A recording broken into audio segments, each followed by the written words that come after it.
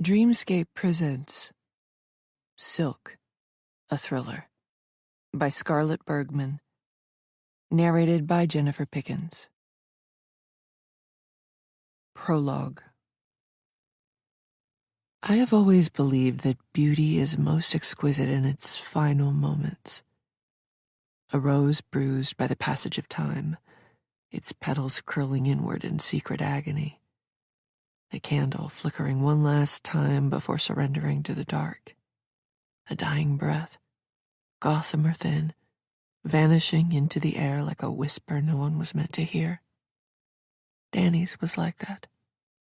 Soft, fragile, a thing easily snuffed out. She hadn't expected it.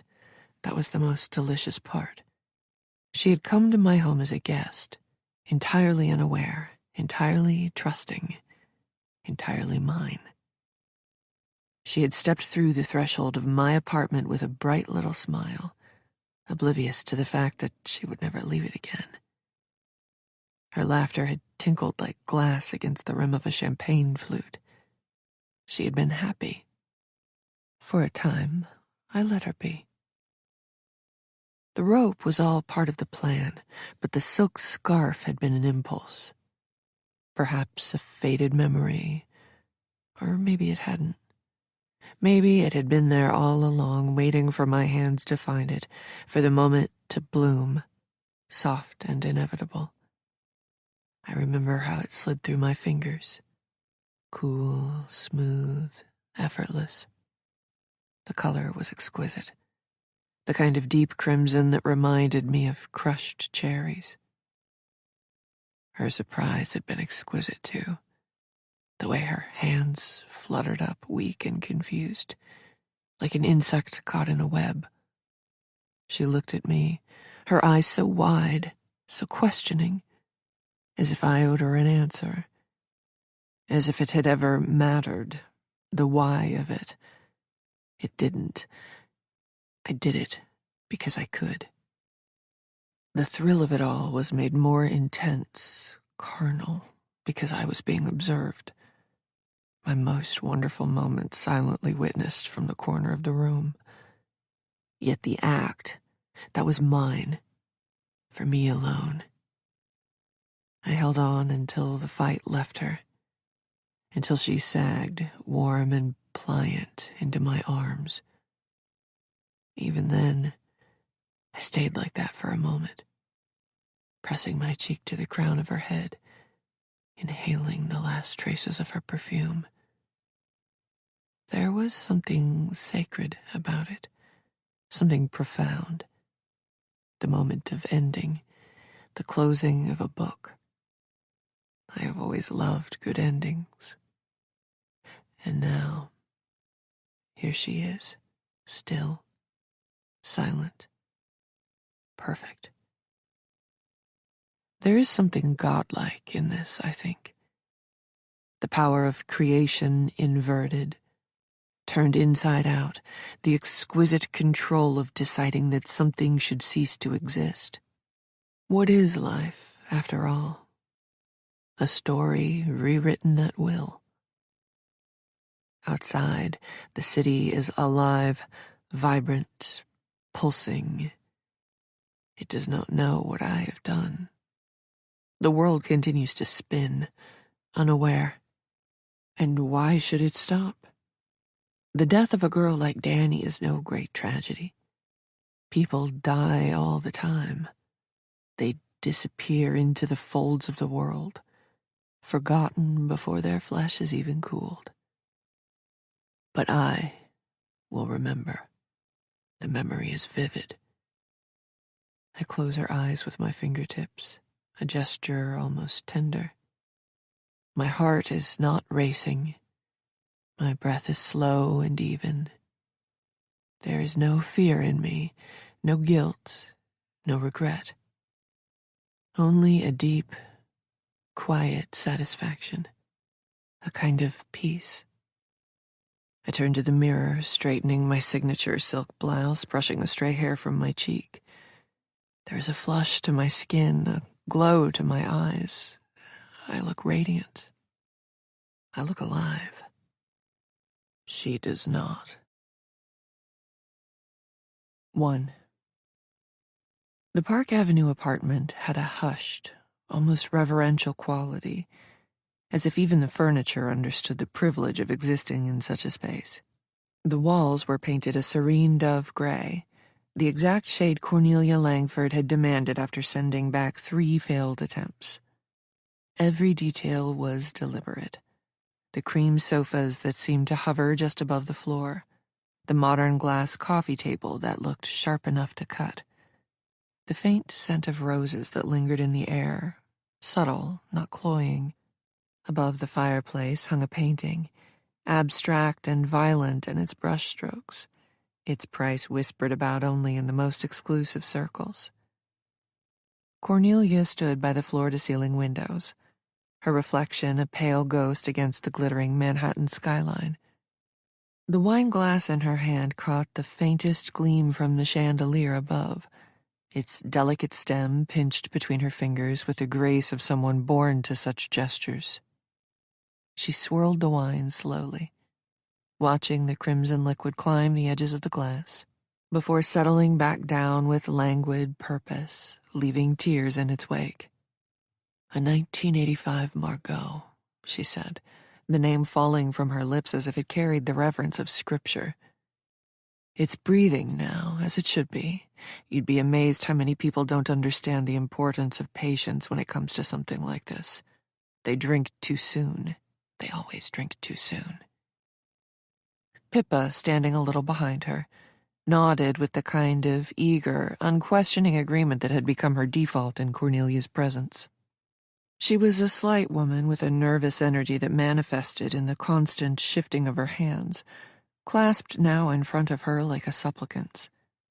Her brown hair was tucked behind her ears, a bob that should have been chic but only accentuated her round, anxious face. "You have such exquisite taste, Cornelia," Pippa said, her voice barely above a murmur. "I mean, this apartment alone. It's just... I love coming here. It's a work of art in itself." Cornelia's lips curved into a smile, though it was closer to a blade than a curve. Yes, you've said before, and I appreciate the compliment. Good taste isn't something you can buy, Pippa. That's the great tragedy of money. People think it's enough, but it's not. Look at the Rothschilds. They have more money than God, but their art collection, utterly pedestrian, tragic, really." She turned her gaze back to the room, letting her eyes drift over it with the satisfaction of a collector surveying her treasures. The coffee table gleamed with the precision of obsessive polishing, and on it sat 2 bottles of wine, their labels crisp and elegant, like restrained whispers of decadence. The glasses beside them, hand-blown crystal, impossibly fragile, were placed with such precision that they seemed almost sacred. "You've been to their place in Provence, haven't you?" Cornelia continued, not waiting for a response. "The grounds are adequate, but inside, faux Louis XIV everywhere. I could hardly keep from laughing." Pippa's smile, acknowledging Cornelia's disdain, came too quickly, almost desperate. Ignoring the absurdity of the question and the notion she'd been anywhere near the Rothschilds' estate, she glanced instead at the wine bottles, their names unfamiliar and intimidating.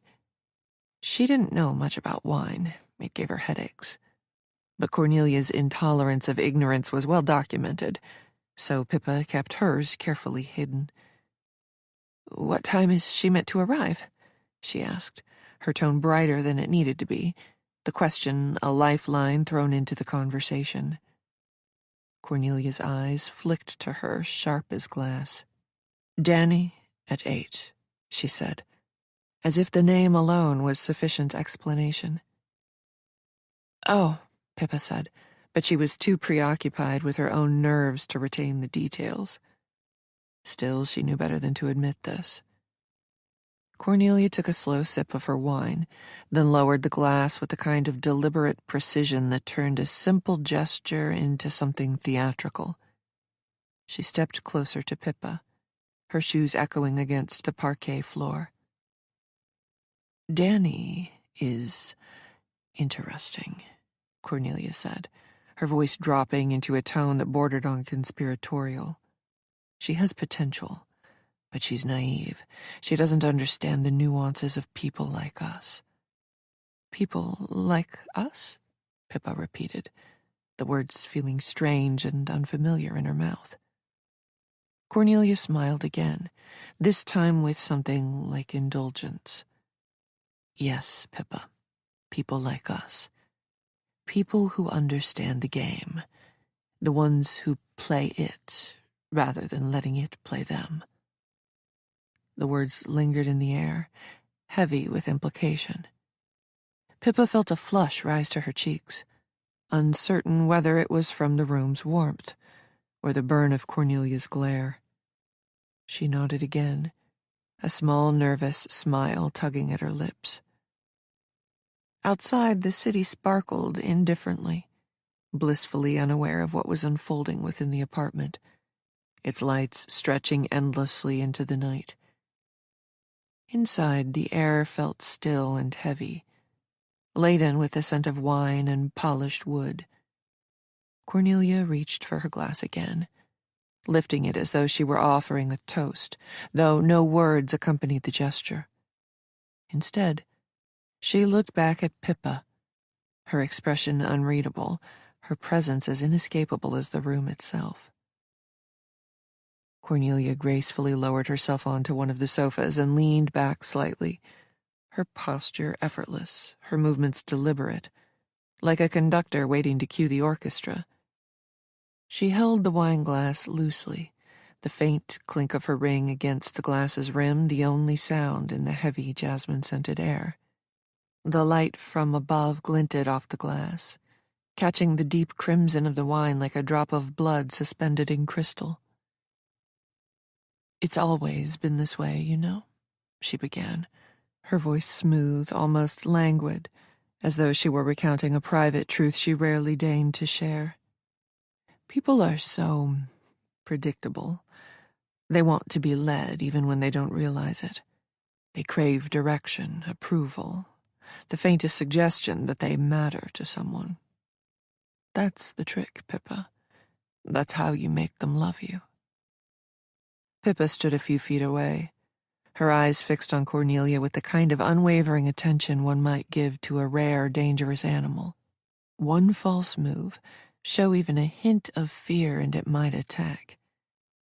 Pippa shifted her weight slightly, her glass steady in her hand, though her fingers traced its stem absently, a nervous habit she hadn't quite managed to shed. But Cornelia had that effect. A faint sheen of wine clung to the rim, untouched. Aware that a response was required, Pippa smiled faintly, knowingly, the kind of smile that concealed far more than it revealed. She hoped she'd pulled it off. "And Danny?" she said at last, her tone careful, almost casual, praying her eyes hadn't betrayed her, masking something deeper, fear and apprehension, a subtle ripple beneath the surface. Cornelia's lips curved upward, her smile sharp and deliberate, like the edge of a blade. "Danny is ripe," she said, her voice softening into something almost intimate, "an ideal candidate for enlightenment." Pippa gave a quiet laugh, the sound low and brittle, one that could have been mistaken for amusement, but her focus never wavered. She lifted her glass to her lips, but didn't drink, letting the silence stretch between them. It was a silence that spoke volumes, heavy with the reluctant understanding of unspoken intent. "She won't see it coming," Pippa said finally, her voice low, measured. It wasn't a question. Cornelia tilted her head slightly, a faint expression of mock surprise flickering across her face, like the shadow of a smile. "Of course she won't," she said. "They never do. That's the beauty of it. People like Danny, they walk into these things so willingly. All you have to do is offer them what they think they want. Pippa's grip on her glass tightened imperceptibly. She felt the blood drain from her face briefly before she eased her hand back into a show of elegance. She turned her head slightly, glancing toward the table where the wine bottle sat, its label a pristine whisper of luxury against the polished wood. "And when it's done?" she asked, her voice barely more than a murmur, the words hanging in the air like the final note of a symphony. Cornelia's smile widened, a flash of white against her painted lips, the expression more predatory than warm. "Then we'll have something new to talk about, won't we?" she said, her tone light but laced with unmistakable finality.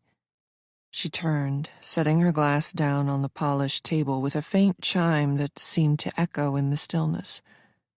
Her fingers trailed along the edge of the wine bottle, her movements unhurried, deliberate as though the entire evening had been rehearsed.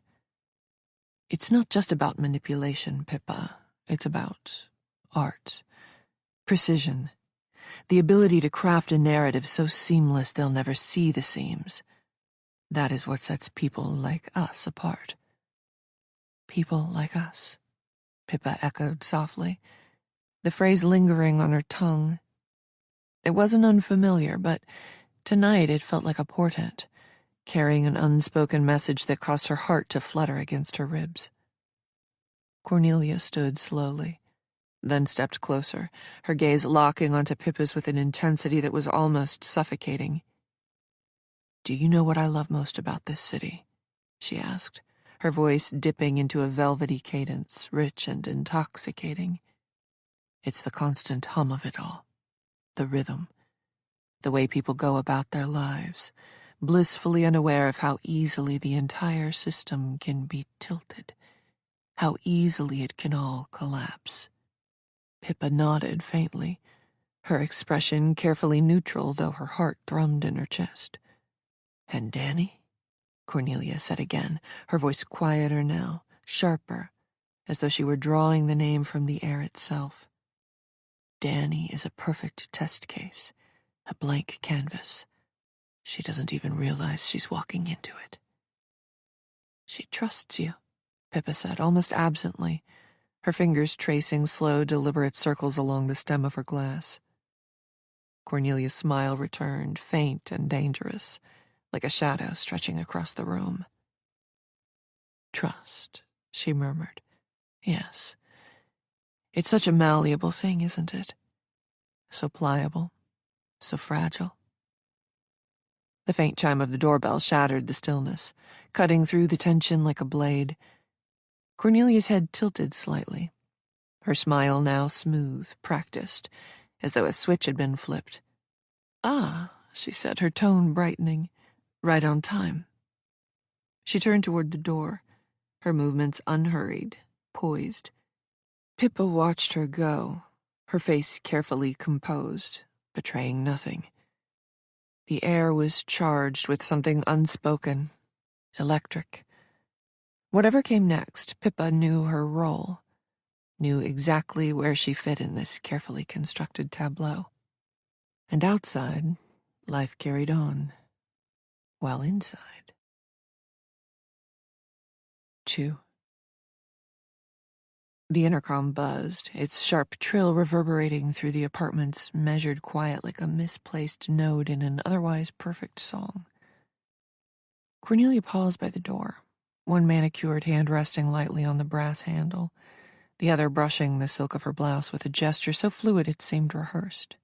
She leaned toward the intercom panel, her movements unhurried, every action imbued with an air of deliberate elegance. "Danny, darling," she said, her voice carrying the kind of cultivated warmth that was both inviting and entirely impersonal. "Come right up, we've been expecting you." She pressed the button to unlock the elevator, then straightened, smoothing a stray strand of hair into place.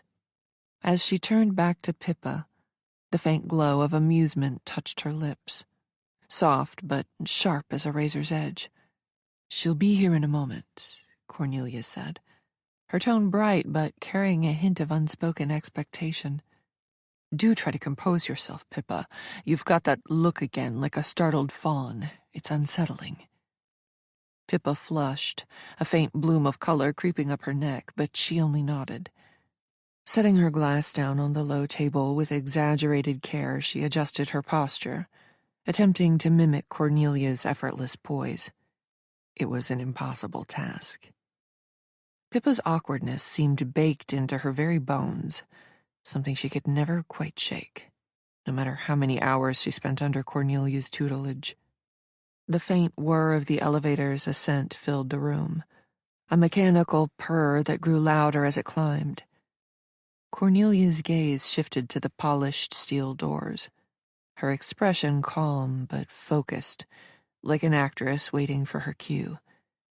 Pippa stood a few steps behind her, hands clasped tightly in front of her, the faint tremor in her fingers betraying her nerves.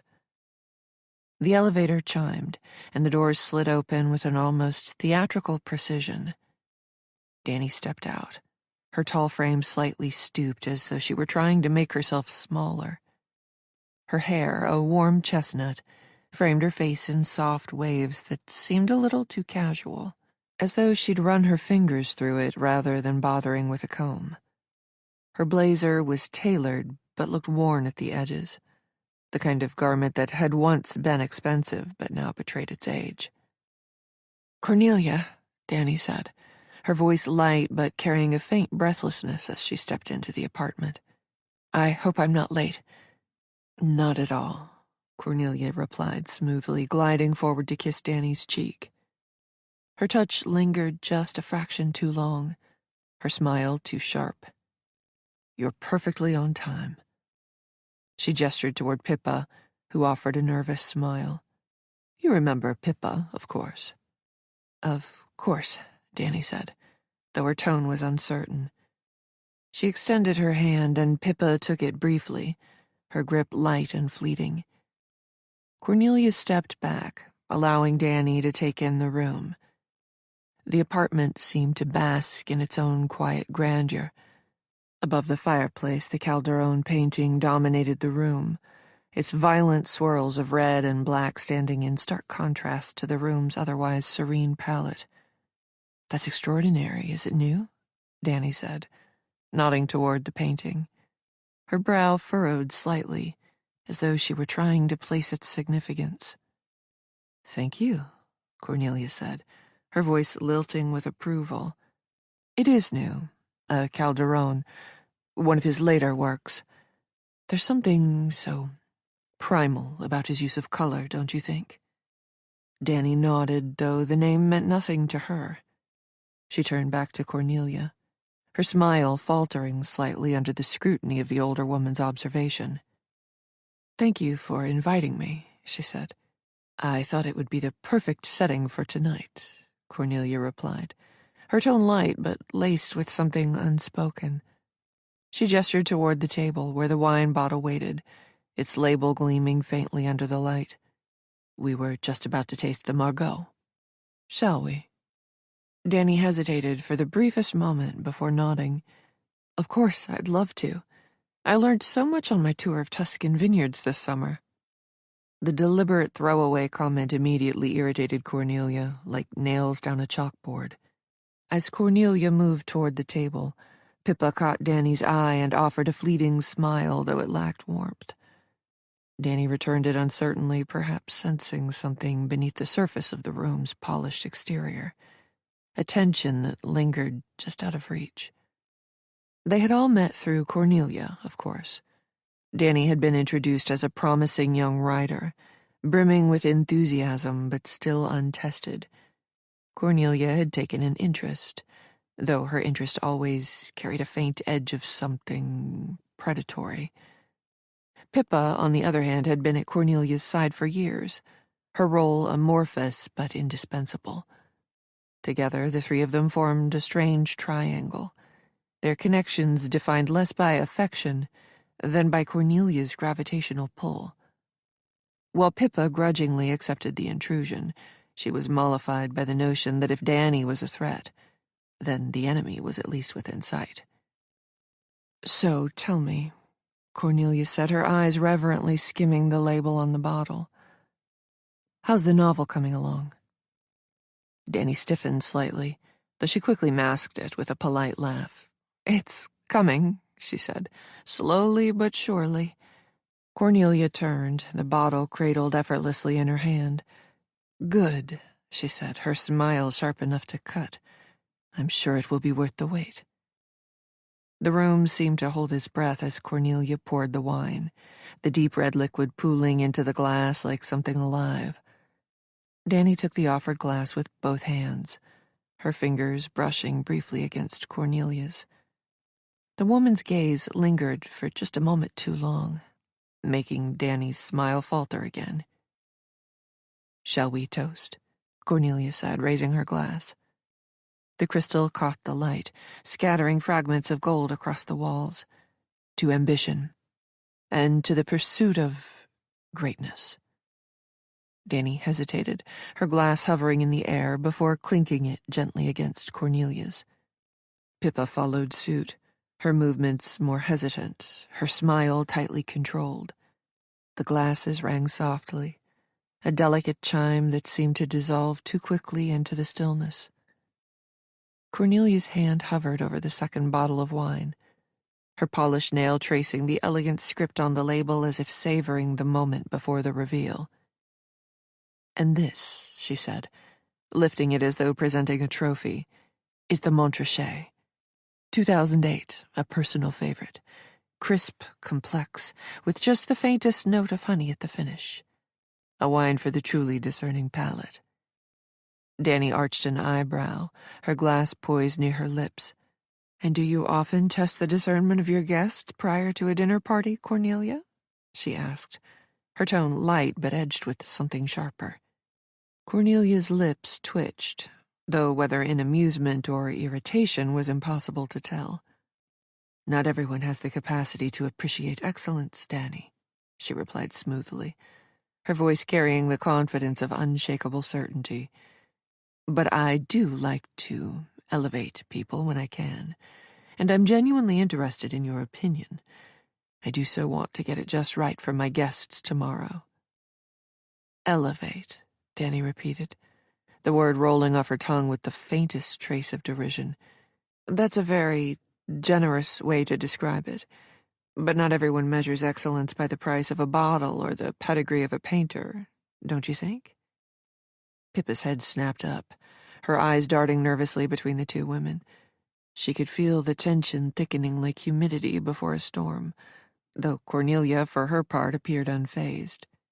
If anything, her smile grew sharper, like a predator amused by its prey's futile resistance. "I imagine you're referring to your work," Cornelia said, tilting her head slightly. "Your passion for social, what is it? Justice, equity? Forgive me, the terminology changes so often. I struggle to keep up." Danny's smile was tight, her fingers gripped the stem of her glass. "If by work you mean attempting to level a playing field that's been tilted for centuries, then yes, that's exactly what I mean." Cornelia gave a soft laugh, the sound light and effortless, but it carried a glint of steel. "Ah, the moral high ground. Such a fine vantage point. But tell me, Danny, do you ever wonder who built the playing field in the first place? Or are you too busy trying to flatten it to notice?" Danny's eyes flashed, a quicksilver glint that betrayed the force of the retort she was no doubt holding back so as not to offend the hostess. Instead, she set her glass down with deliberate care, the faintest clink punctuating the silence. "So, tell me, the event you're hosting, is it a soiree to raise funds for charity, perhaps?" she asked, changing the subject with a swiftness and trace elements of sarcasm that Pippa found both alarming and disarming. Cornelia allowed the shift with a gracious tilt of her head, as though granting permission for the reprieve. "A small gathering, minus the philanthropy," she said. "Select guests, carefully curated. An evening of fine food, finer wine, and stimulating conversation." "Carefully curated," Danny echoed, her tone neutral but her meaning clear. "So we're the exhibit, then?" Cornelia's smile widened. Every good hostess understands the importance of balance, Danny. A dinner party is a tapestry, each guest a thread. The trick is weaving them together in just the right way. And what thread am I? Danny asked, leaning back slightly, her posture casual but her gaze sharp. Ah, Cornelia said, her eyes glinting as she poured another measure of wine into Danny's glass. You, my dear, are the spark, the unpredictable element. Every good composition needs a little discord to make the harmony sweeter. Pippa shifted uncomfortably in her chair, her fingers fidgeting with the edge of her sleeve. She hated these exchanges. The way Cornelia toyed with Danny, her words light and charming on the surface but barbed underneath. And yet, she also reveled in them, because it took the heat off her, and no matter how hostile they became, she couldn't bring herself to intervene. She never could. Danny's laugh was low and humorless. So I'm a disruption and a wine-tasting guinea pig, she said. Good to know where I stand. Oh, don't take offense, Cornelia said lightly, though her smile had a touch of condescension. It's a compliment, truly. You bring energy, a certain vibrancy that most people lack. It's refreshing and very useful. She paused. You seem a little out of sorts this evening, darling. Is everything all right? Danny's gaze narrowed slightly, but she didn't respond. Instead, she lifted her glass and took a deliberate sip, the wine's sharpness cutting against the tension that had settled over the room. Pippa, darling, Cornelia said suddenly, turning to her friend with a smile that was all surface. You've been so quiet. What do you think? Pippa blinked, caught off guard, and stammered slightly. I think... The Montrachet is lovely, definitely my favorite, she said, grasping at the safest topic she could find. Cornelia's smile didn't waver, though her eyes sparkled with faint amusement. Lovely, she repeated. Yes, I suppose that's one way to describe it. Danny glanced at Pippa, her expression softening slightly, though she said nothing. Cornelia, meanwhile, returned her attention to the wine, swirling the liquid in her glass with the precision of a surgeon. I had an argument with Jared. I'd rather not discuss it. Let's just focus on the wine. After all, that's the reason I'm here, isn't it? Danny took a sip and avoided eye contact, leaving Cornelia free to move proceedings on. Shall we move to the dining room? Said Cornelia, her tone signaling that the conversation was over or that she was bored. The preparations are nearly complete. Come and see. I'd hate to let the evening get away from us by focusing on domestic affairs or those of the heart. With that barb out of the way, she stood, the motion fluid, and gestured for the others to follow. Danny hesitated for the briefest moment before rising, her shoulders squared, her expression unreadable. Pippa trailed behind them, keeping her movements small and uncertain, like a shadow trying not to be noticed. And as they moved through the apartment, the city beyond did its own thing, focused, driven, and in control, while inside, focused solely on her innocent guest, also driven and in control, Cornelia prepared to do hers. 3. The dining room beckoned like a stage, its long, polished table gleaming under the soft light of the ornate pendant fittings that hung low from the center of the room. Danny walked ahead, the sound of her footsteps sharp and steady. She glanced over her shoulder briefly, her face framed by a stray lock of hair, but Pippa's tight, uncertain smile was the only thing she caught. Cornelia followed in silence, her steps almost soundless, her figure fluid and precise. Cornelia's hand dipped into the pocket of her dress, her fingers brushing against the rope made from strong nylon, specifically purchased for the task ahead. And then, in an unexpected turn and moment of inspiration, her eyes were drawn to a preferable instrument of death, the soft, familiar texture of silk. Danny, Cornelia called softly, her voice warm, almost maternal. Danny stopped and turned, her expression curious but unguarded. Cornelia stepped closer. "Yes?" Danny asked, tilting her head slightly. Cornelia's hand briefly touched the crimson scarf draped around Danny's neck, loose and untied in a chic and casual way, then let her fingers hover in the air, as though she were considering a gesture of kindness. Cornelia smiled, stepping even closer. "I couldn't help but notice your scarf," she murmured, gently pulling it from Danny's neck as she spoke, fingering the silk and feigning intense admiration. "It's exquisite. Have you had it long? It's not something I'd expect you to wear. Designer, perhaps." Danny blinked, caught off guard by this sudden backhanded compliment. "I found it in a thrift shop last week. A rare and lucky find. No label, so its origins are anyone's guess," she said. "And as you know, I don't really think about stuff like that, but I'm glad you like it." Her eyes flashed with irritation before sharply turning her back on Cornelia to survey the elaborate place settings before her. Danny was being polite. Cornelia knew this, and that she'd be bored and secretly unimpressed by the display of fine china and crystal laid out on the table. So, utilizing Danny's fake distraction wisely, Cornelia made her move. She didn't hurry. Cornelia never hurried. Her smile widened as she allowed the moment to stretch, savoring the anticipation that rippled beneath her skin like the prelude to a symphony. The scarf snaked forward, the silk wrapping around Danny's throat with a swift and deft motion. There was a moment, a fraction of a second, when Danny span to face Cornelia, her eyes wide with confusion, the beginnings of a question forming on her lips. Then Cornelia pulled.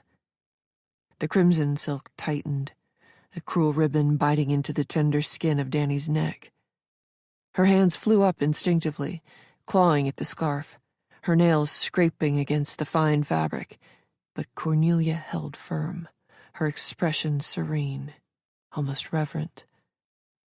Danny stumbled backward, her movements frantic, but Cornelia followed with the patience of a predator, her grip unyielding. Danny fell to her knees, her weight allowing Cornelia more purchase as she loomed over her wilting victim, her eyes bulging as she struggled for air. The silk, Cornelia thought, was perfect for this. Its texture unyielding yet delicate, its color so vibrantly alive, a poetic contrast to what it now symbolized. Pippa backed herself into a corner and froze, her hand flying to her mouth. Her breath came in short, shallow gasps as she watched the scene unfold. Her eyes darted between Danny's flailing limbs and Cornelia's calm, measured movements. She had always admired Cornelia's grace, her poise, but this was something else entirely, something terrifying, powerful, and strangely magnetic. "Cornelia," Pippa whispered, though the word barely escaped her lips. Danny's struggles grew weaker, her body sagging as the scarf bit deeper. Her gaze locked onto Cornelia's, and for a fleeting moment there was a glimmer of realization, a terrible, dawning awareness. Cornelia tilted her head slightly, her eyes gleaming with something dark and unspeakable, a kind of rapture that seemed to lift her above the mundane world. When Danny's body finally went limp, Cornelia held the scarf taut for a moment longer, as though unwilling to relinquish the exquisite tension of the act. Slowly she eased her grip, letting the silk unwind from Danny's throat. The girl crumpled to the floor in a silent heap, her tongue protruding slightly, head tilted at an unnatural angle, her chest still. The room was silent, save for Pippa's ragged breathing. Cornelia crouched beside Danny's lifeless form, her fingers brushing a stray strand of hair from the girl's face. Her lips parted slightly, and for a moment she appeared lost in thought. her gaze fixed on Danny's vacant eyes. "Beautiful," Cornelia murmured, her voice barely audible. "There is a purity in this, don't you think, Pippa?" Pippa took a hesitant step closer, her eyes wide, her hands trembling. She looked down at Danny's face, her features frozen in an expression of shock and fear, the faintest trace of a tear glistening on her cheek.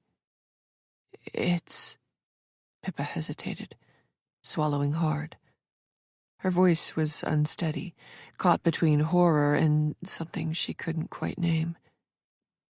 "It's the look in her eyes. It's like she knew. At the end, she knew what was happening." Cornelia rose gracefully, the crimson scarf still draped over her hand, its fabric now slightly creased but otherwise pristine. She turned to Pippa, her expression soft but purposeful, her ragged breathing now returning to normal. "That," she said, her voice low and rich with satisfaction, "is the most extraordinary part. That moment of clarity. It's fleeting, but if you're attentive, you can always catch it. It's almost poetic." Pippa stared at Cornelia, her chest rising and falling rapidly. There was something magnetic about her, something terrifying and irresistible all at once. She wanted to look away, to run, to scream, but instead she nodded, her lips parting in a shaky exhale. Cornelia glanced down at the scarf, its deep red hue vivid against her pale hands. "Silk," she said softly, almost to herself.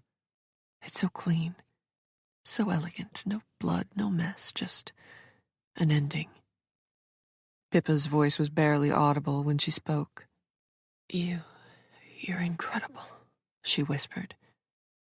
Cornelia tilted her head slightly, her smile returning. "Oh, Pippa," she said, her tone light, almost playful.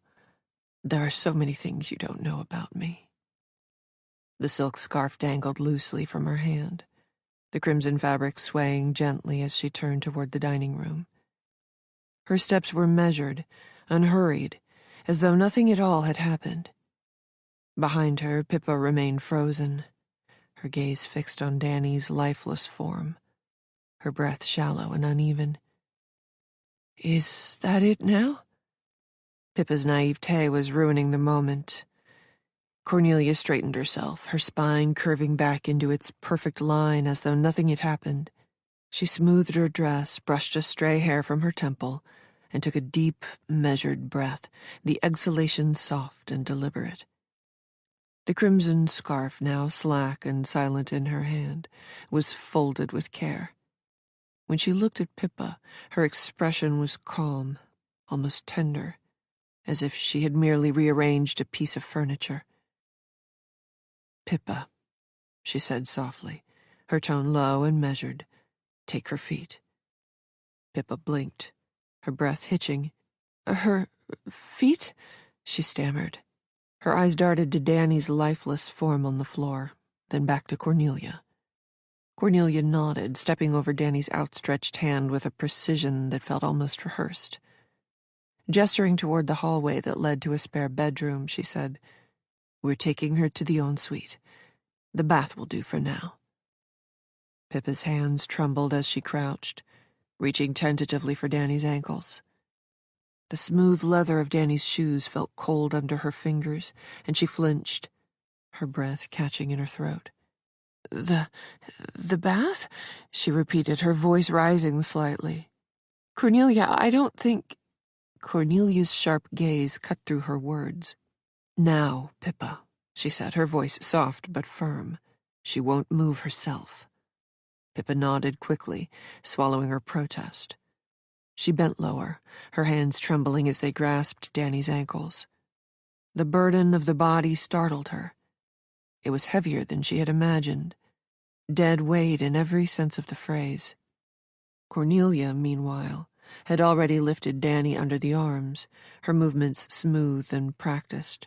as though she had done this a dozen times before. They moved through the apartment in silence, the only sounds the faint shuffle of their steps and Pippa's shallow, uneven breaths. When they reached the spare bedroom, Cornelia nudged the door open with her foot. The room was immaculate, the bedspread uncreased, the air faintly scented with the jasmine diffuser on the far dresser. Cornelia led the way into the ensuite, its marble surfaces gleaming under the soft glow of recessed lighting. "Here," Cornelia said, nodding toward the deep, claw-footed bathtub. "Set her down gently." Pippa obeyed, lowering Danny's legs into the tub with exaggerated care, as though afraid the dead woman might suddenly cry out. Cornelia adjusted Danny's arms, folding them neatly across her chest, her touch clinical, almost reverent.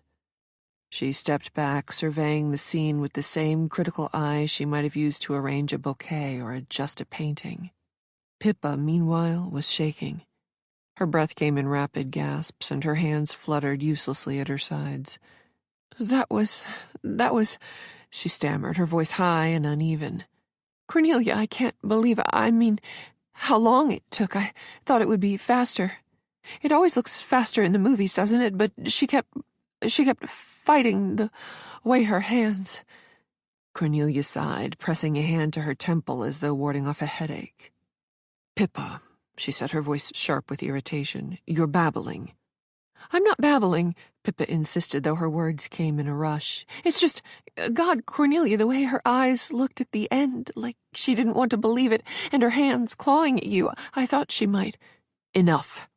Cornelia's voice cut through Pippa's rambling like a knife. She straightened, folding her arms across her chest, the crimson scarf dangling loosely from one hand. "You're ruining the beauty of the moment." Pippa blinked, her mouth opening and closing like a fish out of water. "The moment?" she echoed, her voice trembling. Cornelia's lips curved into a faint smile, her eyes narrowing slightly as she looked down at Danny's lifeless form. "A moment of stillness, of quiet. It's rare, you know. The world is so noisy, so frantic, but here, now, it's perfect." Pippa stared at her, her chest rising and falling rapidly. "How are you so calm?" she asked, her voice barely above a whisper. Cornelia tilted her head slightly, her smile widening. "Because that is what the moment requires," she said, stepping closer. "And you are entirely too excitable." She brushed past Pippa, smoothing her dress as she moved back toward the bedroom. "Now gather yourself, we have work to do." Pippa remained frozen for a moment, her hands still trembling before finally nodding. She glanced down at Danny, her face pale and still, her lips slightly parted as though caught mid-breath. A shiver ran through her as she turned away, following Cornelia back into the bedroom and into the hall. It was then, as she trotted obediently behind, Pippa wondered what Cornelia had meant. Even though she wished the evening was over, it seemed there was more left to do. Although what that could be, Pippa had no clue. And deep down, she didn't really want to know. 4. The living room seemed unchanged, untouched by the violence that had just unfolded within the apartment's immaculate walls. To anyone entering, it would have been impossible to guess what had just occurred. But to Pippa, its elegance was now an affront, the silence a cruel reminder. Cornelia moved ahead, her steps unhurried, her spine straight as if she were gliding through a gallery. She gestured with one perfectly manicured hand toward the library, the faintest flick of her wrist suggesting more command than invitation. "Come," Cornelia said, her voice as cool and unyielding as the polished parquet beneath their feet. Pippa followed, her movements stiff and jerky, her pulse still pounding in her ears. The heels of her shoes scuffed against the floor, and she winced, glancing nervously at Cornelia, who made no acknowledgement of the sound. Cornelia's calm was impenetrable, unnerving, a mask so flawless that it might as well have been marble. The library was smaller than the other rooms, but no less stunning. Walls lined with dark walnut shelves gleamed under the soft amber light of a brass lamp. The books were arranged in perfect rows, their spines unbroken, their titles embossed in gold. A leather Chesterfield sofa sat in the center, its surface polished to a dull sheen, flanked by a pair of armchairs and a low table, bearing a crystal decanter and matching glasses.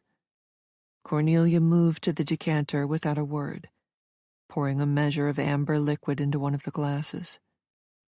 She held it out to Pippa, who hesitated for a moment before accepting it with trembling hands. The glass felt heavy, solid, the cool of it grounding her slightly, though her fingers still shook as she brought it to her lips. "Drink," Cornelia instructed, her tone making it clear that she would brook no argument. Pippa obeyed, the brandy burning her throat as it went down, the heat spreading through her chest and settling in her stomach. She coughed lightly, her eyes watering, but Cornelia had already turned away, her focus elsewhere. She poured a second glass for herself, though she did not drink, merely holding it as she leaned against the edge of the table. "You'll go about your day tomorrow as normal," Cornelia said, her gaze fixed somewhere over Pippa's shoulder. Her voice was steady, matter-of-fact, as though she were discussing nothing more consequential than a change in the weather. "Do what you always do. Be seen. Speak to people. Ensure there's no reason for anyone to question where you were or what you were doing." Pippa's breath hitched. She lowered the glass slightly, her hand tight against the crystal. "Cornelia, I don't know if I can—" "You can," Cornelia interrupted, her tone clipped. Her eyes met Pippa's then, sharp and unrelenting, freezing her in place. "And you will. There's no room for error, Pippa. Do you understand me?" Pippa nodded quickly, her head bobbing like a puppet's. Yes, I understand." Her voice was thin, barely audible, and she hated how insignificant it sounded, how small she felt under Cornelia's gaze. Cornelia's expression softened slightly, though it was not kindness that tempered her features, but something colder, more calculating. "Good," she said. "This is important, Pippa. You have to trust me. If you do exactly as I say, everything will be fine." Pippa wanted to believe her, needed to believe her. But the memory of the last hour bore down on her like a physical force. Why had she not thought it through? Was it because she didn't really believe that Cornelia would go through with it, and somewhere in the back of her mind had kidded herself into thinking this was a silly mind game? Something to amuse Cornelia, seeing how far she could push the boundaries of friendship and Pippa's slavish obsession before she announced with a mocking smile that it was all just a joke. Had she not, even for a moment, really and truly pictured what it would be like to see someone murdered in cold blood, to wonder how she would react in the seconds before, during, and after the act? How she would cope with the guilt and carry on with the rest of her life, never mind a day, knowing she was complicit in taking that of another. Pippa realized her mistake. Not only had she failed to see the obvious, that this was never going to be a prank, she had also stupidly underestimated Cornelia, and for that, she was going to have to pay the price. Her unshakable obsession and devotion, plus the unlikely gift of friendship that Cornelia had bestowed on Pippa, came at a cost. She took another sip of the brandy, hoping to steady herself and not crumble under scrutiny in the enormity of what she had done. Cornelia, by contrast, was unnervingly composed. Her movements were measured, her voice controlled, her expression serene. She seemed almost bored, as though the events of the evening had already been filed away in some distant corner of her mind, irrelevant now that they had served their purpose. "Cornelia," Pippa began hesitantly, her voice cracking slightly, "what happens next?" Cornelia's eyes flicked back to her, and for a moment a faint smile played at the corners of her mouth. "Next," she repeated, her tone almost amused. "Next we wait. Patience, Pippa.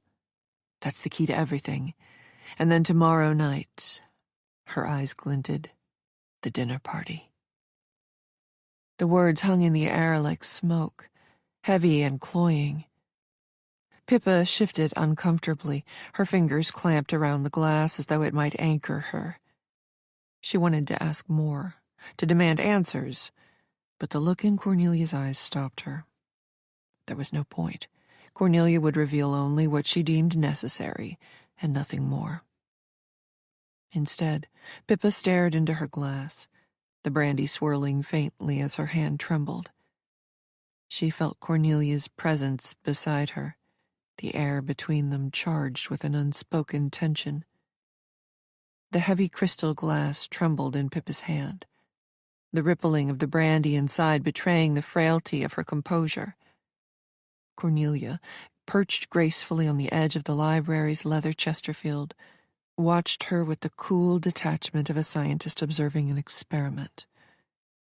"It's 9, Cornelia said, glancing at the delicate gold watch on her wrist. "Danny arrived at 8. You'll need to leave soon." Pippa's head snapped up, her wide eyes glistening with unshed tears. "Leave?" she whispered, the word trembling on her lips. "You want me to just go?" Cornelia tilted her head, her expression unreadable. "Yes," she said simply, as though the answer were self-evident. "You need to be seen. Go to the florist. Stop by that dreadful little coffee shop you insist on frequenting. Perhaps buy a new dress. Something cheerful." Pippa's throat tightened, a faint sound escaping her as she pressed the glass to her lips. The brandy burned as it slid down, but it did nothing to steady the quivering in her chest. "But what about—" She couldn't bring herself to say it. "The body. Danny." Cornelia's gaze sharpened, her cool veneer barely masking her irritation. "I'll handle it," she said, her voice clipped. "That isn't your concern." Pippa set the glass down too hard on the table, the sound ringing out like a reprimand. "How can you be so calm?" she blurted, her voice cracking. "She's dead, Cornelia. She's dead, and you just—" Cornelia sighed, leaning back against the sofa with an air of practiced indifference. "Pippa, please," she said. "This hysterics routine is unbecoming. You need to learn to adapt." Pippa's hands clenched into fists, her nails biting into her palms. "Adapt?" she echoed, her voice rising. "She was alive an hour ago. She was sitting here, talking, breathing, and now she's in your bathtub." Cornelia rose in one fluid motion, crossing the room to stand over Pippa. Her shadow stretched long and dark across the floor. "And what would you like me to do about that?" she asked, her voice soft but laced with steel. "Would you prefer I call the police? Perhaps offer them tea while we explain how Danny met her unfortunate end?" Pippa recoiled slightly, her eyes dropping to the floor. "No," she whispered. "Then pull yourself together," Cornelia said, her tone softening just enough to feel like a command veiled as reassurance. "You knew what this was. You knew what I planned. Don't pretend otherwise." The words hung in the air, heavy and suffocating. Pippa swallowed hard, her throat bobbing as she struggled to find her voice. "What are you going to do?" she asked finally, her voice barely audible. Cornelia's lips curved into the faintest shadow of a smile. "Don't worry about that," she said. "Just focus on your role, Pippa. Go out, be seen, smile at the barista, pick up a bouquet of lilies. They'll suit you." Pippa hesitated, her body frozen between obedience and rebellion. She wanted to argue, to scream, to run. But then Cornelia placed a hand on her shoulder, the touch light but unyielding, and Pippa's resistance wavered. "You're part of this now," Cornelia said, her voice soft as silk. "But I won't ask you to do anything you can't handle. You trust me, don't you?" Pippa's breath hitched. Trust. The word felt fragile, brittle, as though it might shatter if she spoke it aloud. But she nodded, the motion jerky and uncertain. Cornelia's smile widened, though it never reached her eyes. "Good," she said. "Now go. The world is waiting." Pippa rose shakily, her knees threatening to buckle, and made her way toward the door. She paused, her hand hovering over the handle, and glanced back at Cornelia.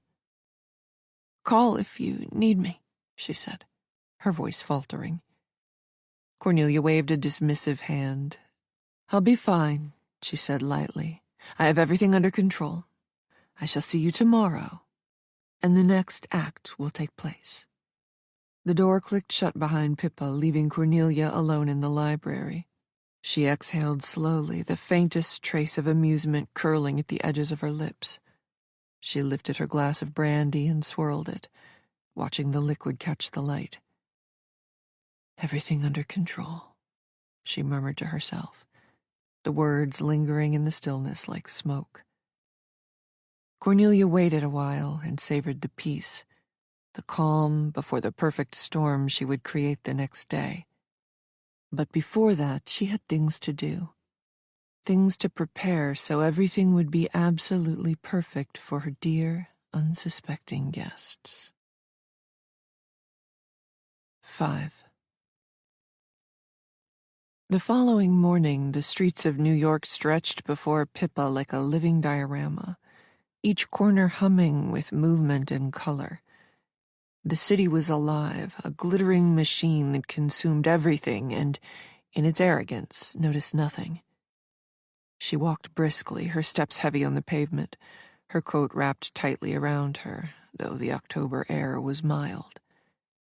Every step felt like an act of defiance against the storm raging inside her.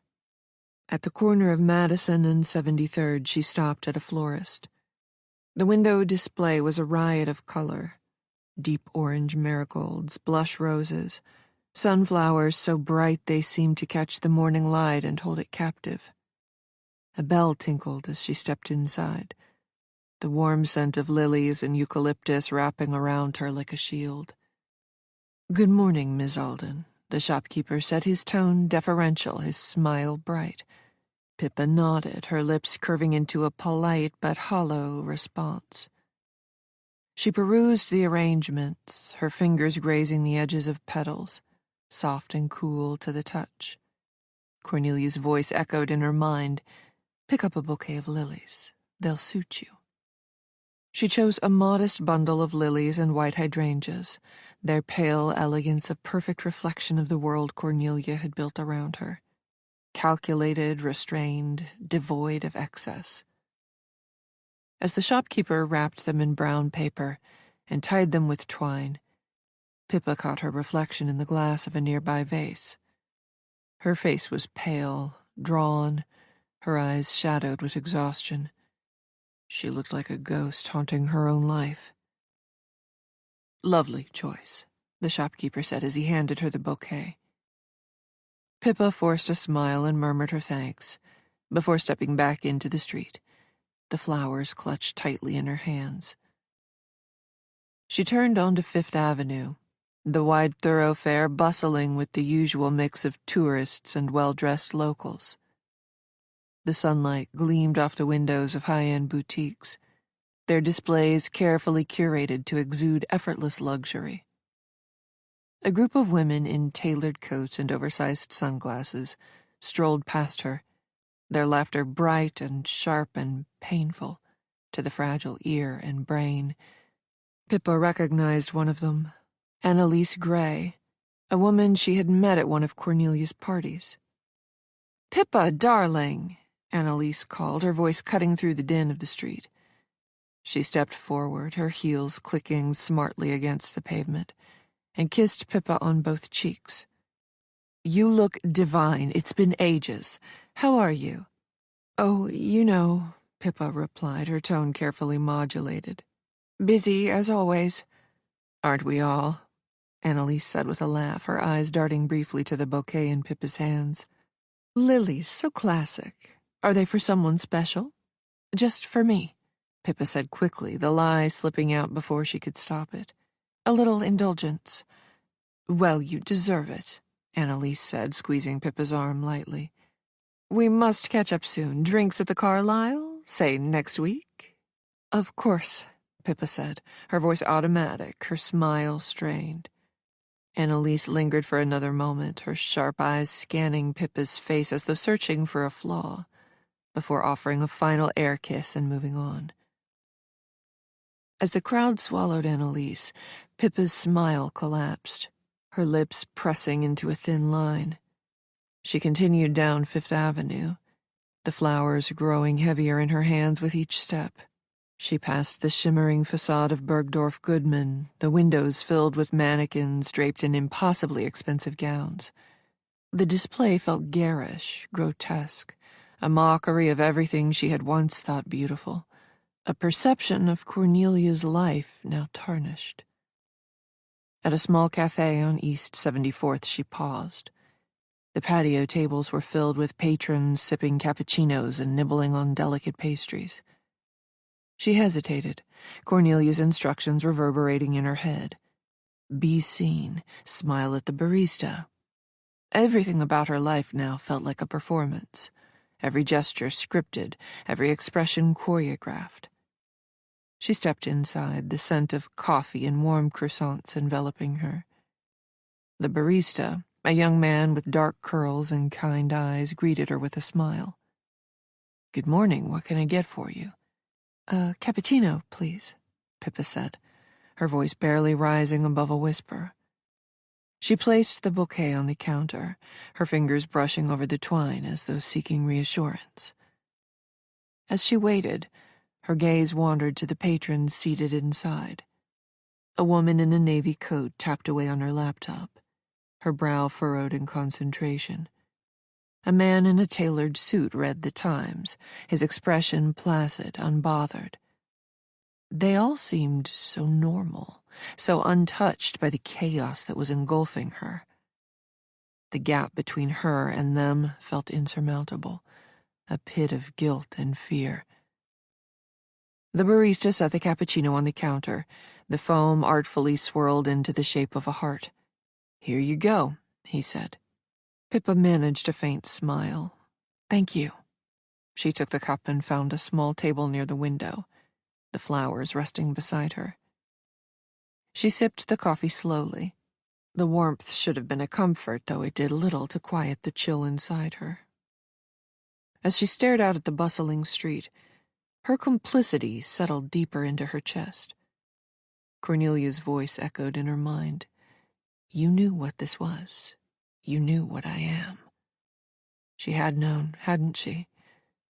And yet knowing hadn't prepared her for this, for the bloodless violence, for the sight of Danny's vacant eyes, for the suffocating guilt that now wrapped itself around her like a noose.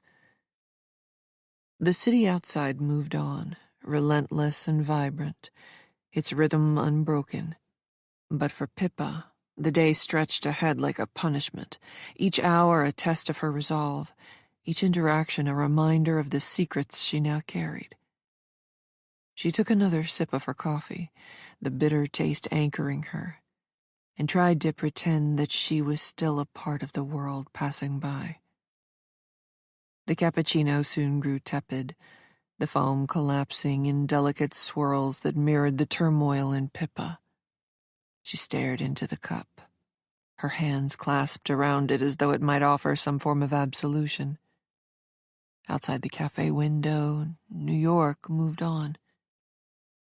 It wasn't the first time Pippa had felt trapped, a passenger in her own life. That role had been assigned to her long before she met Cornelia, long before she stepped into this strange, rarefied world.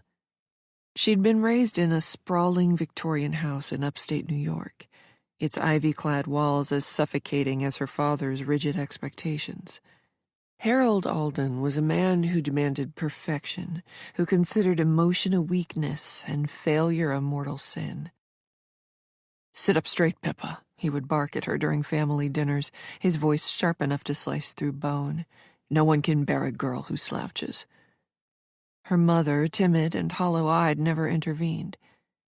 She existed as a wisp in Harold's orbit, a cautionary tale of what happened to those who lacked resolve. Pippa learned early that compliance was the key to survival, that to avoid her father's ire, she needed to be quiet, obedient, unremarkable. Her childhood had been a study in muted rebellion. She'd find small ways to assert herself, sneaking novels under the covers when she was meant to be studying, pressing wildflowers into the pages of her textbooks, writing secret poems in the margins of her notebooks. But these moments of defiance were fleeting, easily erased by her father's disapproval or her mother's resigned silence. She even had a superpower. Well, that's what she thought it was at the time. Her photographic memory. Discovered early, she'd told not a single soul about it, an ability she held close and kept just for herself. Something that allowed her to ace exams and garner praise from teachers, and occasionally and begrudgingly her parents. By the time she reached college, Pippa had perfected the art of invisibility. She took a practical major, accounting, at her father's insistence, and spent her days blending into the background, her dreams of art school or a career in writing buried beneath layers of expectation. She told herself it didn't matter, that conformity was a small price to pay for peace. But the truth was, she'd never known peace, only the uneasy truce of a life lived for others. Cornelia had entered her life like a storm, sweeping through her carefully curated existence and exposing all the cracks beneath. They had met at a gallery opening, one of those events where champagne flutes flowed freely and conversations were as polished and hollow as the art on display. Pippa had been invited as a guest of a colleague, feeling out of place in her modest black dress among the sea of designer gowns. Cornelia had found her by the Degas sketch, a quick study of a ballerina, delicate and raw. She'd appeared as if conjured, her silk blouse gleaming under the gallery lights, her smile sharp and knowing. "You're looking at it all wrong," Cornelia had said, her voice low and lilting. "It's not about the ballerina.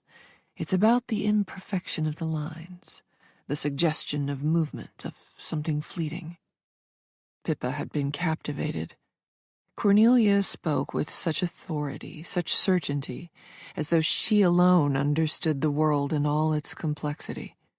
From that moment, Pippa had followed her like a moth drawn to a flame, unable to resist the gravity of her presence. Cornelia saw her in a way no one else ever had, not as a disappointment or a failure, but as someone worthy of notice and guidance.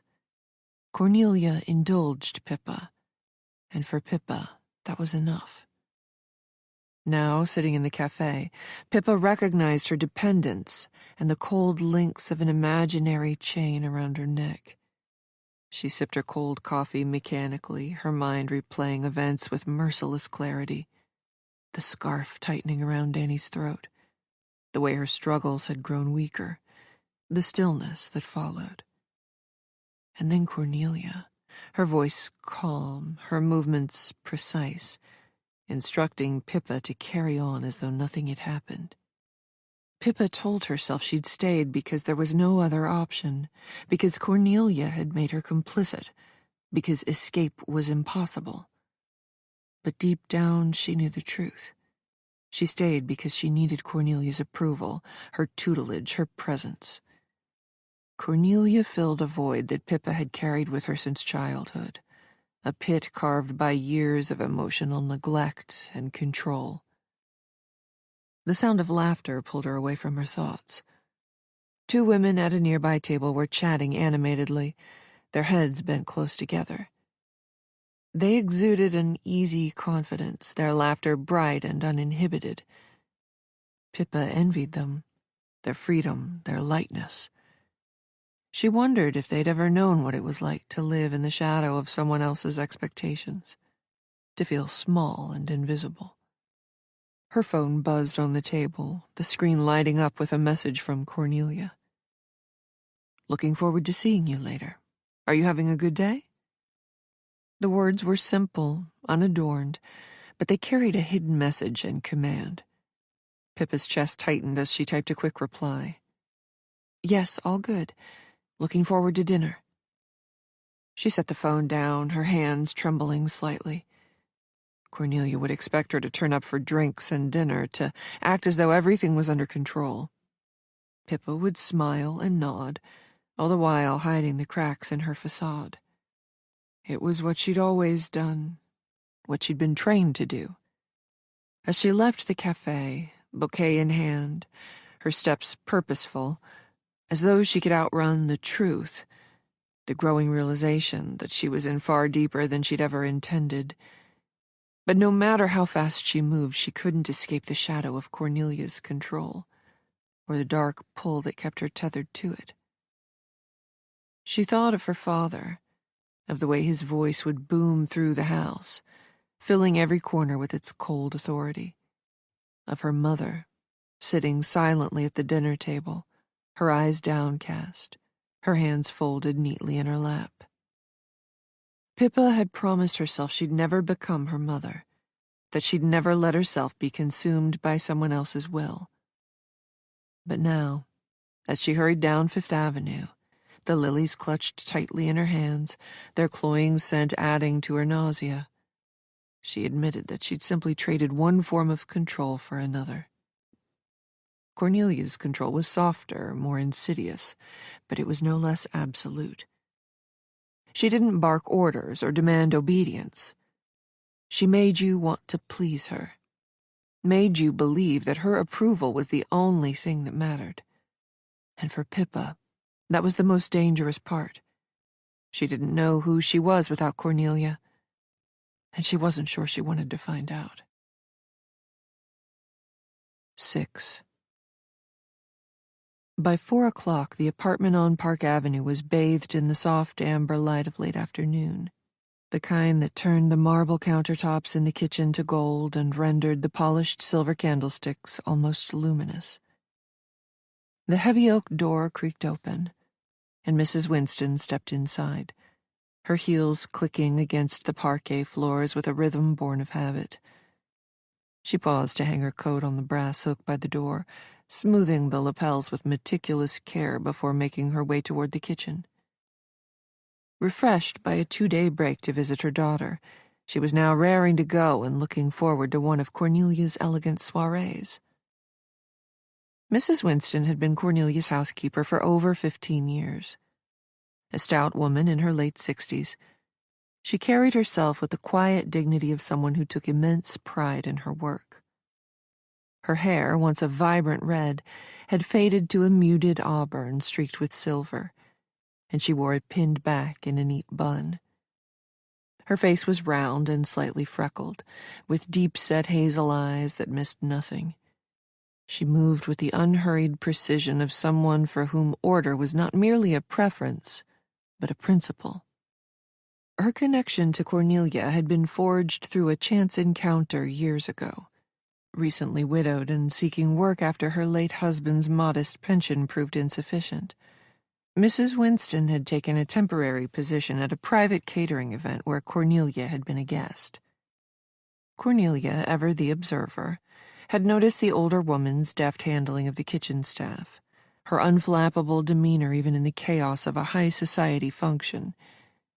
By the end of the evening, Mrs. Winston had an offer to manage Cornelia's household. It was a role she had grown to love. Cornelia was demanding, yes, but she was also generous in her own way, paying above market rate and treating Mrs. Winston with a respect that bordered on deference. They understood each other, Both women valued precision, discipline, and the satisfaction of a job well done. Over the years, Mrs. Winston had become not just a housekeeper, but a trusted confidant, privy to the inner workings of Cornelia's carefully curated life. Today, as always, Mrs. Winston moved with purpose.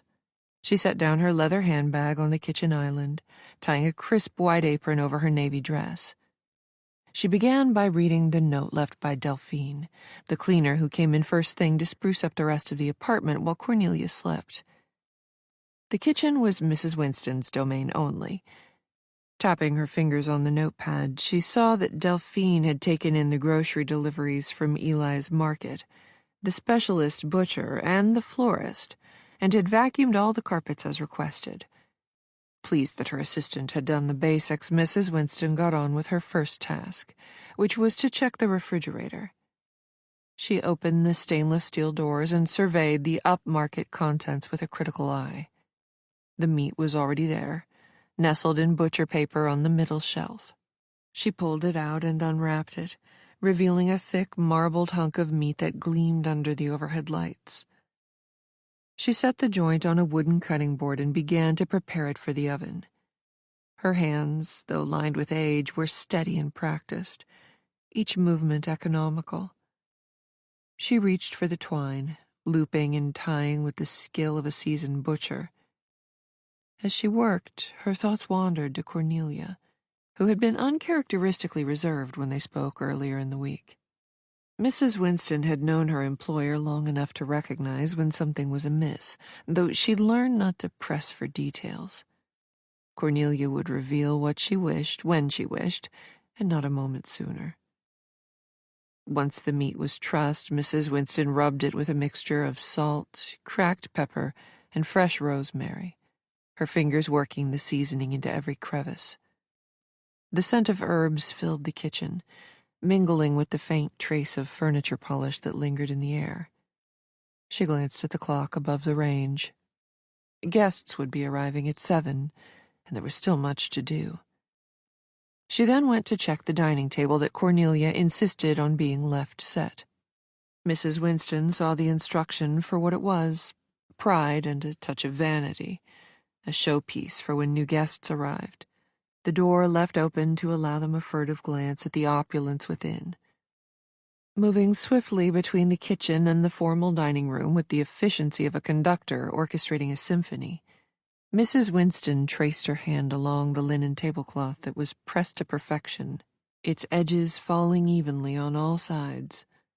She checked the silverware, each piece gleaming, stopping occasionally to repolish and adjust the spacing with the precision of an architect.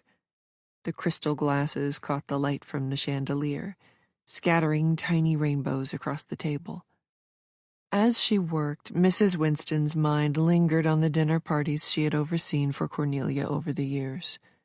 They were always grand affairs, impeccably planned, with guest lists that read like a who's who of Manhattan society.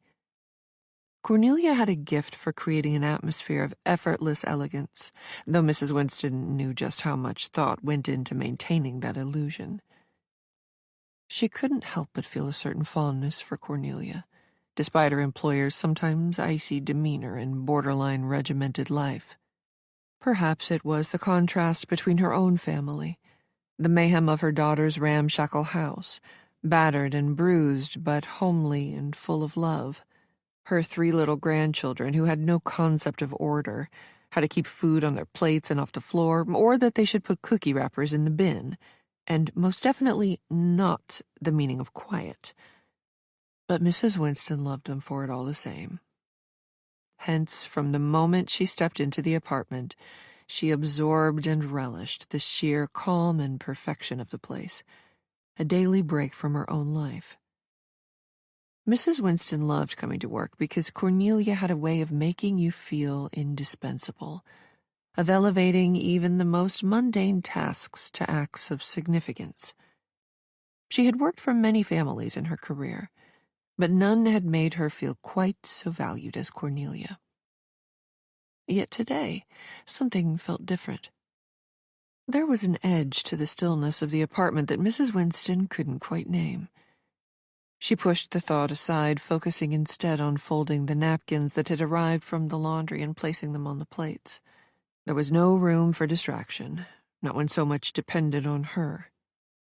By the time she returned to the kitchen to check the oven, the beef was beginning to roast, its aroma rich and inviting. She adjusted the temperature and stepped back, wiping her hands on her apron. The clock chimed softly in the background, marking the passage of another hour. Mrs. Winston straightened her back, glanced around the immaculate kitchen, and allowed herself a small, satisfied nod. Whatever lay beneath the surface of Cornelia's polished life, it was not her place to ask. Her role was to keep the wheels turning, to ensure that the facade remained intact. Mrs. Winston moved through the apartment with the steady purpose of someone who had long mastered the delicate art of preparing a home for display. In the living room, Mrs. Winston adjusted the angle of the velvet throw pillows on the sofa, her fingers lingering on the rich fabric. She glanced around, her hazel eyes scanning the room for anything amiss. A faint furrow creased her brow as she noticed a scuff mark on the marble fireplace, an imperfection so minor that most would have overlooked it. But Mrs. Winston was not most people. She retrieved a cloth from her apron pocket and wiped it away, her movements precise, almost reverent. She had always been this way, even as a young girl growing up in a modest household in Queens. Her mother had been a maid for a wealthy family, and Mrs. Winston had learned early the value of order and discipline. She'd spent her childhood polishing brass and folding linens, her mother's sharp eyes guiding her hands. By the time she was 18, she could set a table for 20 without a single misstep, her precision rivaling that of any seasoned professional. Cornelia had recognized this quality from their first meeting, and in Mrs. Winston had sensed a kindred spirit, someone who valued perfection not as an ideal but as a necessity. Over the years she had grown fiercely loyal to Cornelia, her respect for her employer rooted not in fear but in admiration. Cornelia's world was one of refinement and control, and Mrs. Winston took pride in being an integral part of maintaining that facade. She moved into the hallway, pausing to adjust the arrangement of fresh flowers on the console table. The freshly delivered lilies were fragrant, their white petals tinged with the faintest hint of pink. As she reached for a stray leaf, her eyes drifted to the floor. A faint smudge of dirt near the baseboard caught her attention. She knelt, her knees protesting slightly, and wiped it clean, her mind already cataloging the tasks left to complete. From the hallway she entered the library. The air was rich with the scent of leather and old paper, the shelves lined with books arranged in meticulous rows. Mrs. Winston's gaze lingered on the decanter of brandy sitting on the low table. She paused, considering whether to refill it, but the level appeared sufficient. Still, noticing a couple slightly out of place, she adjusted the glasses beside it, ensuring they were equidistant from the decanter.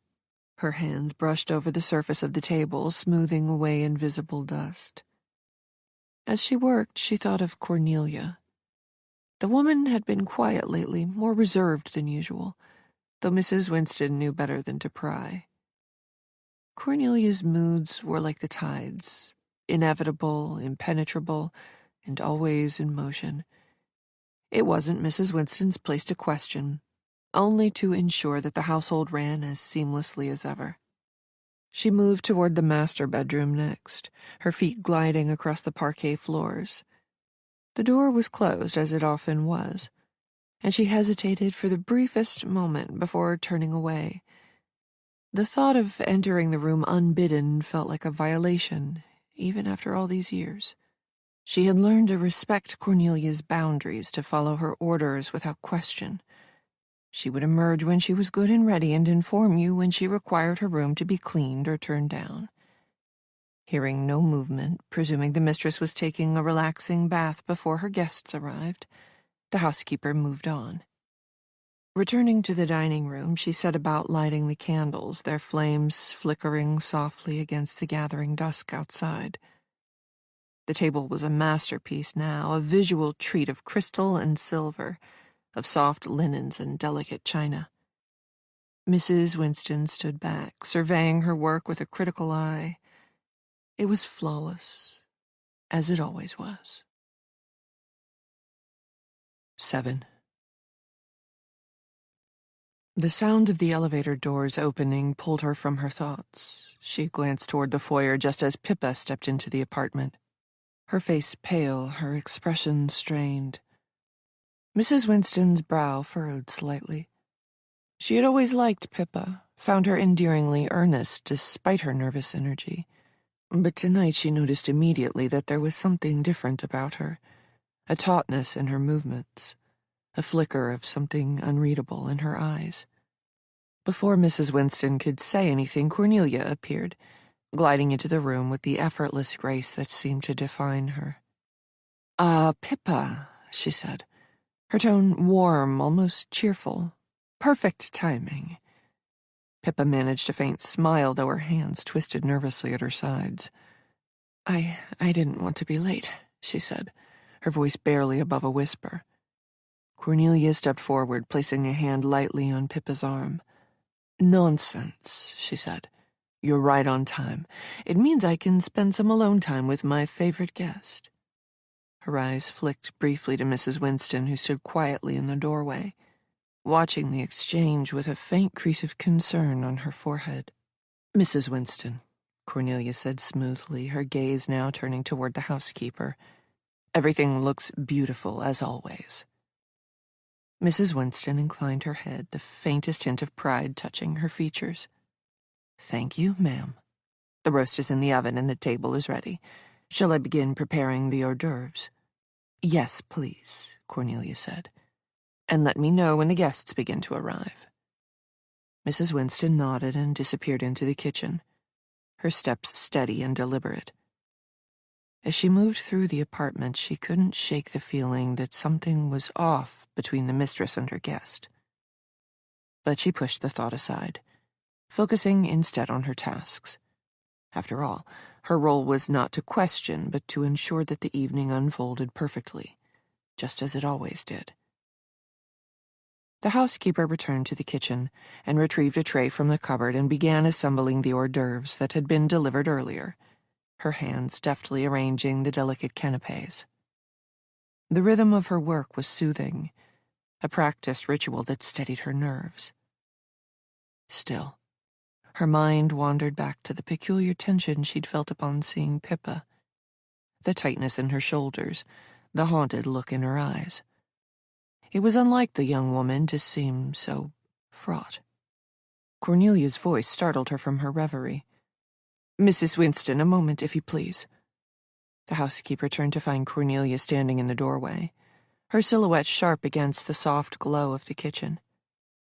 She held herself with her usual composure, but there was an unmistakable edge to her tone, a quiet insistence that brooked no delay. "Yes, ma'am," Mrs. Winston said, wiping her hands on her apron as she approached. Cornelia gestured toward the tray. "Everything looks wonderful, as always," she said, her smile cool and precise. "Now, on another note, matters have come to my attention regarding one of my guests that may, shall we say, elicit some rather heated debate, and, as always, I need to ensure that our discussions remain within the boundaries of this household. I take it Delphine won't be in attendance tonight." Mrs. Winston's brow furrowed slightly, though she kept her expression neutral. "Of course, ma'am, discretion is my specialty, and no, it's Delphine's evening off, so I will manage everything in the kitchen myself." Cornelia's smile widened, though it did not reach her eyes. "Yes, I thought that was the case, but I just wanted to check. I've always appreciated that about you, Mrs. Winston, discretion. It's why I trust you implicitly." The housekeeper inclined her head, her face a mask of professional composure. "You have my word, ma'am. Everything will be as it should be." "Good," Cornelia said, her gaze lingering on Mrs. Winston for a moment longer than necessary. There was something unsettling about the way her eyes seemed to assess, to weigh and measure. I knew I could count on you. With that, she turned and left the kitchen, her footsteps fading into the distance. Mrs. Winston exhaled softly and resumed her work, though her thoughts were heavier now, tinged with the faintest hint of doubt. The fact that 2 of the knives in her block were in the wrong place added to her ire, and she resolved to remind Delphine again to put things back where she found them. The kitchen was her domain, and interference wouldn't be tolerated. Tutting loudly, Mrs. Winston pushed her niggles to the back of her mind and, instead, occupied her thoughts by trying to fathom which one of tonight's unsuspecting guests had a little secret to hide. Meanwhile, in the living room, Cornelia found Pippa perched nervously on the edge of a chair, her hands clutching the arms as though they might anchor her. Pippa eyed Cornelia, taking in her carefully created outfit, chosen especially for the evening. Cornelia wore her signature silk blouse, deep crimson like freshly spilled wine, paired with a high-waisted black skirt that clung to her figure as if molded by design. Her dark hair was swept up in an effortless twist, a few loose strands framing her chiseled features. She looked every bit the queen of the evening, her smile sharp enough to cut glass. Just like her outfit, Cornelia's smile was a practiced thing, smooth and unyielding, as she crossed the room and poured 2 glasses of wine from the decanter on the bar cart.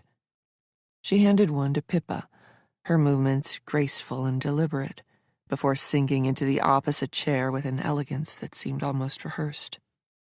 "You've had a busy day," Cornelia said, her tone light but laced with subtle implication.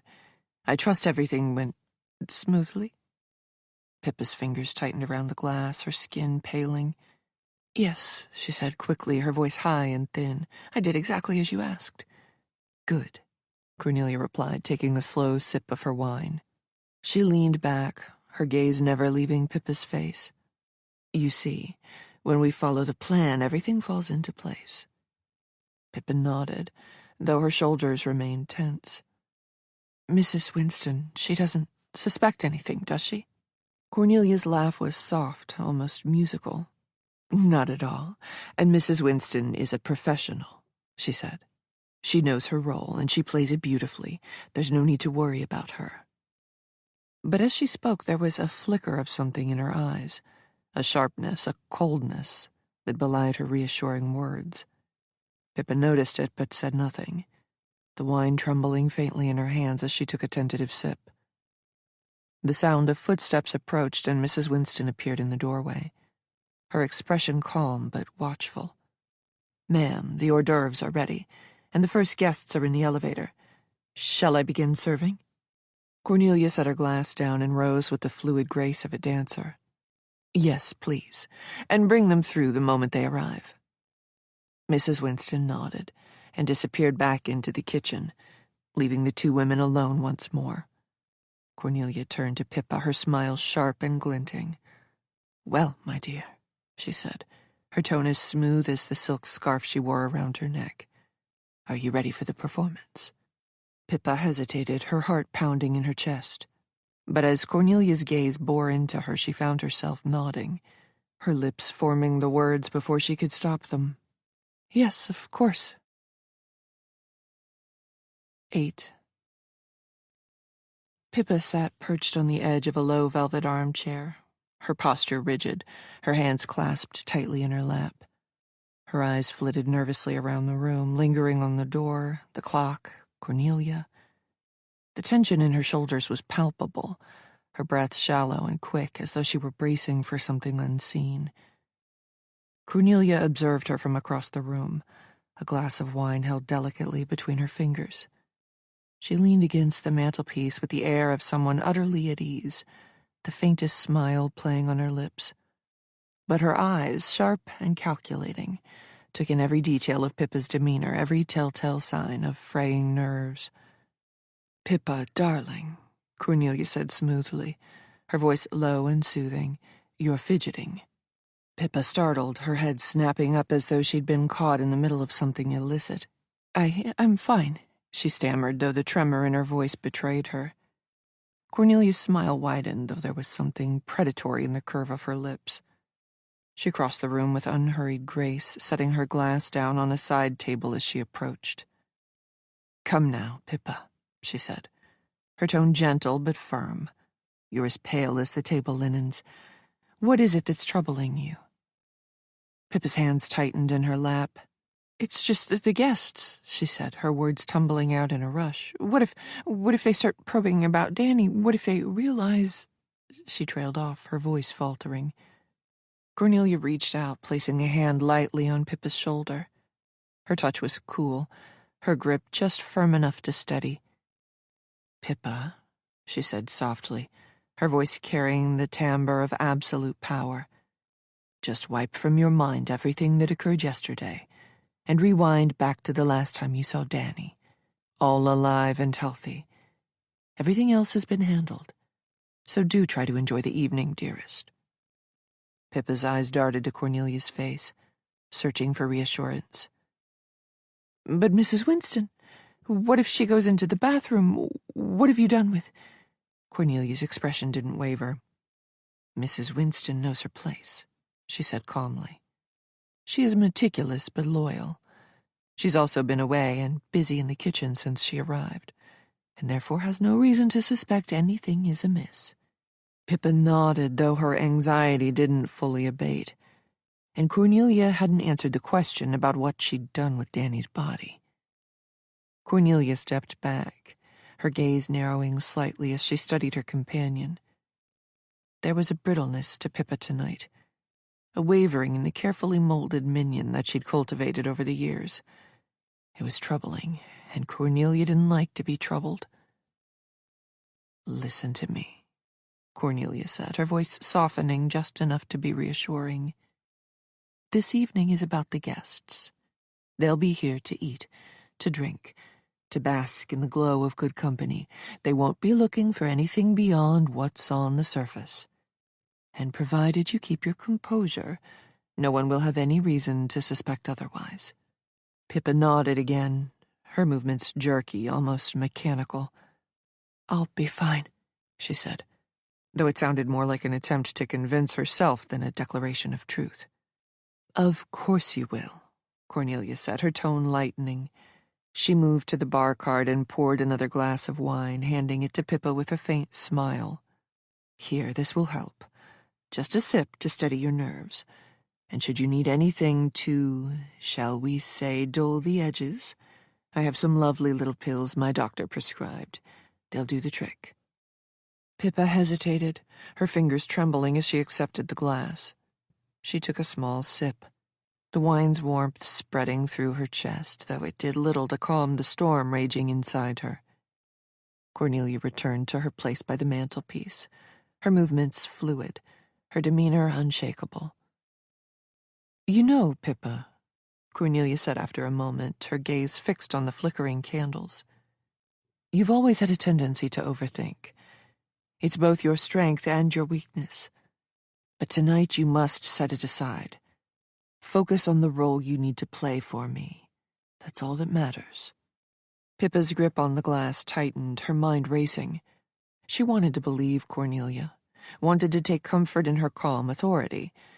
But the toll of the day, of what they'd done, pressed down on her like a leaden cloak, suffocating and inescapable. The sound of the elevator doors opening broke the tension. Cornelia straightened, her face lighting up with a practiced smile that seemed almost genuine. She turned to Pippa, her eyes sharp but her tone honeyed. "It seems our first guest has arrived," she said. "Shall we go and greet them?" Pippa swallowed hard, forcing a smile onto her lips. "Yes," she said, though her voice wavered. She set the glass down and rose from the chair, her legs unsteady beneath her. Normally she would have been flattered that Cornelia was referring to the guests as though she and Pippa were hosting together. But on this occasion she saw it for what it was, all part of the game. Cornelia placed a hand lightly on her back, guiding her toward the foyer. Her touch was cool, reassuring, but there was an unspoken warning in the gesture. "Keep it together," the touch seemed to say. "Do not falter."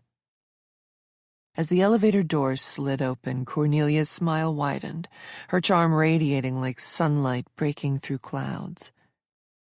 Pippa stood beside her, the smile on her own face thin and fragile, like glass poised to shatter. And as the first guest stepped into the apartment, the evening began in earnest. 9. The elevator doors glided shut behind the guest with a faint whisper of sound. Pippa stood near the edge of the foyer, her arms folded tightly across her chest, her fingers gripping her own forearms as though she might hold herself together through sheer force. In contrast, Kennedy Reed, Danny's best friend, looked relaxed but slightly disheveled despite her attempts at dressing for the occasion. Usually attired in thrift shop dungarees or jeans and unsightly knitted things in rainbow colors, she had at least worn a dress. Having cast off any outward signs of her family's wealth, most likely, Pippa had previously surmised, to fit in with her colleagues at the welfare department where she was a social worker. Kennedy thought she rocked the grunge look. Pippa disagreed, and had she the gumption, would have suggested to Kennedy she take a bath occasionally and learn to iron her clothes. Described always by Cornelia as compassionate yet naive, the only reason her target dress and anyone's guesswear from clumpy lace-up boots were allowed through the door was because Kennedy was from good stock, and connections of this kind were always of use to Cornelia. From 3 paces, Pippa watched the show as Cornelia gingerly hugged and wisely air-kissed the crumpled Kennedy, who had been invited for one specific reason: cannon fodder, an easy target and something to play with. Her socialist tendencies and perceived hypocrisy amused Cornelia no end, and at some point in the proceedings she would take great pleasure in reminding Kennedy that the apartment she lived in had been paid for by her daddy, that everyone could see through her posturing on social injustice, and that her charitable activities were a way of feeling better about herself and her $10 million trust fund. At 27, Kennedy only had to struggle on for 3 more years, surviving on her paycheck and an allowance from Daddy. Had she cared a jot about Kennedy, she would have felt worried for her. But knowing all about the other side of Kennedy via Cornelia, sympathy was in short supply, and frankly, Pippa had bigger things on her mind than grunge girl facing the firing squad later. Stepping away from Kennedy, Cornelia forced a welcoming smile and averted her eyes from whatever the hell her guest was wearing, at the same time as hoping the cloying scent of patchouli oil hadn't attached itself to her Hermes scarf. "Kennedy, so good to see you. And you're the first, after dear Pippa, of course. Now let's get you a drink. Oh, in fact, Pippa, can you do the honors? Someone is on their way up. I shan't be long, so make yourself at home."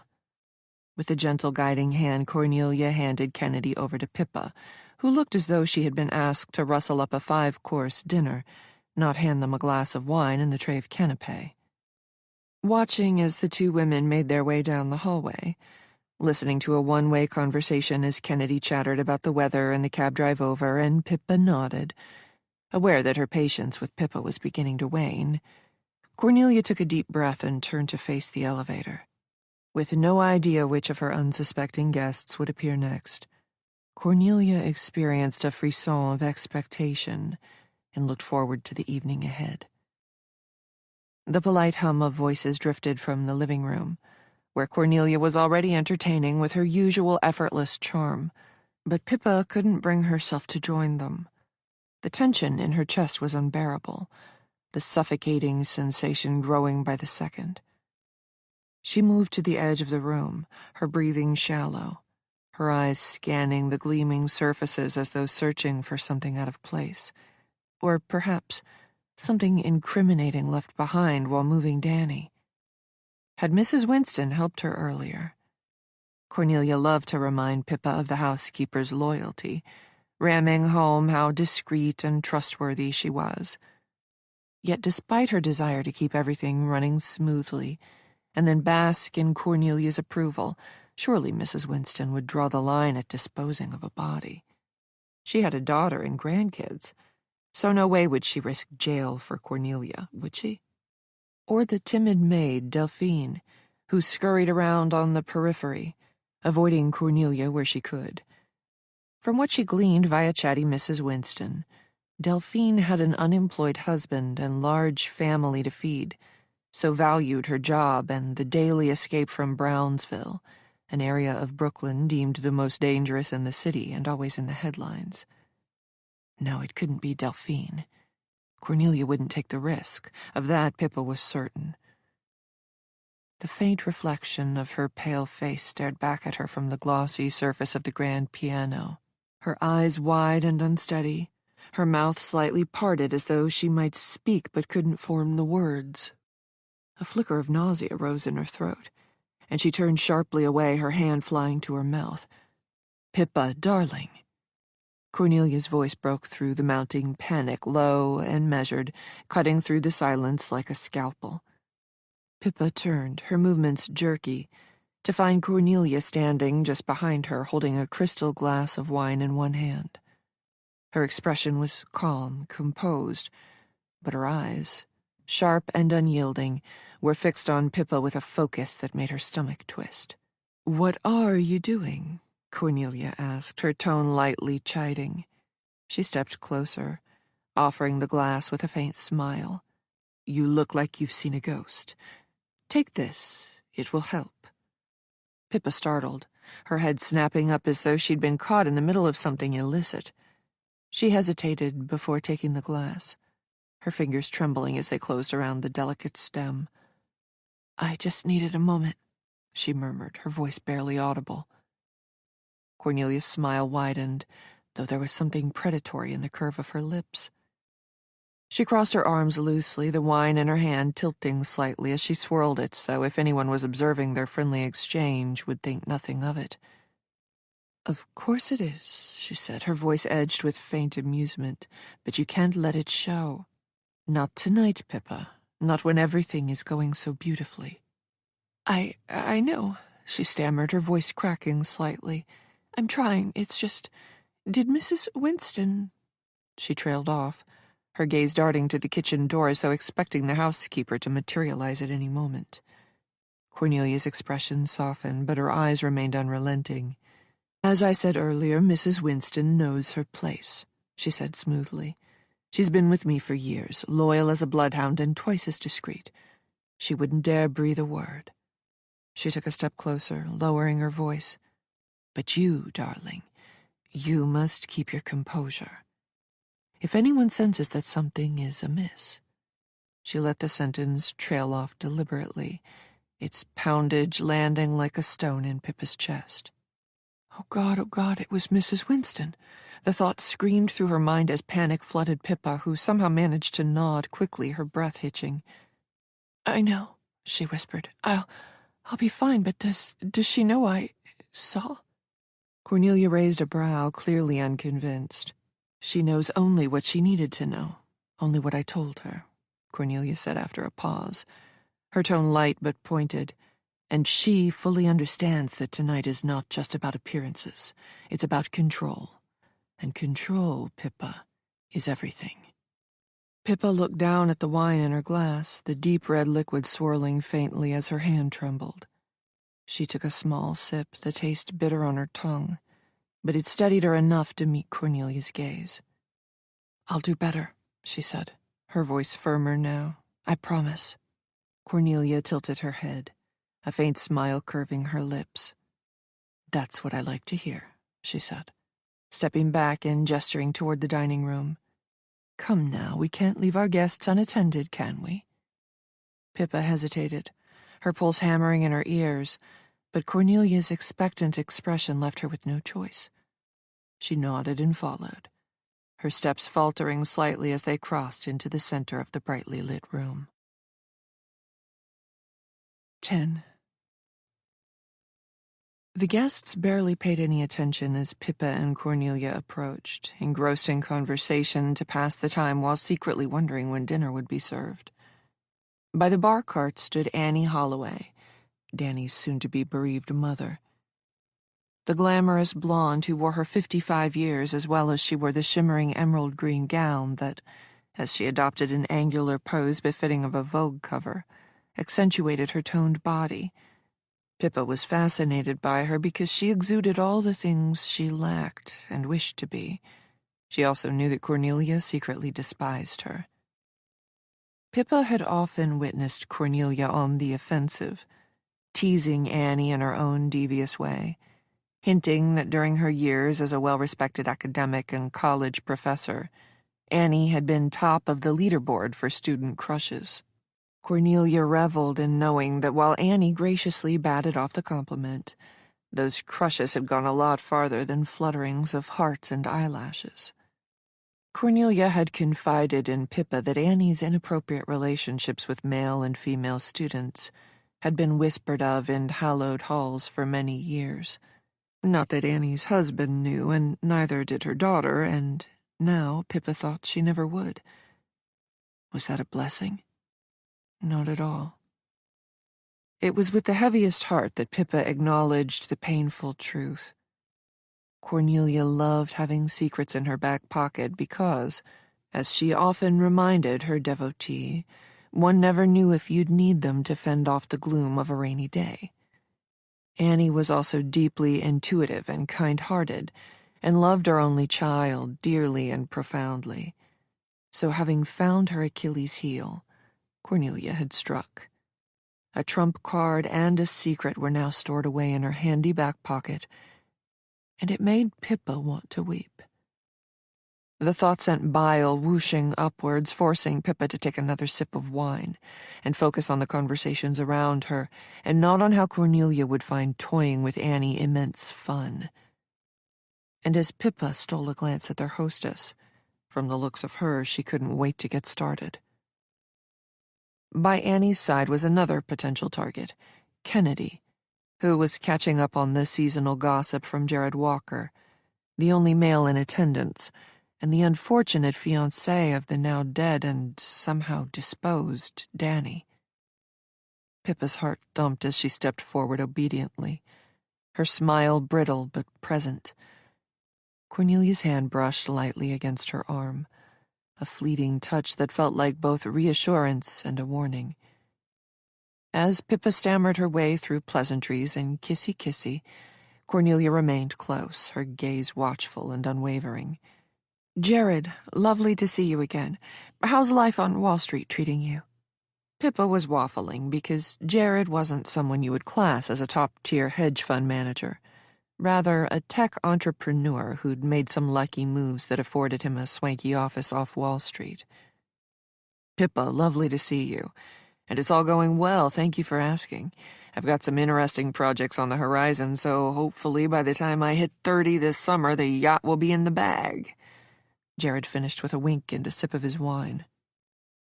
Enjoying the appreciation of her very fine Margot, Cornelia then took note of Pippa. The stupid woman was just standing there, gawping at Jared like a dumbfounded, love-struck teenager.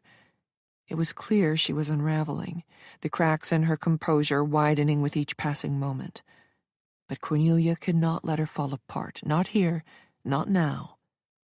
Steering the conversation, she focused on Jared and put him on the spot.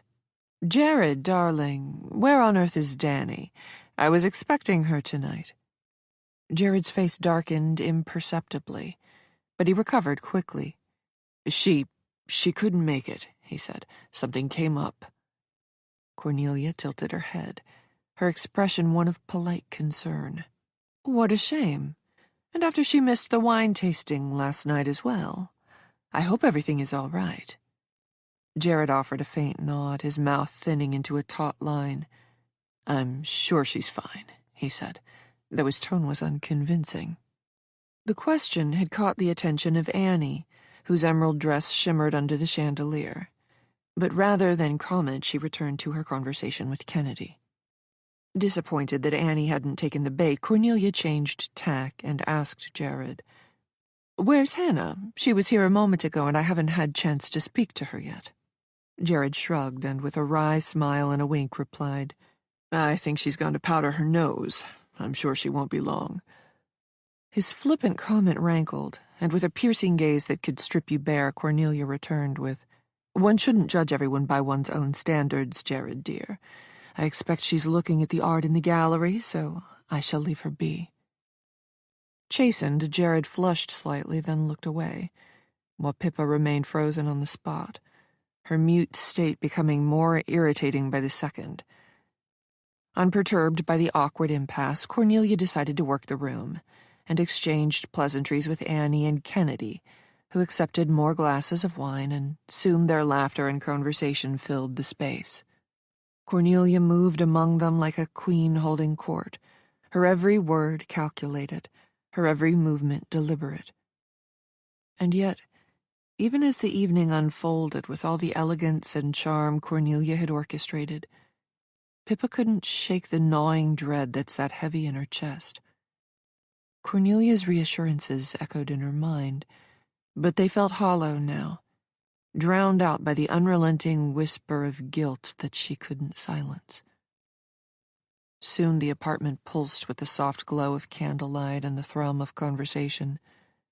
Pippa watched, sipped, and watched, her eyes trained on the hostess. Cornelia, poised at the center of her carefully curated gathering, was the picture of grace and charm.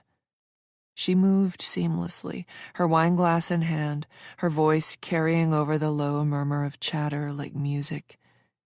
Yet Pippa noticed that her attention was always focused, her gaze flicking briefly to Jared as he lingered near the edge of the room, where he stood with one hand in his pocket, the other gripping a glass of wine he had yet to sip. Pippa analyzed his body language, as she knew Cornelia would be. His posture was rigid, his expression drawn, as though he were holding back a tide of thoughts he dared not let loose. He was tall and lean, his dark hair swept back neatly, but his features betrayed him. The set of his jaw, the faint furrow in his brow, the way his eyes darted toward the door every few moments, all of it hinted at something he wanted to keep hidden, his secret. Pippa knew it was too late for that. The air in the room was warm. The scent of roses and beeswax polish was undercut by the merging of feminine fragrances and the subtle smokiness of a candle burning too close to the wick.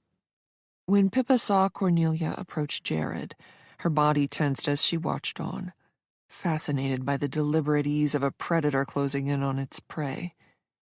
It was like a wildlife documentary, not filmed in the Serengeti, but right there in a living room in Manhattan.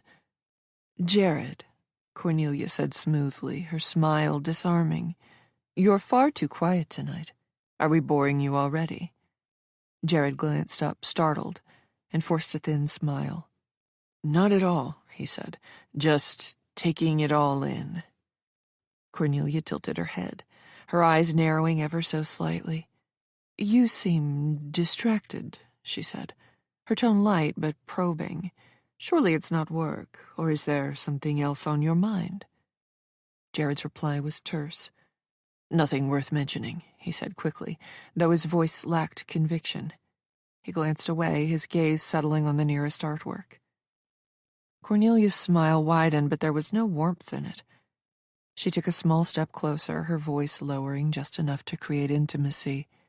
"You know, I was quite surprised that Danny didn't come tonight," she said. "And after she missed the wine tasting last night, too.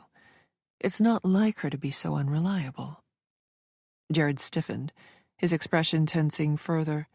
"She's been busy," he said curtly. "Things come up at work." Cornelia's eyes gleamed, catching the faint flicker of unease in his tone. "Of course," she said softly, "but I do hope everything is all right. She seemed distracted the last time I saw her." She let the words hang in the air, before taking a slow sip of her wine.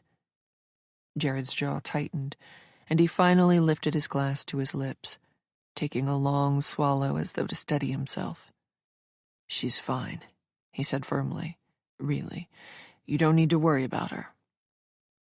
Cornelia studied him for a moment longer, the faintest hint of amusement curling at the corners of her mouth. "I'm glad to hear it," she said finally, her tone brightening. "Now you mustn't let me monopolize you. Go mingle, enjoy yourself. You're far too handsome to stand in the corner all night." Jared nodded stiffly, muttering a vague excuse before moving toward the bar cart at the far end of the room. Cornelia watched him go, her smile fading into a look of quiet satisfaction. Across the room, Pippa lingered near the fireplace, her posture stiff, her glass of wine held precariously in one trembling hand. She had been watching the exchange between Cornelia and Jared with growing unease, her chest contracting with every calculated word that left Cornelia's lips. Pippa knew this game, knew it too well, and yet she couldn't help but feel a pang of pity for Jared as he was drawn into Cornelia's web. Her moment of quiet contemplation came to a swift end when Kennedy and Hannah approached, their laughter cutting through Pippa's thoughts. Kennedy, tall and still striking in her second-hand dress, was animated as always, her hands gesturing wildly as she recounted some anecdote about a disastrous gallery opening. Hannah, her dark hair swept into an elegant chignon, listened with a faint smirk, her sharp eyes taking in everything. "Pippa," Kennedy said, her voice bright, "you were looking a little lost over here. Hannah was just telling me about her latest investigation. Something about an art forgery ring?" Pippa forced a smile, though it felt brittle on her lips. "That sounds fascinating," she said, her voice faint. She glanced toward Cornelia, who was now deep in conversation with Annie, and felt a fresh wave of nausea rise in her throat. "Fascinating doesn't begin to cover it," Hannah said, her tone dry but amused. "You wouldn't believe the lengths people will go to for a painting. Greed, desperation, hubris. It's all very human, really." "More than human," Kennedy added with a laugh, leaning in conspiratorially. "It's downright animalistic. You should have seen the way they clawed at each other at the last auction I attended. It was practically barbaric." Hannah's smirk deepened. "Art has a way of exposing people," she said. "Their desires, their weaknesses. It's endlessly fascinating." Pippa nodded absently, her thoughts too scattered to process the words.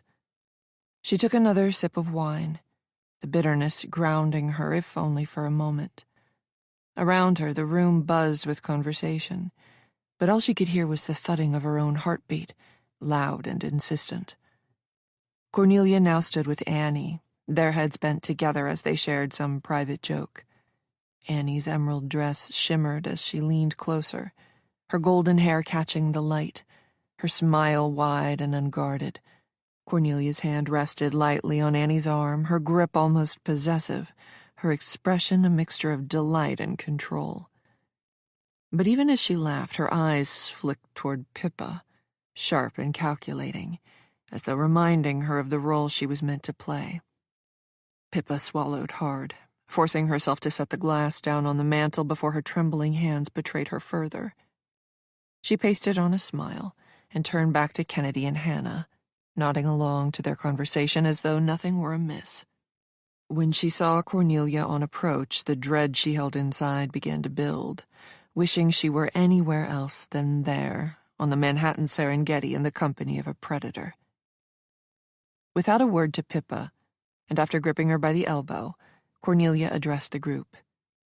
"Everyone, as much as I do love to chat, dinner is about to be served, so if you'd like to follow me through to the dining room." Without waiting for a response, Cornelia turned and led the way. The firm grip and the casual remark as she did so chilled Pippa to the bone. "It looks like Danny has stood us up or has lost the ability to tell the time, so we shall begin without her. I do so hate rudeness and unpunctuality. It's incredibly bad form." As the unfairness of Cornelia's words punched her in the gut, tears pricked Pippa's eyes as she remembered dragging Danny's body along the parquet floor. The vivid memory made her swoon slightly, as the hallway and the dread of the evening ahead stretched on before her. Once everyone was seated as per Cornelia's instructions, she at the head of the table, naturally. Gentle laughter rippled through the room, as her powder-room, art-loving guest, Hannah Mercer, seated to her left, leaned over. "Cornelia," she said, her voice low and steady, "you've outdone yourself again. This all looks marvelous." Her eyes swept the table, then rested back on her host. Why, thank you, Professor, and for coming this evening. I must say I've been looking forward to it.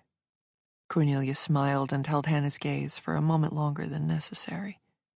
Hannah smiled, accepting that the extra beat and the final sentence had sent her a somewhat veiled message, one that amused and slightly intrigued her.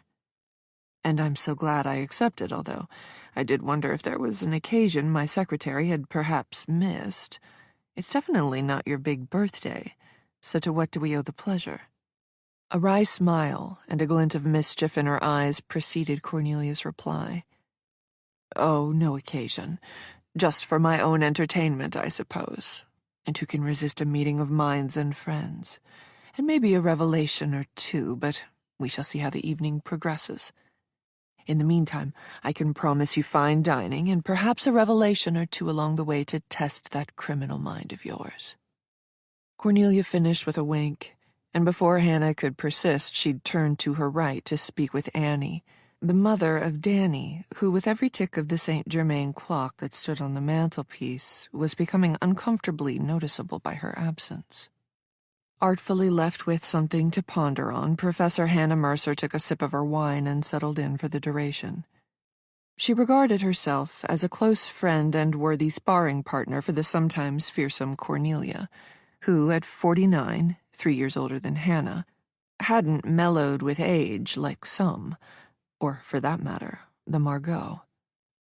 Over the past 2 decades they'd entered into many a battle, albeit using words as their weapons of choice. But rather than see it as a negative, Hannah regarded their combative relationship as an intellectual challenge, a positive exchange of ideas and beliefs that regularly stimulated the brain. There were fleeting moments when she missed her days as a philosophy professor at Harvard. However, her transition into true crime journalist and best-selling author kept her more than busy. She was in high demand, regularly appearing on panels at literary events or television shows, being called upon by news channels for her take and opinion on events, and currently as an advisor to the director of a popular crime series, streamed all over the world. Her bio pitched her as sharp-witted, observant, and highly skeptical. Cynical but deeply moral and unafraid to challenge and inquire. Hannah always brought her many attributes to the party, and accepted they were why Cornelia often invited her to functions. Her growing celebrity status was a plus, but in truth, Cornelia had plenty of true A-list celebrities amongst her contacts, therefore had no need of Hannah in that respect. Cornelia liked to play games. Mind games, board games, physical games, squash being a favorite, and she had to win at all of them, which posed a question, one that Hannah was hoping to work out as the evening progressed. What kind of game were they playing tonight?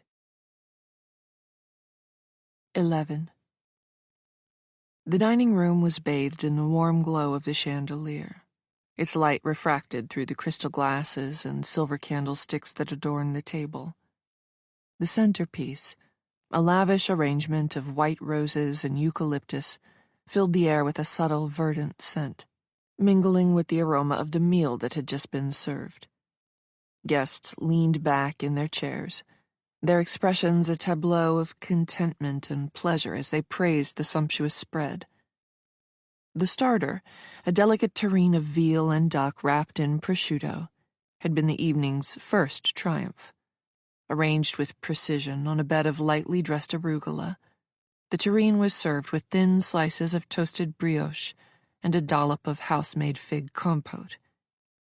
The interplay of textures, the smooth richness of the terrine, the crispness of the brioche, the sweet tang of the compote, elicited murmurs of delight from the table. "This is absolutely exquisite," Kennedy declared, her fork poised delicately over her plate. "Cornelia, you must give me the recipe, or at least convince Mrs. Winston to share it." "It's a masterpiece," Hannah agreed, her voice thoughtful as she savored another bite. "The balance of flavors is, well, it's perfect, the kind of dish that lingers in your memory." Cornelia smiled demurely, tilting her head slightly as if to downplay the praise. "I'm so pleased you're enjoying it," she said. "Mrs. Winston has always had a talent for creating dishes that feel both indulgent and refined. I'll be sure to pass along your compliments." "Do let her know," Annie chimed in, her emerald dress catching the light as she leaned forward. "This starter alone would have made the evening worthwhile. The main has a lot to live up to." She laughed, her eyes sparkling, "though I'm sure it will be just as divine." Cornelia's smile deepened, a flicker of satisfaction passing through her eyes. "Well, I wouldn't want to spoil the surprise," she said, "but I have no doubt Mrs. Winston will continue to impress." The table murmured its agreement, forks clinking faintly against plates as the guests savored the starter. Pippa, seated to Cornelia's left, barely touched her food. She pushed a small piece of meat across her plate with her fork, her stomach churning despite the tantalizing smell. Her hands trembled faintly in her lap, and she avoided looking up, afraid her expression might betray her. "And where is Mrs. Winston this evening?" Hannah asked, her sharp eyes flicking toward Cornelia. She had barely touched her wine, preferring instead to dissect the evening with her usual clinical precision. Surely she deserves to hear the praise firsthand. Cornelia's smile widened, her teeth catching the light. "She's in the kitchen, as always," she said. "She prefers to keep herself busy during dinner. She's the sort who takes pride in every detail, and I've learned not to interrupt her rhythm." As if on cue, the kitchen door swung open, and Mrs. Winston bustled into the room to check that everything was in order. Her cheeks flushed from the heat of the stove. She was a round, rosy-cheeked woman, her apron smudged with flour and grease, her hair pinned back in a loose bun that seemed perpetually on the verge of collapse. She carried herself with the cheerful efficiency of someone who had spent decades perfecting her craft. And despite her disheveled appearance, there was a sparkle of satisfaction in her eyes. "Oh, stop it," Mrs. Winston said, waving a hand dismissively as the table erupted into applause. "You'll make me blush, and I haven't the time for that. There's the main course to prepare, and I have to say you're all in for a treat." Cornelia chuckled softly, tilting her head toward Mrs. Winston with an air of indulgent affection. "You see, she's utterly tireless." "Hardly," Mrs. Winston said, setting down a small tray of sauces before standing back to survey the table. Her gaze lingered on the arrangements, her sharp eyes taking in every detail. "Though I will say, things have been in quite the state lately. I can't find a thing in that kitchen anymore. The knives aren't where they should be, and I've run out of bleach and washing powder. Heaven knows where it all goes in this house." Pippa's fork clattered against her plate, drawing a few glances from the other guests. She mumbled an apology, her cheeks flushing, and reached for her wine glass with unsteady hands. Cornelia, ever the gracious hostess, smoothed over the moment with a light laugh. "You know how it is in a busy household," she said, her tone airy. "Things have a way of going astray. But I'll make sure you're stocked up tomorrow, Mrs. Winston. We can't have you fretting over such trifles." Mrs. Winston sniffed, though her expression softened slightly. "Well, I appreciate it. A proper kitchen needs proper supplies, after all." She cast one last glance at the table, her hands resting briefly on her hips. "Now, if you'll excuse me, I've got things to do." She bustled back toward the kitchen, the door swinging shut behind her with a soft thud. The room settled into a brief silence, the guests exchanging faint smiles before resuming their conversations. Pippa's hands remained clenched in her lap, her nails digging into her palms as Cornelia turned to her with a faint, knowing smile. "Relax, darling," Cornelia murmured, her voice low enough that only Pippa could hear.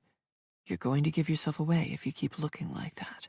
Pippa's breath hitched, but she forced herself to nod, her eyes fixed on her plate. The meal continued, the buzz of conversation rising once more. But for Pippa, the room seemed to close in, the walls pressing closer with every passing moment. Cornelia, meanwhile, reclined in her chair, her expression serene as she accepted another glass of wine from Mrs. Winston. Her eyes drifted across the table, taking in the contented faces of her guests, the glow of the candles, the faint clink of silver against porcelain. She tilted her glass slightly, watching the crimson liquid catch the light, and allowed herself a small, satisfied smile. Everything was unfolding perfectly. The dining room hummed with the pleasant discord of animated conversation. The guests, buoyed by the warmth of the room and the flow of wine, leaned into their chairs, their faces flushed with pleasure. "So," Kennedy said, breaking the brief silence, "what does everyone think about the state of politics these days? Or is that too taboo for a dinner table?" "Hardly taboo," Jared said, his tone dry, though I'd wager we won't all agree. "Oh, let's not be coy," Kennedy said, her smile sharp. "What about Trump? Love him or loathe him?" "Loathe," Annie said immediately, her expression twisting in distaste. "He's an absolute disaster, a stain on the presidency." "I wouldn't go that far," Jared said, his voice measured. "I don't agree with everything he's done, but he's not without his merits. The economy, for one." Hannah raised a brow, her tone cutting as she replied, "The economy? At what cost? The man's divisiveness is tearing the country apart. It's like watching a train wreck in slow motion." "Divisiveness didn't start with him," Jared countered. "He's just the lightning rod for what was already there. If anything, he's forcing people to confront issues they've been avoiding for years." The conversation grew more animated, the guests leaning forward, their voices overlapping as they debated. Cornelia intently, her head tilted slightly, as though enjoying the spectacle. Her eyes, however, betrayed her disinterest. Politics were merely another game to her, a dance of power and perception that held no real stakes in her meticulously curated world. Pippa, meanwhile, sat frozen, the noise around her fading into a distant buzz. Her eyes remained fixed on her plate, the uneaten food taunting her, its presence unbearable. She gripped her wineglass tightly and fought the urge to bolt from the room. Cornelia's voice cut through the din, cool and commanding. "Let's not let politics ruin a perfectly lovely evening," she said, her smile sharp as she raised her glass. "To good food, good company, and the art of a civilized debate." The guests hesitated for a moment before joining her toast, their laughter mingling with the clink of glasses. This time, aware of the scrutiny, Pippa forced herself to lift her glass, her hand trembling, the wine burning in her throat. Cornelia's gaze lingered on her for a moment, her smile deepening, before she turned her attention back to the table, her expression serene. The evening pressed on, the conversation shifting to lighter topics, but for Pippa, the room seemed to grow smaller with each passing moment. The load in her chest was suffocating, and she couldn't shake the feeling that the walls were closing in. Cornelia, ever the picture of composure, reclined in her chair, her eyes gleaming with quiet satisfaction, as she watched her guests, her glass of wine catching the light like a pool of blood. 12. The soft crackle of the fire in the corner lent an almost intimate warmth to the room, though the charged energy of conversation still hovered in the air. Cornelia, seated at the head of the table with her legs crossed and her glass balanced effortlessly in one hand, surveyed her guests with the satisfaction of a queen surveying her court. "So," she began, her voice lilting but carrying an edge of curiosity, "what are your thoughts on morality? Or perhaps more specifically, the boundaries of morality? It's such an elusive concept, don't you think? A moving target shaped by time, culture, and power." Kennedy arched an eyebrow, swirling the amber liquid in her glass. "That's a broad question, Cornelia. Care to narrow it down?" Cornelia's lips curved into a faint smile. "Certainly. Let's consider this. Is morality inherent, or is it simply a construct we've all agreed upon to keep chaos at bay? And if it is the latter, then what happens when one is powerful enough to redefine it?" "Sounds awfully Nietzschean of you," Jared remarked, leaning back in his chair, His tone was dry, but his expression betrayed genuine interest. "What are you getting at, Cornelia? That wrong can make right?" "Not exactly," Cornelia replied, her tone measured. "But I do think power has a way of revealing the truth about people. Strip away the constraints of society, and you see who they really are. Don't you find that fascinating?" Hannah, seated across from her, tilted her head slightly, her sharp eyes narrowing. "You're making it sound like morality is optional, that it's something we can put on or take off as it suits us. I don't buy that." Cornelia's smile didn't falter, but there was a glint in her eyes as she turned to Hannah. "Oh, I'm not suggesting it's entirely optional, but consider this. How often do we act out of genuine moral conviction? And how often do we act because we fear the consequences of not doing so?" "Fear isn't morality," Hannah countered. "It's coercion. True morality comes from within, from empathy, from understanding the impact of our actions on others." "But isn't that empathy itself a construct?" Cornelia pressed, her tone soft but insistent. "Something we're taught rather than something innate. And if that's the case, doesn't it mean it can be unlearned or ignored under the right circumstances?" The room grew quiet for a moment, the firelight casting shifting shadows on the walls. Pippa fidgeted with the stem of her glass as she struggled to maintain composure. The tension in the room was palpable, a taut thread that could snap at any moment.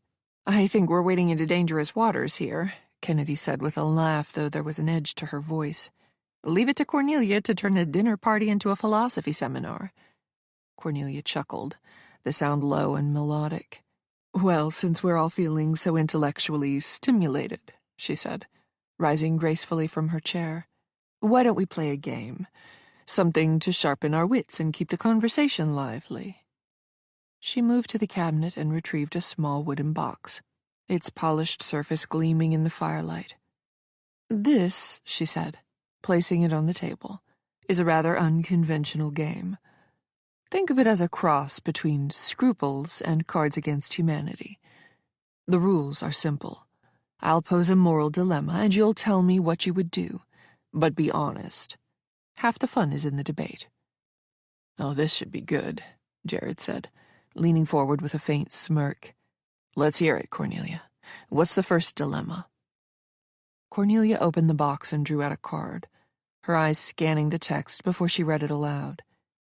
"You find a wallet on the street containing a significant amount of cash.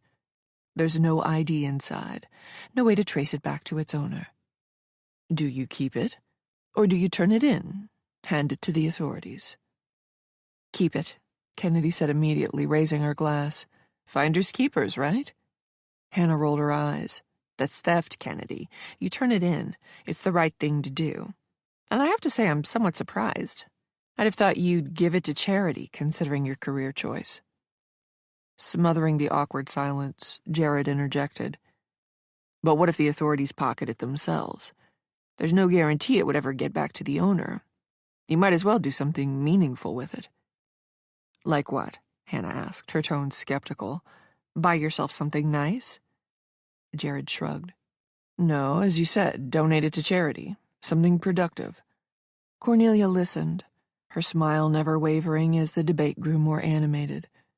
She held up a hand to quiet them, her voice cutting through the noise like a blade. "Interesting perspectives," she said, "but let's raise the stakes. What if keeping the wallet meant saving someone you love? Perhaps they're ill, and that money could pay for their treatment. Does that change your answer?" The room fell silent, the magnitude of the question settling over them. Pippa's breathing grew shallow, her gaze fixed on the table, willing herself invisible. Cornelia's eyes flicked to her briefly, a faint glimmer of amusement in their depths before she turned back to the group. "Morality," Cornelia said softly, "isn't always as clear-cut as we'd like it to be. Sometimes it's a question of survival." Hannah's voice broke the silence, her tone sharp. "Or justification. Survival is one thing, rationalizing selfishness is another." Cornelia inclined her head slightly, her smile deepening. perhaps. But isn't it fascinating to explore where we draw the line? To understand what we're truly capable of when the stakes are high enough? The conversation shifted again, the tension easing slightly as the guests debated the nuances of the game. But beneath the surface, the unease lingered, unspoken but palpable. Cornelia watched them with quiet satisfaction, her glass of brandy catching the light as she swirled it slowly, her thoughts her own. The atmosphere in the room shifted subtly, the warmth of the early laughter replaced by an undercurrent of unease. The fire crackled softly in the hearth, but even its glow seemed muted against the growing tension at the table. Jared sat stiffly in his chair, his hands wrapped tightly around his glass, as he stared into the amber liquid. His shoulders were rigid, his jaw clenched, and the faint shadow beneath his eyes hinted at a restless night or something darker.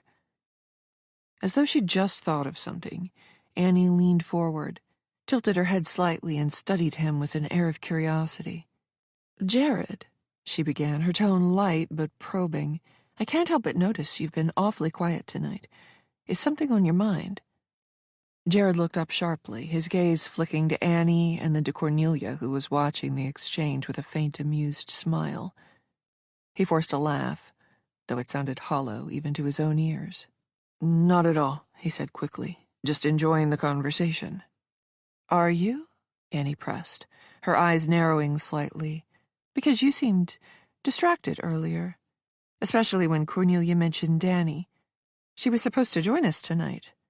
Aren't you missing her?" The room seemed to hold its breath for a moment. The fires crackled the only sound. Pippa's hands trembled. Cornelia's smile widened, her gaze fixed on Jared as though savoring the discomfort that flickered across his face.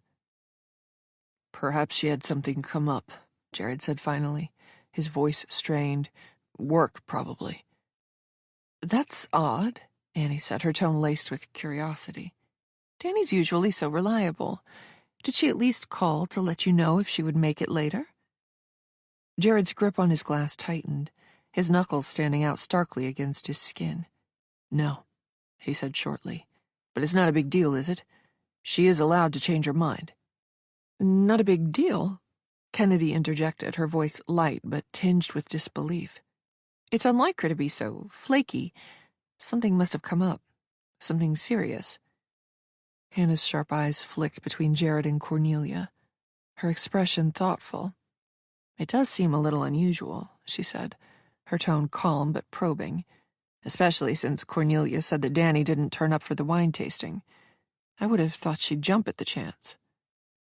Cornelia let out a soft laugh, drawing the room's attention back to her. She leaned back in her chair, her glass of brandy balanced effortlessly in one hand.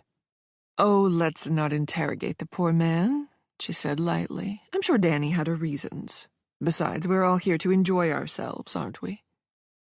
Annie's gaze lingered on Jared for a moment longer before she leaned back with a shrug.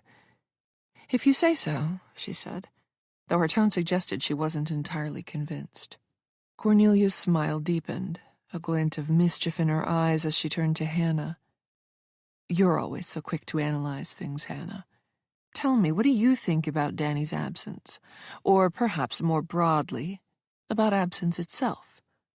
Such an intriguing concept, don't you think?" Hannah raised an eyebrow, her expression wary. "Absence, you mean as a philosophical concept?" "Exactly," Cornelia said, her tone lilting.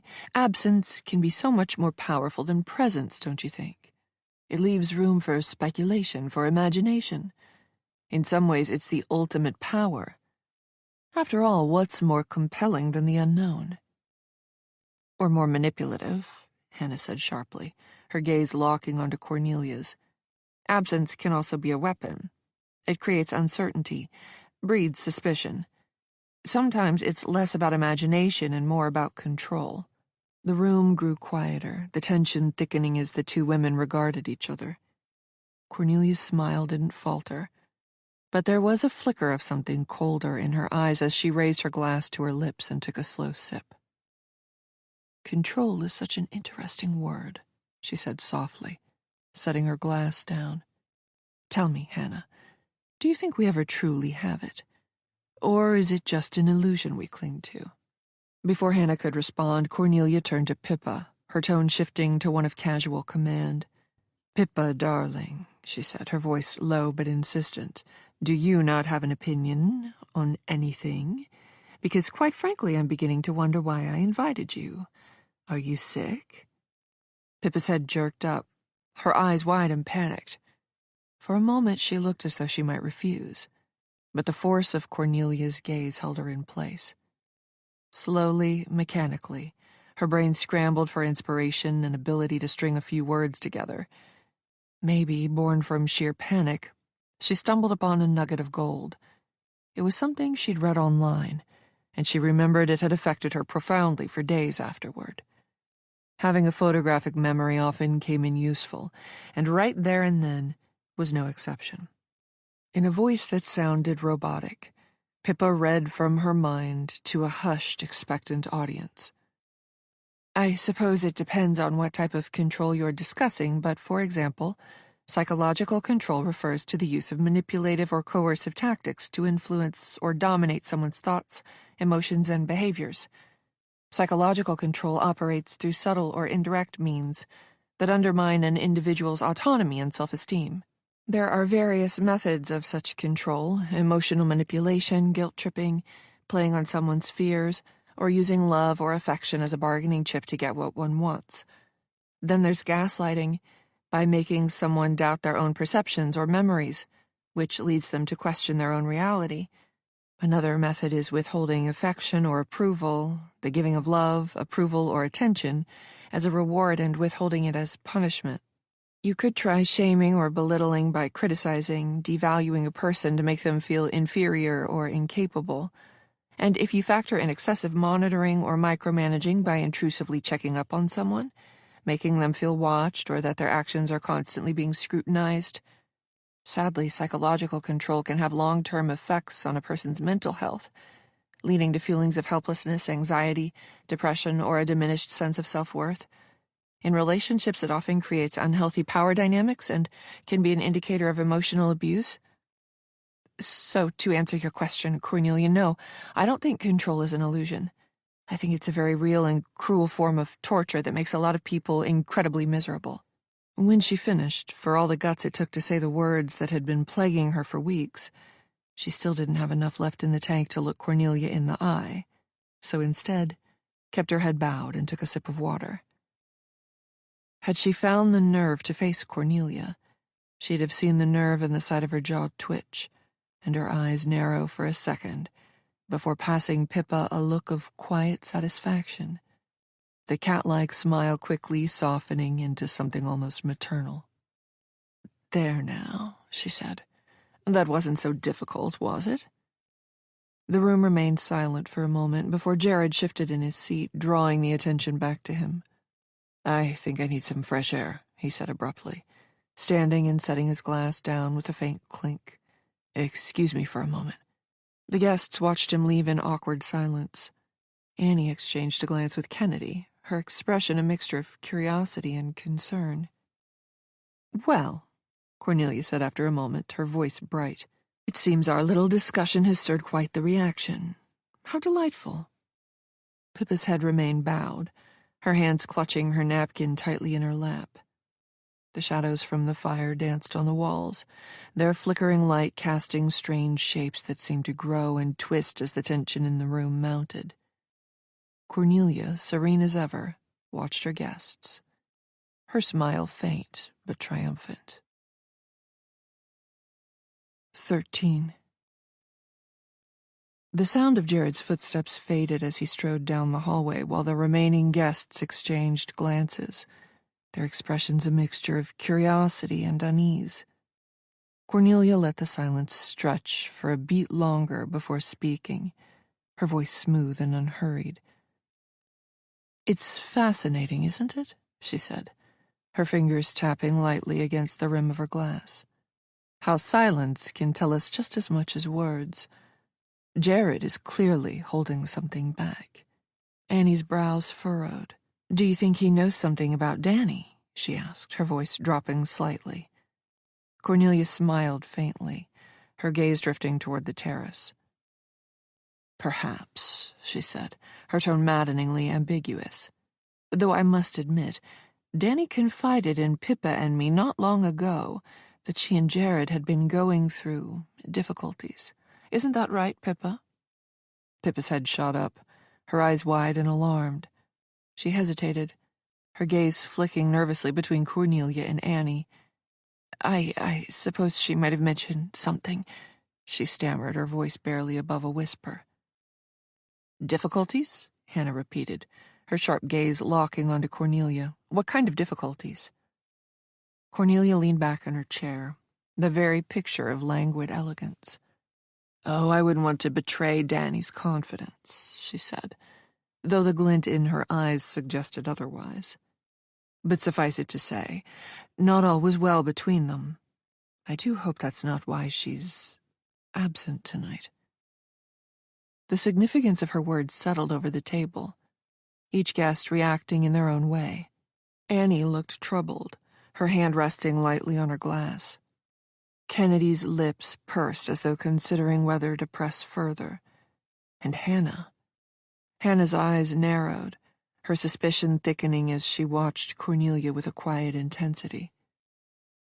Pippa's hands trembled in her lap as she gripped her napkin. The shadows cast by the fire seemed to twist and writhe, creeping across the walls like dark fingers. Cornelia, serene as ever, sipped her brandy and watched her guests. Everything was unfolding exactly as she had planned. The soft tinkle of conversation had faltered, giving way to a weighty silence that hung over the room like a storm cloud. The fire's crackling seemed louder now, filling the uneasy quiet with its rhythmic pop and hiss. Jared's absence loomed as heavily as the question marks that hovered over his relationship with Danny, and the remaining guests exchanged glances, their expressions ranging from curiosity to suspicion. Annie's voice cut through the stillness, low and edged with doubt. You know, she began, her emerald earrings catching the firelight as she turned her head. Jared's behavior tonight is peculiar, isn't it? I've never seen him so tense, almost evasive. And I haven't heard from Danny all week, which isn't like her. Cornelia, perched at the head of the table, attempted to reassure. Oh, I wouldn't worry too much about Danny. And don't be too hard on Jared, Annie, she said smoothly, her voice a melodious drawl. I imagine he's under a great deal of pressure. Relationships can be taxing, don't you think? And we all have our ways of dealing with issues within them. After a faint smirk directed directly at Annie, her gaze flicked briefly to Pippa, who sat frozen, her hands clenching her napkin in her lap. Taxing, Annie repeated, her brow furrowing. Well, sure, but I've never seen him like this. He's usually the life and soul. She paused, glancing toward the terrace door as though expecting Jared to reappear. Do you think he's worried about Danny? Cornelia's smile widened, her fingers tracing the rim of her glass. It's possible, she said, her tone deliberately ambiguous, though I wouldn't presume to know the intricacies of their relationship. But I do know that Danny was, let's say, not entirely satisfied in recent months. Annie's eyes narrowed. Not satisfied? What do you mean? Pippa shifted in her chair, which creaked loudly. Cornelia caught the sound and cast her a sidelong glance, her smile deepening. Danny mentioned it to me once or twice, Cornelia said, her voice lowering conspiratorially. Just little things, of course. You know how people vent to their friends. She was feeling neglected, I suppose. Jared's long hours, his preoccupation with work. Perhaps she thought he was keeping something from her. After all, infidelity isn't uncommon in relationships, is it? Annie's frown deepened, her fingers drumming lightly against the edge of the table and ignoring the question, focused on her daughter's situation. She never said anything like that to me, she murmured, more to herself than anyone else. Perhaps she didn't want to burden you, and what daughter wishes to confide in their mother about personal matters? Cornelia suggested, her tone dripping with mock sympathy. Or perhaps she thought you wouldn't understand her need for fidelity. Annie's head snapped up, her eyes flashing with indignation. Of course I would have understood, she said sharply. Why wouldn't I? And if Danny was unhappy, I would have wanted to help.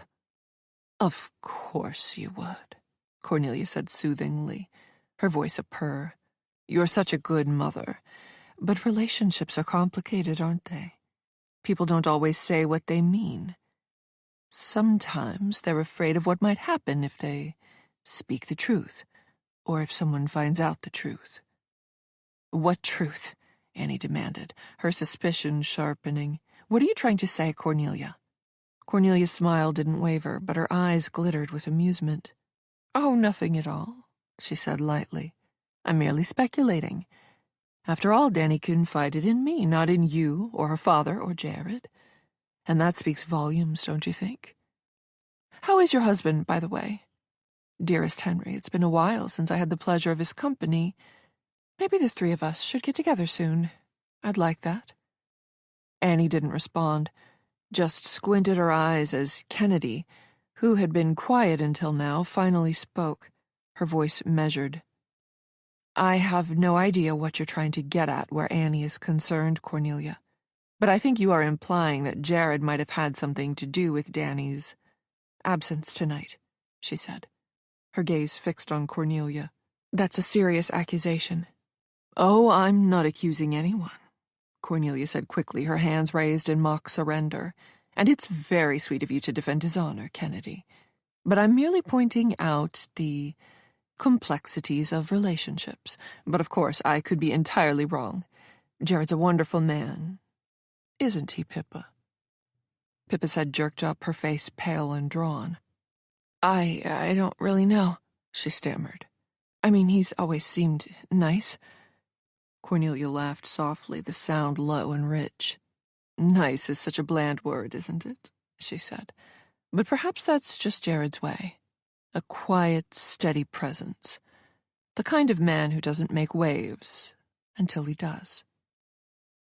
The room fell silent again, the fire's crackle seeming louder in the wake of Cornelia's words. Annie's gaze remained fixed on the table, her expression troubled, while Kennedy's sharp eyes stayed on Cornelia, as though trying to decipher her true intentions. Pippa sat motionless, her hands trembling faintly in her lap. Cornelia, unbothered by the tension she had so artfully created, leaned back and sipped her wine, her gaze distant and thoughtful. Everything was progressing beautifully. 14. The air in the dining room had grown dense, laden with unspoken questions and a tension that refused to dissipate. Conversations, once vibrant and effortless, now stumbled over themselves, marked by awkward pauses and sideways glances toward the empty place setting at the far end of the table. Danny's absence, an unspoken guest in its own right, seemed to hover above them all, a silent specter that demanded acknowledgement. Cornelia, however, was a master conductor. Seated at the head of the table, her every gesture exuded a quiet authority that held the room together. She twirled the stem of her wineglass between her fingers, her expression serene, almost amused, as though she alone was immune to the strange unease that had settled over the group. She let the silence stretch on, much longer than necessary, the faintest of smiles playing at her lips before speaking. "Isn't it fascinating," she mused, her voice light and melodic, "how easily a single absence can shift the mood of an entire room? It's almost as though Danny is here with us. In spirit, if not in body." Kennedy, seated 2 chairs down, raised an eyebrow. "I'm not sure that's comforting, Cornelia," she said, her tone dry but her expression uneasy. "If anything, it's a little eerie." "Oh, I don't mean it in a spooky sense," Cornelia replied with a soft laugh, waving a hand dismissively. "But don't you think it's a testament to her presence? That even when she's not here, she still lingers in our thoughts. That's a kind of power, isn't it? Power, Hannah repeated, her sharp eyes narrowing as they fixed on Cornelia. I'm not sure absence constitutes power. It feels more like a lack of control. If Danny wanted to make an impression tonight, showing up would have been a better strategy. Cornelia's smile didn't falter, but her gaze sharpened imperceptibly as it shifted to Hannah. Perhaps, she said, her voice lilting, or perhaps there's a certain genius in being unaccounted for. It creates a vacuum, doesn't it? Forces others to fill the gaps with their own assumptions. Annie leaned forward, her brow furrowed. I just can't imagine Danny leaving everyone hanging like this, she said. She was so enthusiastic about the wine tasting and tonight's dinner. Something must have happened. Oh, let's not jump to conclusions, Cornelia said smoothly, lifting her glass as though to punctuate the thought. People are unpredictable, aren't they? Danny could have been delayed, or perhaps she had a sudden change of plans. Life is full of little surprises. Pippa shifted uncomfortably in her seat, her hands clasping and unclasping her napkin beneath the table. Her gaze darted toward Cornelia, and for a fleeting moment, something unreadable passed between them. Cornelia's eyes lingered on her for a fraction longer than necessary, her expression cool, before she turned her attention back to the table at large. Still, Kennedy said, her voice cutting through the fragile equilibrium Cornelia had so carefully constructed. It's unlike Danny to be so inconsiderate. If she couldn't make it, why wouldn't she let someone know? Jared, at least. Cornelia inclined her head slightly, her expression the picture of benevolent curiosity. Perhaps Jared knows more than he's letting on, she said, her tone light but loaded. Men do have a way of keeping their cards close to their chest, don't they? And maybe you're feeling a tad left out because she hasn't contacted you either, and you're meant to be such very good friends, am I right? The words landed with precision, their impact rippling subtly around the table. Kennedy pursed her lips, her gaze shifting toward the terrace door where Jared had disappeared. When she replied, she sounded peeved. And what's that supposed to mean? We are good friends, everyone knows that, and for the record, Danny can tell me anything. Well, that's good to know, Kennedy dearest. That Danny can always rely on you. Annie's frown deepened, and even Hannah seemed momentarily unsettled, her sharp eyes narrowing as she studied Cornelia's face. That's quite the loaded comment and insinuation, Hannah said finally, her voice carefully measured. Cornelia's laugh was soft and rich, like the chime of a distant bell. Oh, I wouldn't call it an insinuation, she said. Just an observation. But let's not dwell on such serious matters, shall we? Tonight is meant to be fun, after all. She gestured toward the decanter of wine at the center of the table, her smile bright and disarming. More wine, anyone? The guests hesitated, their unease palpable, before Kennedy reached for her glass and slid it forward. Cornelia took the decanter herself, her movements fluid and unhurried as she poured the deep crimson liquid, the firelight catching in its depths like molten ruby. As the conversation shifted to lighter topics, art, travel, the latest scandal involving a mutual acquaintance, the tension at the table began to loosen. But beneath the surface it remained, a quiet undercurrent that Cornelia could feel as acutely as the beauty of the crystal glass in her hand.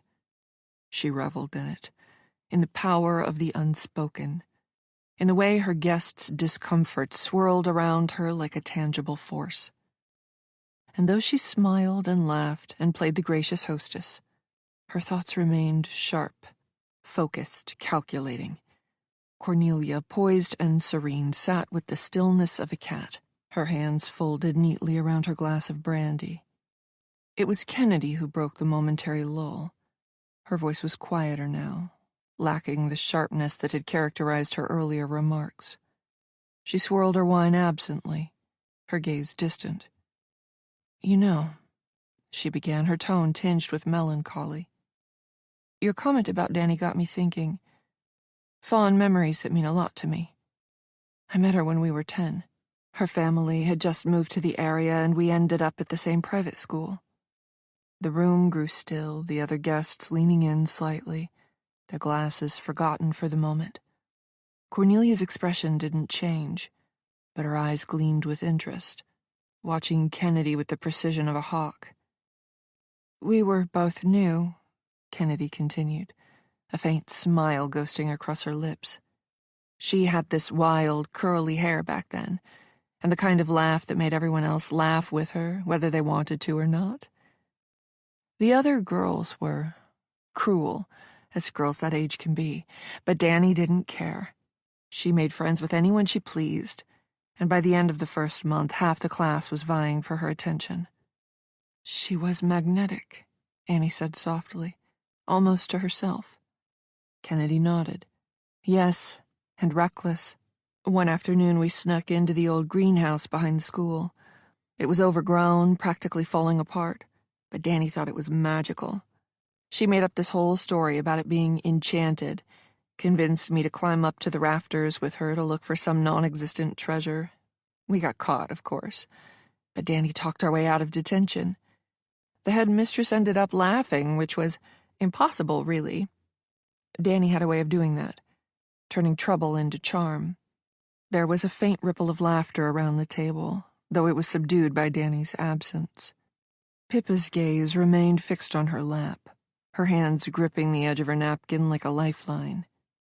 Cornelia, ever the orchestrator, took a sip of her brandy, letting the silence stretch just long enough before speaking. "She sounds delightful," she said, her tone warm but edged with a faint wistfulness. "It's remarkable how certain people can leave such an indelible impression, isn't it?" Kennedy's expression faltered, a flicker of guilt crossing over her face. She set her glass down carefully, her movements deliberate. "She could be difficult, too," she admitted, her voice quieter, impatient, impulsive, sometimes thoughtless. "Sorry, Annie, but it's true."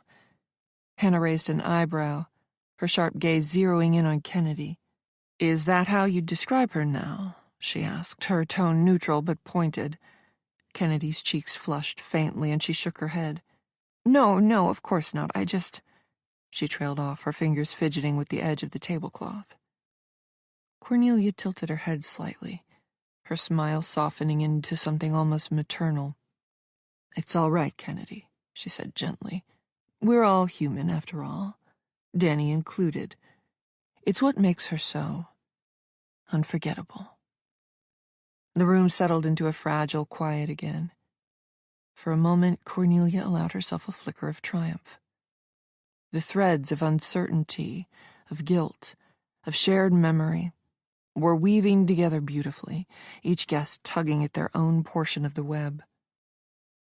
"What happened after school?" Hannah asked suddenly, her voice cutting through the quiet. "Did you stay in touch?" Kennedy hesitated, her gaze darting briefly toward the terrace. "On and off," she said finally. "We went to different colleges. But we'd see each other during the holidays. And later, when she moved back to New York, we reconnected. It was like no time had passed. Danny always had a way of making you feel like the center of the universe when she was with you." "And when she wasn't?" Hannah asked, her tone cool. Kennedy's mouth tightened, and she reached for her glass again. "She had her own life," she said shortly. "We all do." Cornelia watched the exchange with quiet amusement, noting the faint flicker of shame that crossed Kennedy's face. The pieces were falling into place, the unspoken questions beginning to form in the guests' minds. Had Kennedy been as loyal a friend as she claimed? Or was there something more tangled, more complicated beneath the surface? "It sounds like she was lucky to have you," Cornelia said, her voice smooth and soothing. "And you, her. Friendships, the sisterhood, bonds like that are rare. Wouldn't you agree?" Kennedy nodded, her throat working as she swallowed hard. "Yes," she said, her voice barely above a whisper. "Yes, they are." Cornelia's gaze lingered on her for a moment longer before she turned to the rest of the table, her smile brightening. "Now then," she said, her tone lifting the mood ever so slightly. "Shall we move on to the main? I bet Mrs. Winston has outdone herself tonight." The mention of the next course prompted a faint murmur of approval, and the tension eased slightly as the conversation shifted once more. But beneath the surface, Cornelia could feel that delicate thread of uncertainty and doubt, pulling just enough to keep them all on edge. 15. Hannah, seated just to Cornelia's left, had grown silent, her sharp eyes darting from face to face, her wineglass untouched.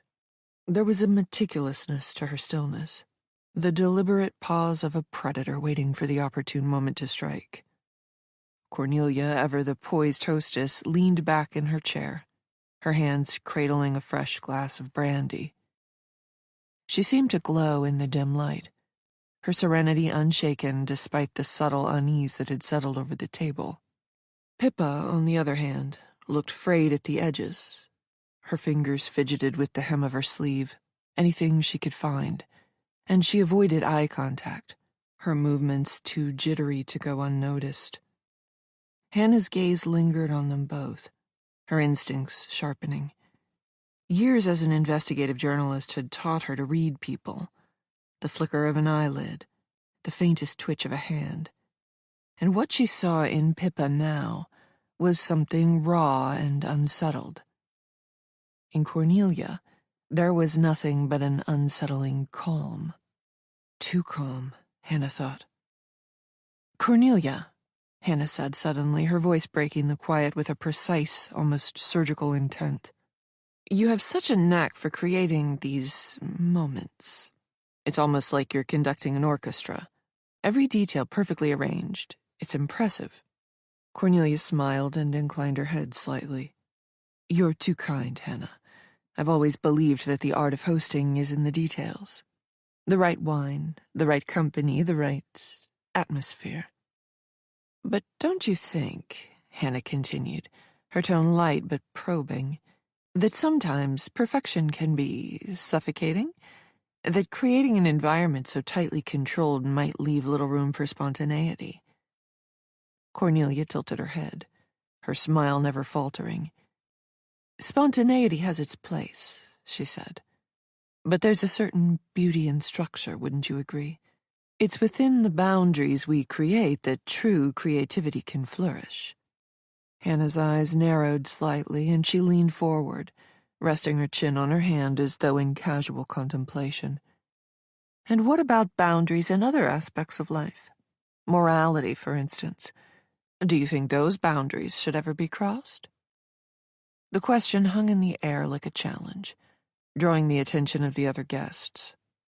Kennedy glanced between Hannah and Cornelia, her expression wary. Annie's brow creased, and even Pippa seemed to freeze. Cornelia, for her part, remained utterly composed. She regarded Hannah with something almost like amusement, as though indulging a precocious child. "Morality is such a fascinating subject, isn't it?" she said, her voice smooth. "It's so often shaped by context. What seems unthinkable in one situation can become utterly reasonable in another. Theft, murder, adultery, all immoral pastimes." "You mean like crime? Although I wouldn't say adultery comes under that heading, so I'm surprised you included it," Hannah pressed, her tone deceptively casual. "Although some people would argue that even the most heinous acts can be justified under the right circumstances. What do you think?" Cornelia's smile deepened, and she took a slow sip of her brandy before replying. "I think," she said, "that justification is a slippery slope. But then again, history is filled with examples of individuals who've been lauded for actions others might have condemned. Perhaps the real question isn't whether something is right or wrong, but whether it's necessary." The room seemed to hold its breath, the firelight dancing across the guests' faces. Pippa shifted in her seat, her hands fidgeting nervously in her lap. Hannah's gaze flicked toward her briefly, noting the movement before returning to Cornelia. "Necessary for whom?" Hannah asked, her voice low but firm. "The individual? Society? Or just the person who stands to gain the most? Cornelia's laugh was soft, almost musical. That depends entirely on perspective, doesn't it? She said. One person's necessity is another's indulgence. Lies, subterfuge. Perhaps we are all guilty of that at some time in our lives. Maybe we tell ourselves that our actions, no matter how unsavory, are for the greater good. And what do you mean by that? Hannah was becoming impatient and irritated by Cornelia's dance. For example, one could embark on an affair and convince yourself that your lover wouldn't be in your bed if they were unhappy. Or from another perspective, maybe your lover thinks that his or her affair is the salve for their marriage. The excitement of illicit liaisons allows them to bear the drudgery of marriage and family life.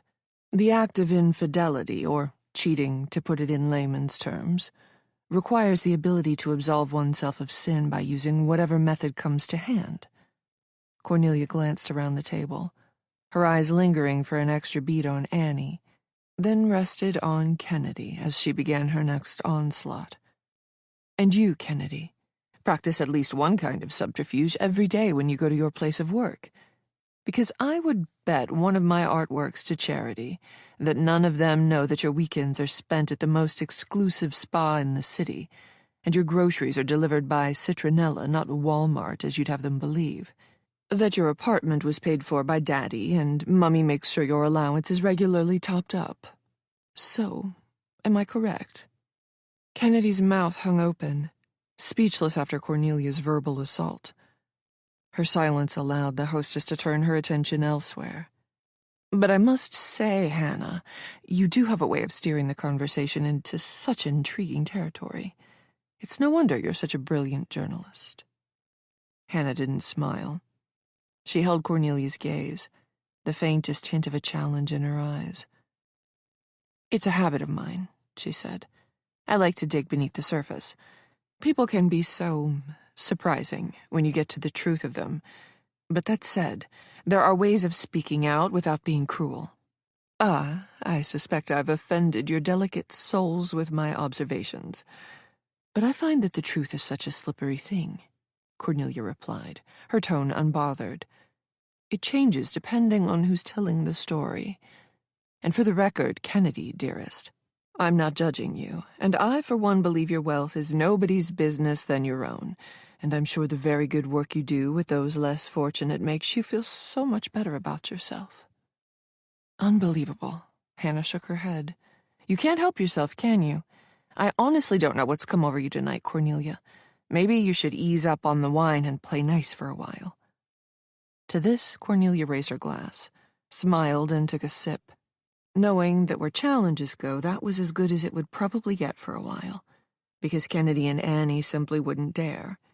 If they had any sense, from the beats she'd already given, they knew she was on to them, and one word could result in verbal carnage.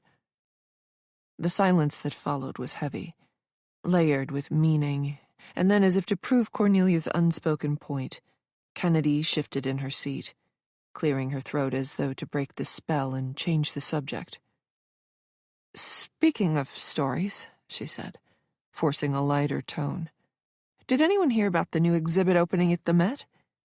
The conversation reluctantly followed her lead, the tension easing slightly as the guests murmured about art and cultural events.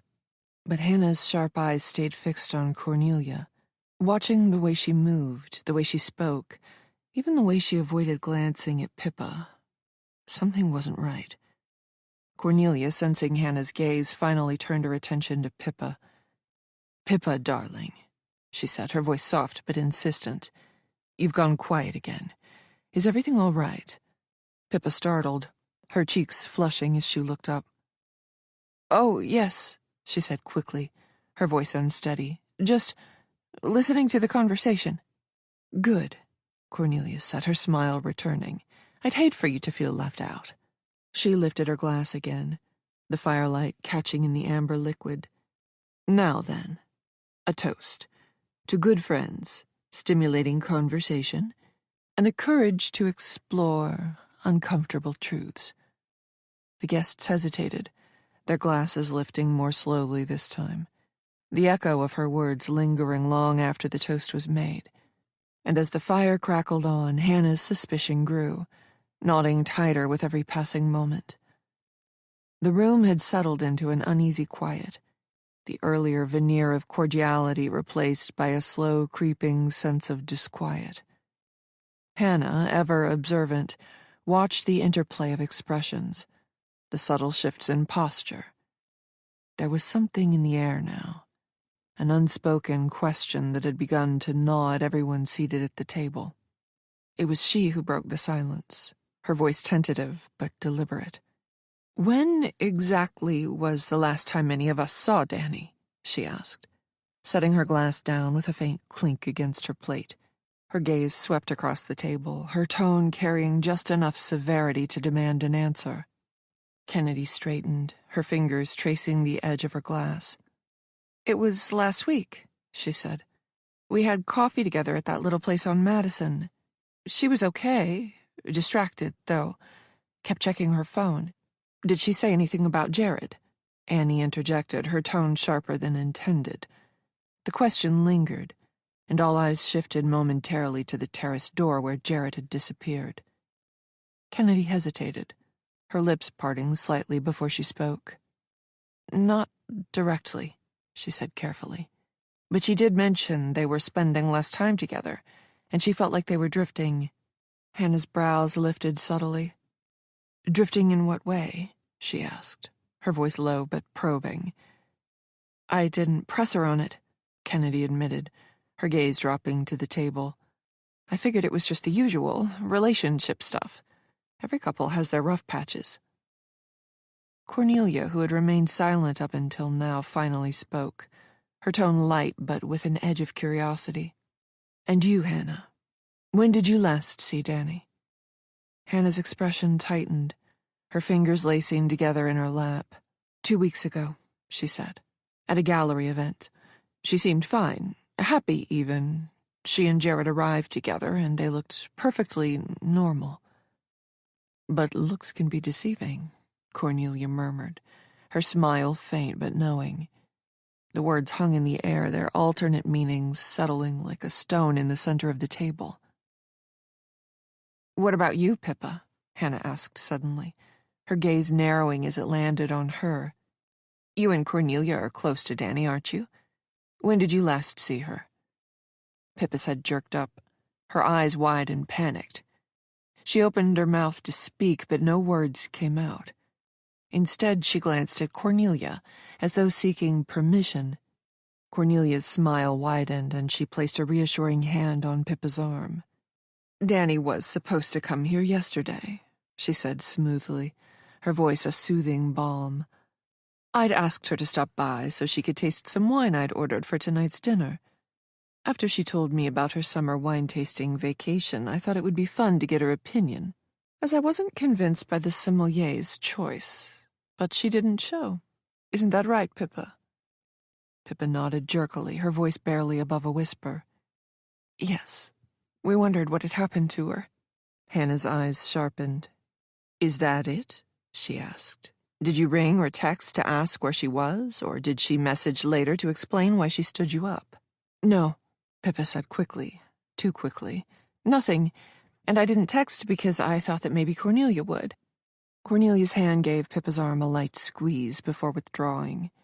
"Danny's always been a free spirit," she said with a faint laugh. "She probably got caught up in something that young people do, and I didn't want to pester. I did expect her to message or ring this morning, but I've been so busy it slipped my mind until tonight, and once again, she's a no-show." When Pippa stood and pushed back her chair before fleeing the room, her abrupt exit became a sobering moment that Hannah took control of. "Annie, perhaps you should give her a call, check she's okay." Hannah spoke quietly, her gaze locked onto Cornelia's. "Best to check. And until we know she's okay, maybe you should quit making assumptions, because from where I'm sitting, you're insinuating Danny is rude and flaky, and it's not a cool look, Cornelia. The city can be a dangerous place, and we need to look out for each other." The air in the room seemed to freeze. Cornelia's smile didn't falter, but there was a flicker of something colder in her eyes as she met Hannah's gaze. "That's quite an accusation," Cornelia said softly, her voice carrying just enough steel to make the words cut. I have nothing but admiration for Danny. She's a dear friend, and actually, I was simply trying to ease everyone's concerns. But I accept. I find it rude if people snub an invitation without explanation. It's how I am. Are you really easing concerns, though? Hannah pressed, her tone deceptively mild. Enough, Kennedy interjected, her voice firm. This is getting ridiculous. Danny's not a child. She'll turn up when she's ready. Let's not ruin the evening with baseless speculation and sniping. Otherwise, I think I'll call it a night and go home. There were murmurs of agreement, and the tension at the table eased slightly as the conversation shifted. But Hannah remained quiet, her mind working furiously. Something about Cornelia's demeanor didn't sit right with her. And Pippa was unraveling before her eyes, her nervous energy barely contained. It was then that Hannah made a silent vow.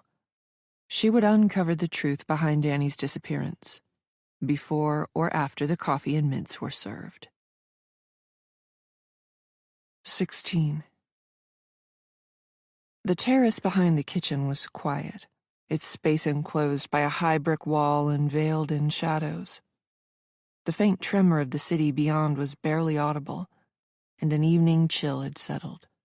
Cornelia stepped out first, the heels of her shoes clicking softly against the tiled floor, her breath a visible plume in the crisp air. She leaned casually against the wrought iron railing, her silhouette sharp against the dim glow of the city lights. Pippa followed hesitantly, her movements jittery, like a moth caught in a web. Jared was nowhere to be seen, which left the two of them alone. Cornelia lit a cigarette, the flare of the lighter momentarily illuminating her face. She took a long drag, exhaling a stream of smoke that curled upward and disappeared into the night. Her eyes, steady and cold, fixed on Pippa, who was pacing back and forth, her arms wrapped tightly around herself. You made a scene, Pippa, Cornelia said finally, her tone measured, almost bored. Do you think no one's noticed how you've been fidgeting all evening? They're not blind, you know. And as for storming out like that, what were you thinking? Pippa stopped mid-step, her eyes wide and frantic. I had to get some air. I can't do this, she whispered, her voice cracking. I can't. I feel like I'm going to be sick. Cornelia's gaze didn't waver. She took another drag from her cigarette, her lips curving into a faint, sardonic smile. You've already done it, darling, she said, her words laced with venomous sweetness. There's no undoing it now. So I suggest you pull yourself together before you ruin everything. Pippa's hands trembled as she clutched the edge of the railing, her knuckles white. They keep asking about her, she said, her voice barely audible. Annie and Hannah, everyone. What if they figure it out? What if they know? They know nothing, Cornelia replied sharply, her tone cutting through Pippa's panic like a blade. And they won't, if you keep your composure. But if you keep falling apart like this, you might as well hand them the answers on a silver platter. Pippa's breath hitched, and she looked at Cornelia with a mix of desperation and fear. I didn't think it would be like this, she said, her voice trembling. I thought it would be easier. But I can't stop thinking about her, about what we did. Cornelia stepped closer to the terrace railing and focused on the city below as she said, It's such a long way down, isn't it? I often imagine what it would be like to go over the edge, free-falling to the ground. I wonder what would go through one's mind before hitting the ground. Pippa's eyes were so round, her eyelids hurt, and it felt like her eyeballs would pop out of their sockets any minute, which, going by the sadistic smile, pleased Cornelia no end. Stepping toward Pippa, her presence commanding and unyielding, she placed a hand on her shoulder, her grip firm, almost painful. Listen to me, she said, her voice low and steady. You're not thinking about her. You're thinking about yourself, about your guilt, your fear, and that's what will destroy you if you let it. Pippa's eyes filled with tears, but she blinked them away, nodding shakily. I just don't know if I can keep pretending, she said. Cornelia's smile returned, cold and calculating. Oh, but you can, she said, and you will, because you don't have a choice. Do you understand me? Pippa barely managed a nod. Cornelia managed a loud tut. You're thinking too much, she said, her voice slicing through the silence. Cornelia turned slightly, her eyes catching Pippa's, the glow of the cigarette illuminating her face in brief, flickering flashes. I can see it. That's your problem, Pippa. You overthink everything. Pippa opened her mouth to respond, but no words came. Her throat felt tight, constricted by the weight of her own guilt and fear. Cornelia stepped closer, the sharp click of her heels on the tile punctuating the quiet. She placed a hand on Pippa's shoulder, her grip firm, almost possessive. You're letting your imagination run wild, she said, her tone soft but insistent. There's nothing to worry about. Everything is under control. But what if... Pippa began, her voice trembling. No. Cornelia cut her off, her grip intensifying. No what-ifs. Not tonight, not ever. Do you understand me? Pippa nodded shakily, her eyes welling with tears she refused to let fall. Cornelia's hand moved from her shoulder to her chin, tilting her face upward until their eyes met. You owe me, Pippa, Cornelia said, her voice low and almost tender. And I've never asked for anything in return. Not really. But tonight, I need you to be strong. I need you to trust me. The words wrapped around Pippa like a vice, its teeth closing until she could barely breathe. She nodded again, more firmly this time, and Cornelia released her with a satisfied smile. Good, Cornelia said, stepping back and flicking her cigarette over the railing. Now, go inside and fix yourself a drink. Smile. Be charming. Leave the rest to me. Pippa swallowed hard, her throat constricting. Okay, she whispered. Good, Cornelia said, releasing her grip and stepping back. She flicked the remains of her cigarette over the railing, watching as the glowing ember disappeared into the darkness below. Pippa hesitated, her body rigid, before nodding again. She wiped at her cheeks, though no tears had fallen, and straightened her posture. Without another word, she turned and stepped back toward the door, her movements robotic but resolute. Cornelia lingered for a moment, her eyes sweeping over the city skyline. A faint smile played at her lips as she reached into her pocket for another cigarette. The game was still hers to control, and she intended to keep it that way. Pippa stood motionless on the other side of the glass. The door had closed behind her. Cornelia hadn't moved. She remained poised by the railing, her silhouette sharp against the dim glow of the city, another cigarette now balanced between her fingers. She exhaled a slow, steady stream of smoke, the air around her curling. Pippa's mind wandered. No, it spiraled. The trauma of the evening, of everything she'd done, and the performance she had to keep up was too much. Yet, as always, her thoughts drifted back to Cornelia, the woman who had saved her once, and now seemed to own her entirely. It had been years ago, in the early heady days of their friendship. Pippa had been younger, naive in a way that Cornelia had found both amusing and useful. They had been at some gala, one of those overwrought charity events where the wine flowed too freely, and the room swelled with the self-congratulatory air of New York's elite. Pippa had said something, she couldn't even remember what now, some careless comment about the host's gaudy choice of decor, and it had been overheard by exactly the wrong person. The fallout was swift, a tidal wave of whispers and side-eyed glances that threatened to drown her entirely.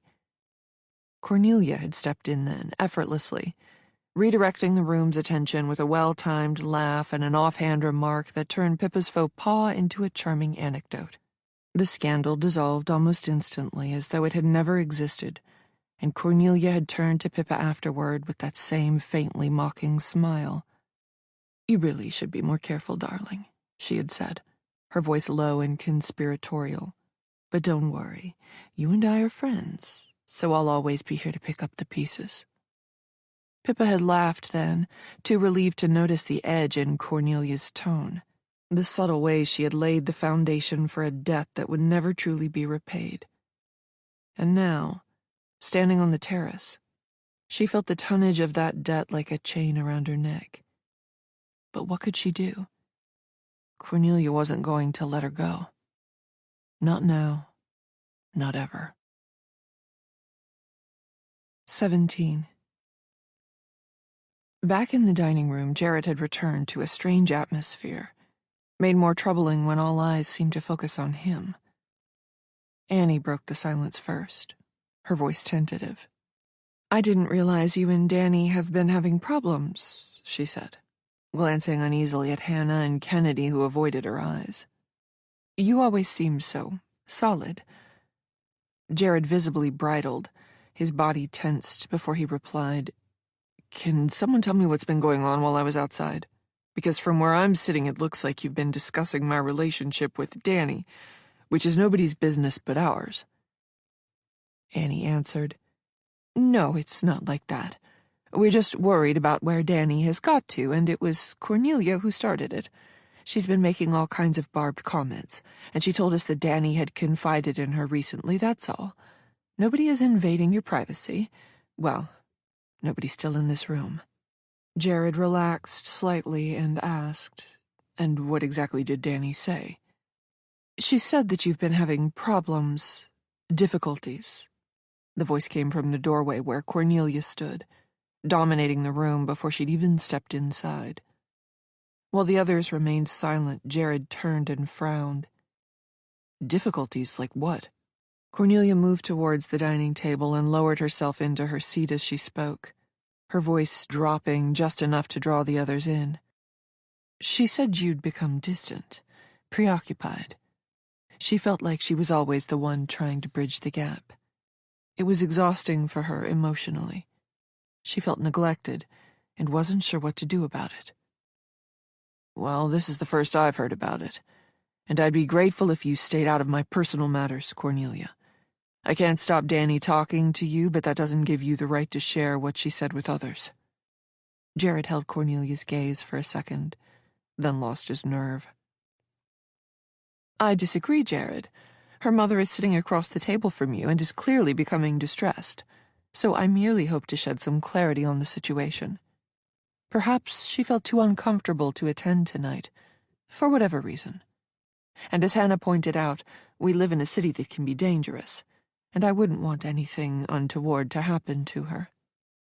"I agree," Annie blurted, "because I've just called her again and I think her phone is switched off. So I sent a message, and that's not even been delivered. I'm getting worried, Jared, so please, if you know anything or where she may be, please say, if only to settle my mind." Annie's voice held a hint of a tremor, and her eyes had become glassy. "Don't you think I want to know where she is too? I've been calling her repeatedly while I was outside, and nothing. But if you must know, we have been experiencing problems, and yes, we have drifted lately, but I'm busy with work and I can't be in two places at once." Annie huffed. "Well, how very caring of you. Just because he's busy doesn't mean he's a bad person," Kennedy interjected suddenly. Her tone was defensive, her posture rigid. "Relationships are complicated. Danny wasn't perfect either." As if realizing she'd spoken out of turn, Kennedy then slumped back in her chair and tried to make herself invisible. Jared's face darkened, and he crossed his arms over his chest as he stood behind his chair. "Exactly," he said, his voice low and tight. "It wasn't all on me. Danny had her flaws, too. She could be demanding, and stubborn as hell when she wanted to be." Cornelia's eyes gleamed, her smile faint as she watched the interplay. "I'm sure she could be," she said, her tone almost soothing. "But that's what made her so dynamic, don't you think? She had such a spark. It's a shame to think that spark may have been dimmed. Jared's jaw tightened and he gripped the back of his chair. If you're implying I had anything to do with her disappearance, you're way off base, he said, his voice rising slightly. Oh, no one's implying anything, Cornelia said quickly, her hands raised in mock surrender. I'm simply relaying what Danny herself shared with me. She was struggling, Jared. I'm sure you were too. These things are rarely one-sided after all. But it's very interesting that Kennedy chose to defend you. Then again, perhaps she's just playing devil's advocate. Is that right, Kennedy? Kennedy managed a nod, then a rather large glug of her wine. The tension in the room thickened, the guests exchanging uneasy glances. Hannah, however, seemed unfazed. She leaned back in her chair, her sharp gaze fixed on Cornelia. You seem to know a lot about their relationship, Hannah said, her tone cool, almost too much. Cornelia's smile didn't waver. Danny confided in me, she said simply. I suppose she felt comfortable sharing things with someone who wasn't directly involved. Jared exhaled sharply, dragging a hand through his hair. This is ridiculous, he muttered. You're all sitting here speculating about my relationship like it's some kind of soap opera. Danny's gone and none of us know why. But I loved her, and whatever issues we had, we could have worked through them. Cornelia tilted her head, her expression unreadable. Love is such a complicated thing, isn't it? She mused. It can make us do such irrational things, like use the past tense when we are explaining ourselves and, may I add, talking about someone who hasn't showed up to the party. The words hung in the air, their inference palpable. Jared glared at her, his frustration barely contained, while Kennedy stared down at her plate, her lips pressed into a thin line. The other guests exchanged nervous glances, the earlier ease of the evening now a distant memory. Just then, Mrs. Winston appeared in the doorway, her hands clasped in front of her pristine white apron. Her round, rosy face beamed with practiced cheer, though her eyes darted nervously around the room as if sensing the tension. Excuse me, she said, her voice warm and tinged with a slight Irish lilt. I thought I'd let you know that the main course will be served shortly. The exotic cut of meat you selected, Mrs. Langford, has been roasted to perfection. It's resting now, just as you instructed. Cornelia's smile brightened, and she inclined her head graciously. Thank you, Mrs. Winston. I trust it will be as exquisite as always. Oh, I've no doubt, Mrs. Winston said with a small laugh, though her hands fidgeted slightly with her apron. You've such a knack for selecting the finest ingredients.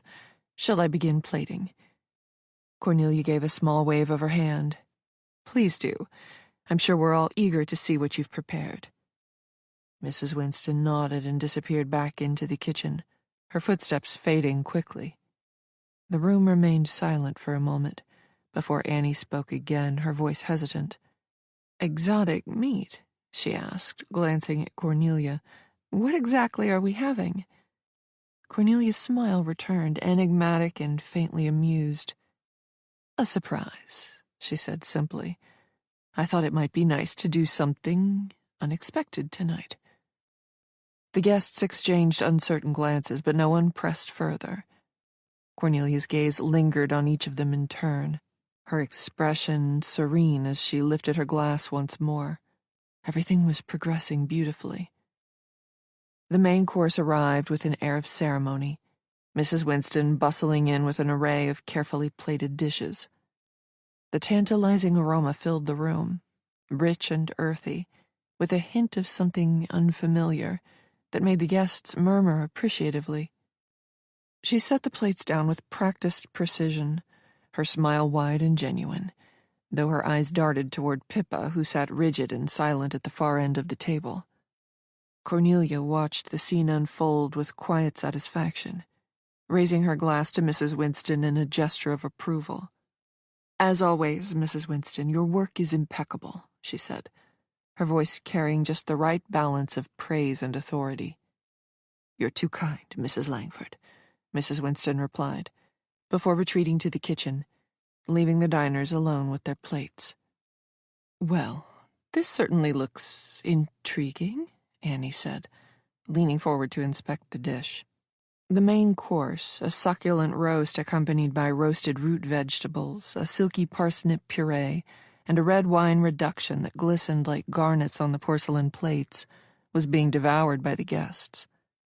"This is magnificent," Jared said, breaking his silence.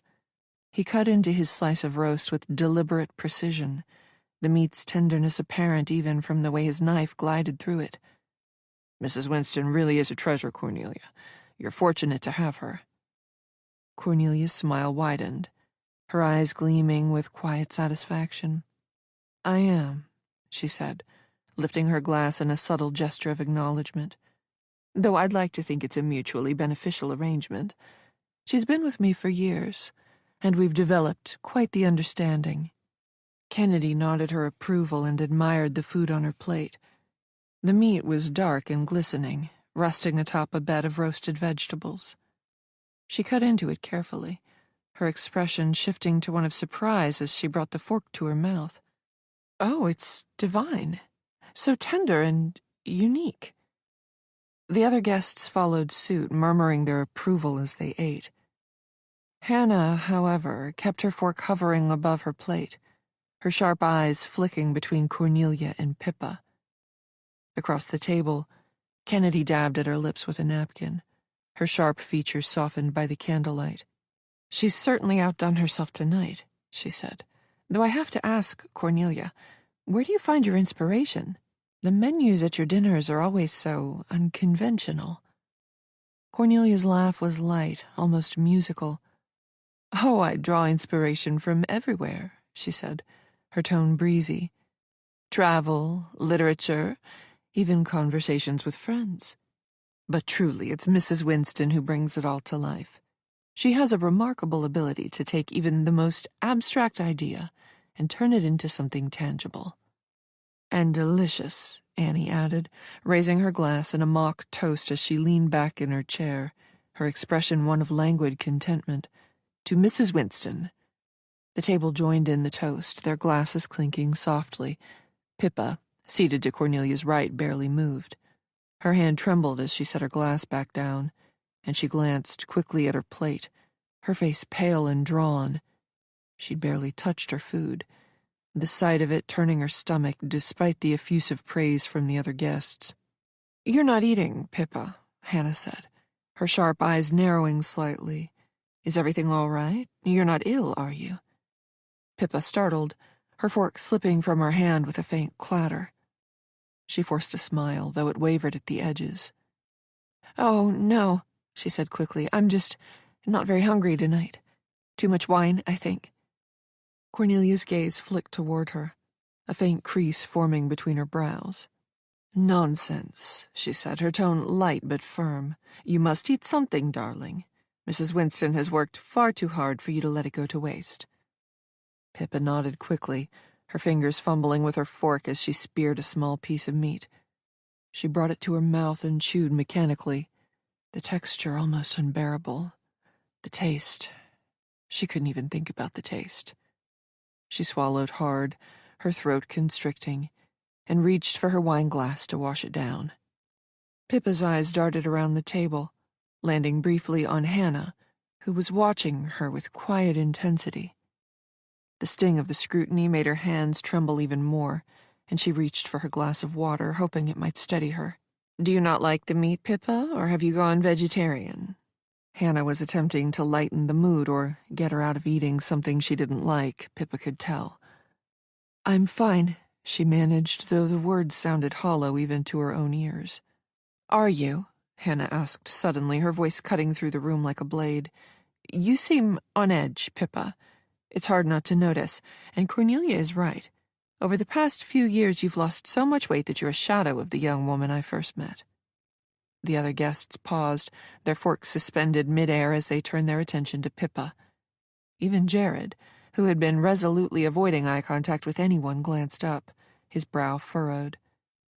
"It's just been a long day," Pippa said quickly, her words tumbling over one another. "I'm fine, really, and I've been Going to the gym lots and fasting. It's what everyone is doing. Cornelia's gaze lingered on her for a moment longer before she turned to Hannah, her smile cool and composed. And Pippa's been under a lot of stress lately, she said smoothly. Work matters. She's always been sensitive, haven't you, dear? Pippa's cheeks flushed, and she looked down at her plate, her appetite now entirely non-existent. Hannah, however, wasn't satisfied. She set her fork down deliberately, leaning back in her chair as she studied Cornelia. Stress has a funny way of manifesting, doesn't it? Hannah said, her tone casual but her eyes sharp. Sometimes it makes us act differently, even irrationally. Cornelia's smile didn't falter. Oh, I agree, she said. But that's why it's so important to have a strong support system. People you can rely on to keep you grounded. Hannah's gaze flicked to Pippa, then back to Cornelia. And you're that support for Pippa, aren't you? She asked, her voice laced with something that might have been accusation. Cornelia raised her glass, her smile widening. I'd like to think so, she said. After all, what are friends for? The tension at the table grew palpable, the unspoken questions swirling like smoke. Pippa's hands were now clenched in her lap, her nails digging into her palms as she fought to keep herself together. As the guests returned to their meals, their conversations hesitant and stilted, Pippa remained frozen, her mind racing. She couldn't shake the feeling that everyone was watching her, waiting for her to slip. And the way she felt, it was only a matter of time. 18. The dining room crackled with an undercurrent of tension that no amount of candlelight or fine wine could mask. Cornelia watched Pippa closely, her eyes narrowing with a mixture of irritation and curiosity. The younger woman was unraveling. Pippa's fork lay untouched beside her plate, and her hands rested awkwardly in her lap, fingers twisting the fabric of her napkin into tight knots. Her face was pale, and the faint sheen of perspiration on her forehead betrayed her growing discomfort. Cornelia tilted her head slightly, her lips curving into a faint smile that didn't quite reach her eyes.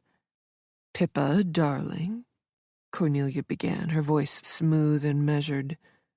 Are you quite all right? Pippa's head snapped up, her wide eyes meeting Cornelia's. I'm fine, she stammered, her voice barely above a whisper. Just a little tired, that's all. Cornelia's smile widened, though there was an unmistakable sharpness to it now. Tired? Oh, come now, Pippa. You're among friends. Surely you can summon the energy to join the conversation? The words were light, almost playful, but Pippa felt them on her, pinning her in place. She glanced nervously around the table, catching Hannah's watchful gaze and Annie's concerned frown. Jared and Kennedy were speaking in hushed tones, their heads bent close together, but even they seemed attuned to the growing tension. I'm fine, Pippa repeated, her voice trembling. She reached for her water glass with shaking hands, taking a small sip as if it might steady her. Cornelia's smile faltered for the briefest of moments, and her eyes darkened. She leaned forward slightly, her elbows resting elegantly on the table. You're not convincing anyone, you know, she said softly, her voice carrying just enough menace to make Pippa's breath catch. And I think you know how much I detest falsehoods. Pippa couldn't speak. Her throat felt constricted, as if an invisible hand were closing around it. Cornelia's gaze was unrelenting, a predator sizing up its prey, and Pippa felt the heat of it burning into her skin. Perhaps, Cornelia continued, her tone lighter now, almost teasing, you're worried about something. Pippa's eyes darted to the other guests, but no one seemed willing to intervene. Hannah's brows furrowed slightly, as if she sensed there was more to this exchange than met the eye, but she remained silent. Cornelia had mastered the art of public chastisement, disguised as casual conversation, and no one was brave enough to challenge her. "I'm just overwhelmed," Pippa managed at last, her voice thin and unsteady. "It's been a long day." "Nonsense," Cornelia said briskly, waving a hand. "You've always been such a resilient creature. I remember that time in St. Bart's when the storm stranded us for 3 days. You didn't complain once. Surely tonight's little gathering isn't enough to rattle you." The reminder of that trip, a memory laden with private humiliations that Cornelia had glossed over with charm, made Pippa's stomach churn. She clenched her fists beneath the table, willing herself to hold it together. Cornelia was testing her, pushing her, and she knew exactly why. While everyone continued to eat, Pippa couldn't help but wallow in the memory of the trip to St. Bart's. The sun was relentless, burning down on the pristine white sand and glinting off the turquoise waves. Pippa adjusted the straps of her swimsuit, self-conscious in a way she hadn't been in years.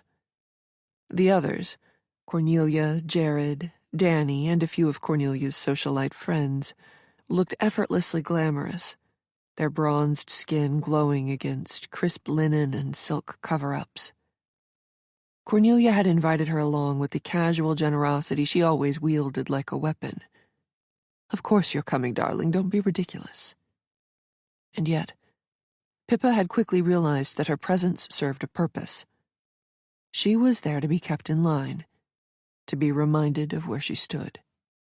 The first sign had come on their second day, when they lounged on a private yacht. Pippa had been sipping champagne, lulled by the gentle rocking of the sea, when Cornelia turned to her with a bright, sharp smile. "I told Margot to mix your cocktail extra strong," Cornelia said, "just loud enough for the others to hear. You get so delightfully loose when you're a little tipsy." Pippa had laughed along with the group, but her stomach twisted. Loose. The way Cornelia said it dripped with implication, a subtle reminder of past nights when Pippa had let things slip. Her feelings, her fears, her desperate need for Cornelia's approval. By the third night, Pippa had started pulling back, recognizing the pattern. Cornelia had been treating her like a well-trained pet, alternating between affection and casual cruelty, on a human version of a tight leash. But it was the last night of the trip that left a permanent mark. The beach bonfire was in full swing. Cornelia, effortlessly radiant in a silk slip dress, had orchestrated a drinking game, something absurd and childish, but with an edge. They went around the circle, each person having to answer a question or take a shot. "All right, Pippa," Cornelia said, reclining against a lounge chair, her gaze gleaming with something unreadable. "Tell us about the most humiliating thing you've ever done for love." The group laughed, but Pippa froze. She knew. Cornelia knew. It was a test, a power play. For a moment, Pippa considered lying. She could make something up. Some stupid high school crush story, some harmless anecdote. But Cornelia was watching her, expectant. If she lied, Cornelia would punish her for it later, in the way only she could, cutting her off, icing her out, reminding her exactly where she stood in their hierarchy. So, Pippa told the story. About the time she had waited outside an ex-boyfriend's apartment in the rain, too embarrassed to call him, but too desperate to walk away. She's returned, her suitcase repacked, her speech rehearsed, where she would tell him she didn't believe the rumors and she'd acted hastily, throwing her clothes into a heap on the bed as she wept and told him he'd broken her heart. About the moment he finally emerged with another girl on his arm, her sister of all people, glancing at her with something like pity, before shutting the door in her face. The result had been a descent into depression and a spell at a private clinic paid for by her worried parents who couldn't cope with the family fallout. Pippa had never got over it. The walk back to her parents' home, drenched, distraught, and her cheeks burning with shame and humiliation. The group laughed, though a few of them hesitated. Jared, sitting across from her, looked vaguely uncomfortable. But Cornelia? Cornelia beamed. "Oh, sweetheart," she cooed, lifting her drink in a mock toast. "That is truly tragic, but I promise you, I will put it right." Pippa smiled, but her insides were on fire. That was the moment she realized. Cornelia had done this deliberately. She had chosen that question, knowing exactly how it would unravel her. What she didn't expect was that Cornelia would come good on her promise. And months later, via the gossip grapevine, Pippa learned that her ex had been sacked from his top job at Tiffany after accusations of sexual misconduct were made by a female member of staff. And her sister had left him high and dry when his excuses and money ran out. Pippa hadn't known whether to be scared or grateful, especially when Cornelia reminded her that she expected revenge to be repaid in loyalty. And now, sitting at the table in the present, with Cornelia watching her, testing her once again, Pippa's fists curled beneath the table. She would not let her win. Not this time. Somehow, she had to find the courage to speak out and break this cycle of abuse. Yes, that's what it was. And Pippa had had enough. Cornelia leaned back in her chair, satisfied with Pippa's silence. But there was a flicker of something behind her composed facade, an unease she couldn't quite suppress. Pippa's visible distress was a liability, and for the first time Cornelia felt the faintest tremor of discomfort. She prided herself on control, on her ability to orchestrate every moment to her advantage. Yet now, with the evening teetering on the edge of something wonderful, she couldn't shake the feeling that she was losing her grip on Pippa. "You know," Cornelia said, leaning over, her voice suddenly softer, almost coaxing, "if you need to take a break, perhaps have a little lie down, then just say. I wouldn't want you ruining the night, do you understand?" Pippa forced a nod, her heart pounding in her chest. Yes, I understand," she whispered. Cornelia's eyes narrowed, searching Pippa's face for any sign of defiance. Finding none, she relaxed slightly, though the edge in her gaze remained. "Good," she said, her tone firm. As the other guests resumed their muted conversations, Cornelia reached for her glass and took a long sip, her composure fully restored. But as she set the glass down, her fingers trembled ever so slightly, a subtle betrayal of her own unease. The game was still hers to control, but the pieces were beginning to shift. And for the first time, thanks to Pippa being a weakening link, Cornelia wasn't entirely sure of the outcome. The muffled clinking of glasses and the low murmur of conversation faded into the background as Pippa stared blankly at her untouched plate. Cornelia's words still hung in the air. Act normal, stay composed.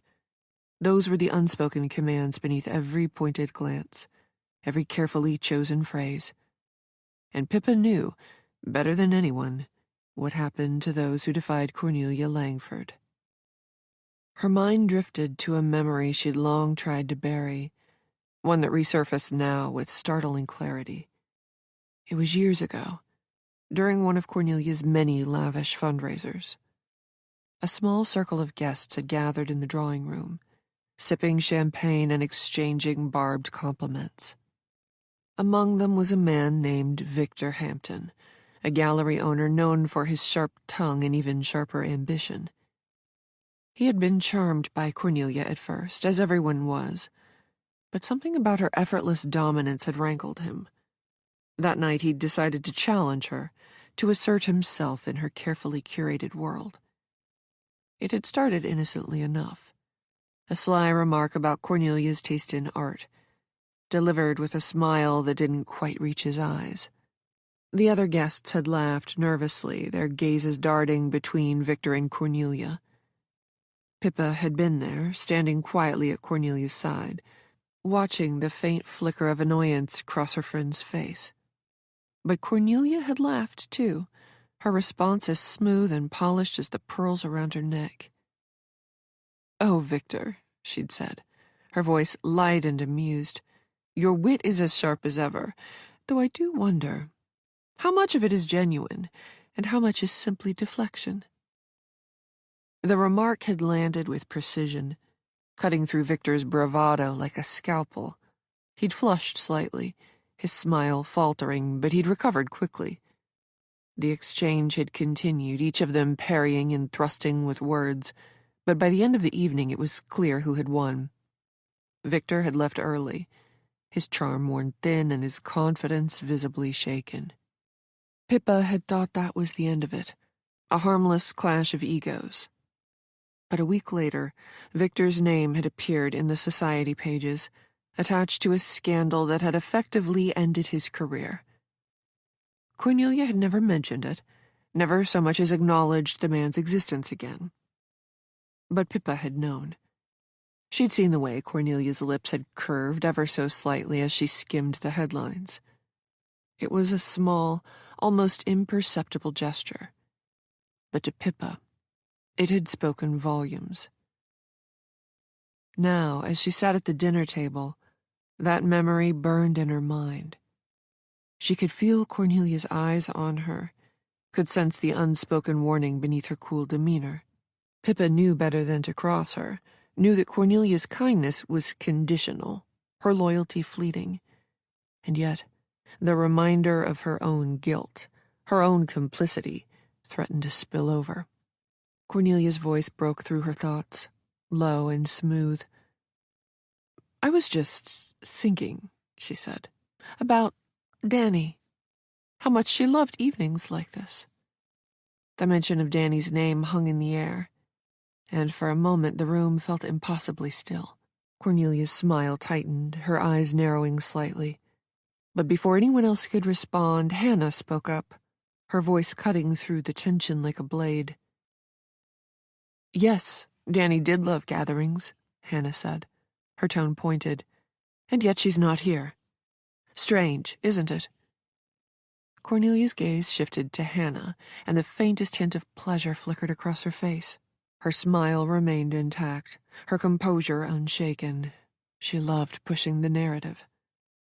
"Strange indeed," she said lightly, "but I'm sure she has her reasons. Danny was always unpredictable." Pippa's hands trembled beneath the table, her nails digging into her palms. She felt trapped, caught between her fear of Cornelia and the growing suspicion of the other guests. Why was she doing this? Constantly reminding them of Danny's absence. She'd had her sick thrill, got her kicks from murdering someone in cold blood in front of an audience and doing Christ only knew what with them afterwards. She glanced at Hannah, who was watching Cornelia with sharp, probing eyes, and then at Jared, who sat stiff and silent. Cornelia leaned back in her chair, her fingers drumming lightly against the stem of her glass. "Oh well," she said, her tone brisk. "Shall we move on? There's no sense dwelling on what we can't change." The other guests hesitated, their unease palpable, but eventually the conversation resumed, tentative and fragmented. Pippa forced herself to join in, her voice thin and brittle, her words carefully measured.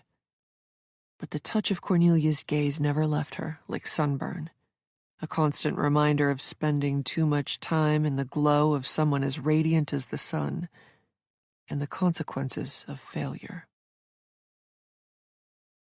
19.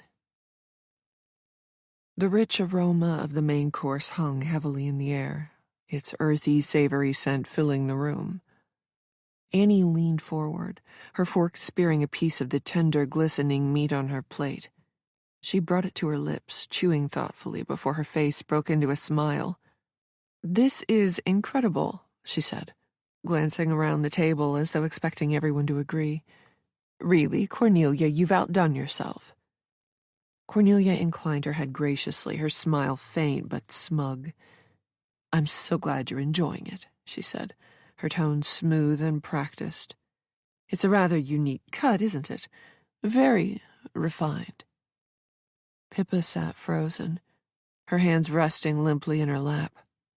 Her plate remained untouched, the food before her an unbearable presence. She couldn't look at it, couldn't bring herself to even pick up her fork. She had this dreadful feeling that, no, it was impossible. But her chest felt tight, her breath coming in short, shallow gasps as the walls seemed to close in around her. Annie took another bite, her expression rapturous. "I don't know what it is, but it's divine," she said. "The texture, the flavor, it's like nothing I've ever had before." Pippa couldn't believe that Annie had pushed the subject of her absent daughter aside and instead stuffed her face with whatever was on her plate.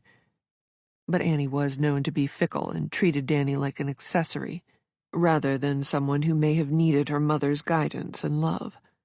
Cornelia often said that Annie only had a baby, and just the one at that, to prove she could do it, tick a box and keep her wealthy husband happy, and to make Cornelia jealous, that Annie had something she didn't. It was pathetic, all of it. Pippa was starting to despise everyone around the table, most of all Cornelia. Her fingers curled into fists beneath the table, her nails biting into her palms. A tremor began in her shoulders, subtle at first, but it quickly spread through her body until she was shaking uncontrollably. She clenched her jaw, willing herself to stop, to keep it together. But the effort only made it worse. Her breath hitched, and she felt a cold sweat break out across her forehead. Cornelia noticed immediately, her sharp eyes flicking to Pippa with a mixture of annoyance and concern. "Pippa, dear," she said, her voice cutting through the room. "Are you feeling all right? You've gone terribly pale." The other guests turned their attention to Pippa, their expressions ranging from mild concern to outright curiosity. Hannah, seated across from her, studied her with quiet intensity, her gaze narrowing as she noted the tremors and the sheen of perspiration on her face. I'm fine," Pippa stammered, though her voice was thin and brittle. She forced a weak smile, but it faltered almost immediately. "Just a bit lightheaded. Must be the wine." "You've barely had a sip," Hannah observed, her tone casual but her eyes sharp. Pippa's stomach churned, and she pushed back her chair abruptly, the legs scraping loudly against the floor. "Excuse me," she mumbled, rising unsteadily to her feet. "I just need a moment." Cornelia's smile tightened, and she leaned forward slightly, her tone laced with concern. "I think you should sit down. Perhaps a bit of food would help." "No," Pippa said quickly, shaking her head. "I'll be fine. I just need some air." Without waiting for a response, she turned and hurried toward the door, her movements jerky and uncoordinated.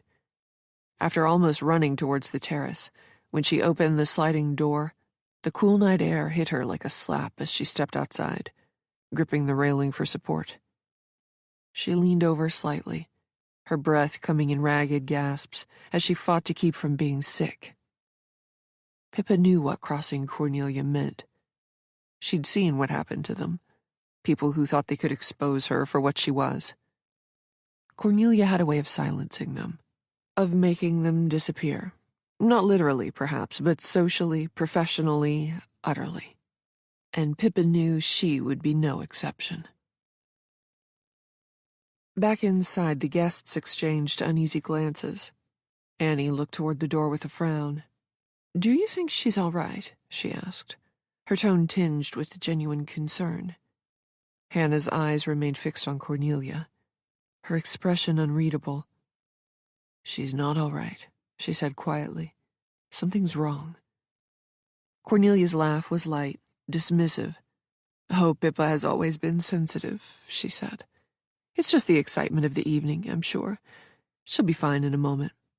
Hannah didn't respond, her gaze lingering on the terrace door.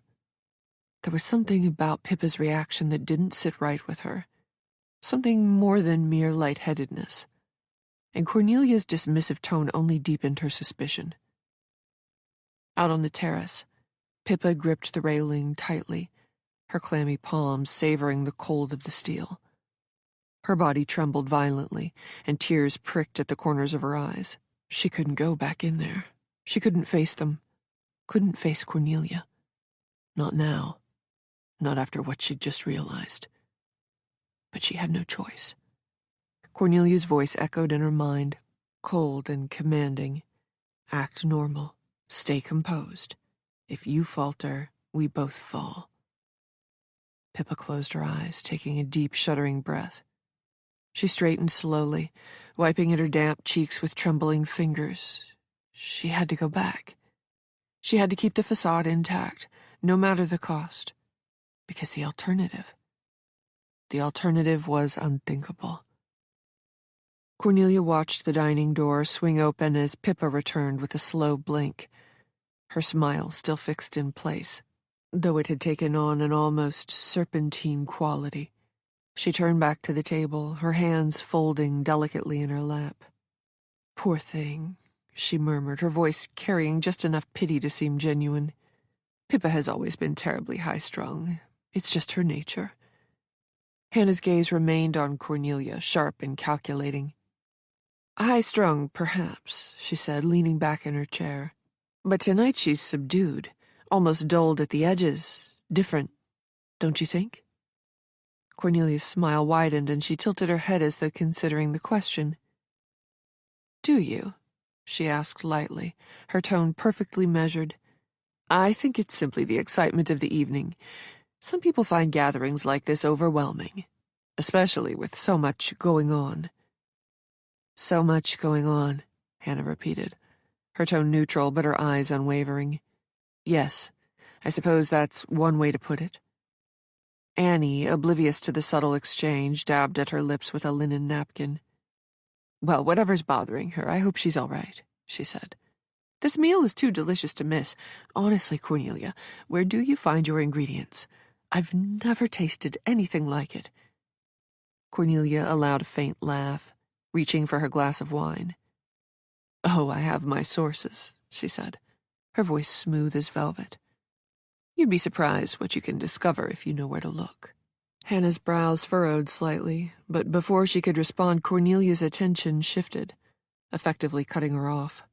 "Jared," she said, her tone bright and engaging, "you've been terribly quiet this evening. What's on your mind?" Jared looked up, startled, his fork frozen mid-air. "Oh, nothing," he said quickly, though the tightness in his voice betrayed him. "Just thinking about Danny, I suppose. Do you mind if I call her again, even though we're at the table?" Cornelia's expression softened, though her eyes remained calculating. "Of course," she said. "We're all thinking about her. It's only natural. You call, and then let's not let our worries overshadow the evening. She'd want us to enjoy ourselves, don't you think?" Jared nodded mutely, returning his attention to his phone, which he'd slipped out of his jacket pocket. Cornelia's gaze lingered on him for a moment longer, before she turned back to the table at large, expertly steering the conversation toward lighter topics. But beneath the surface, her mind churned. She wasn't concerned about Pippa leaving the table. No, Pippa's fear was too deeply ingrained, her dependence on Cornelia too complete.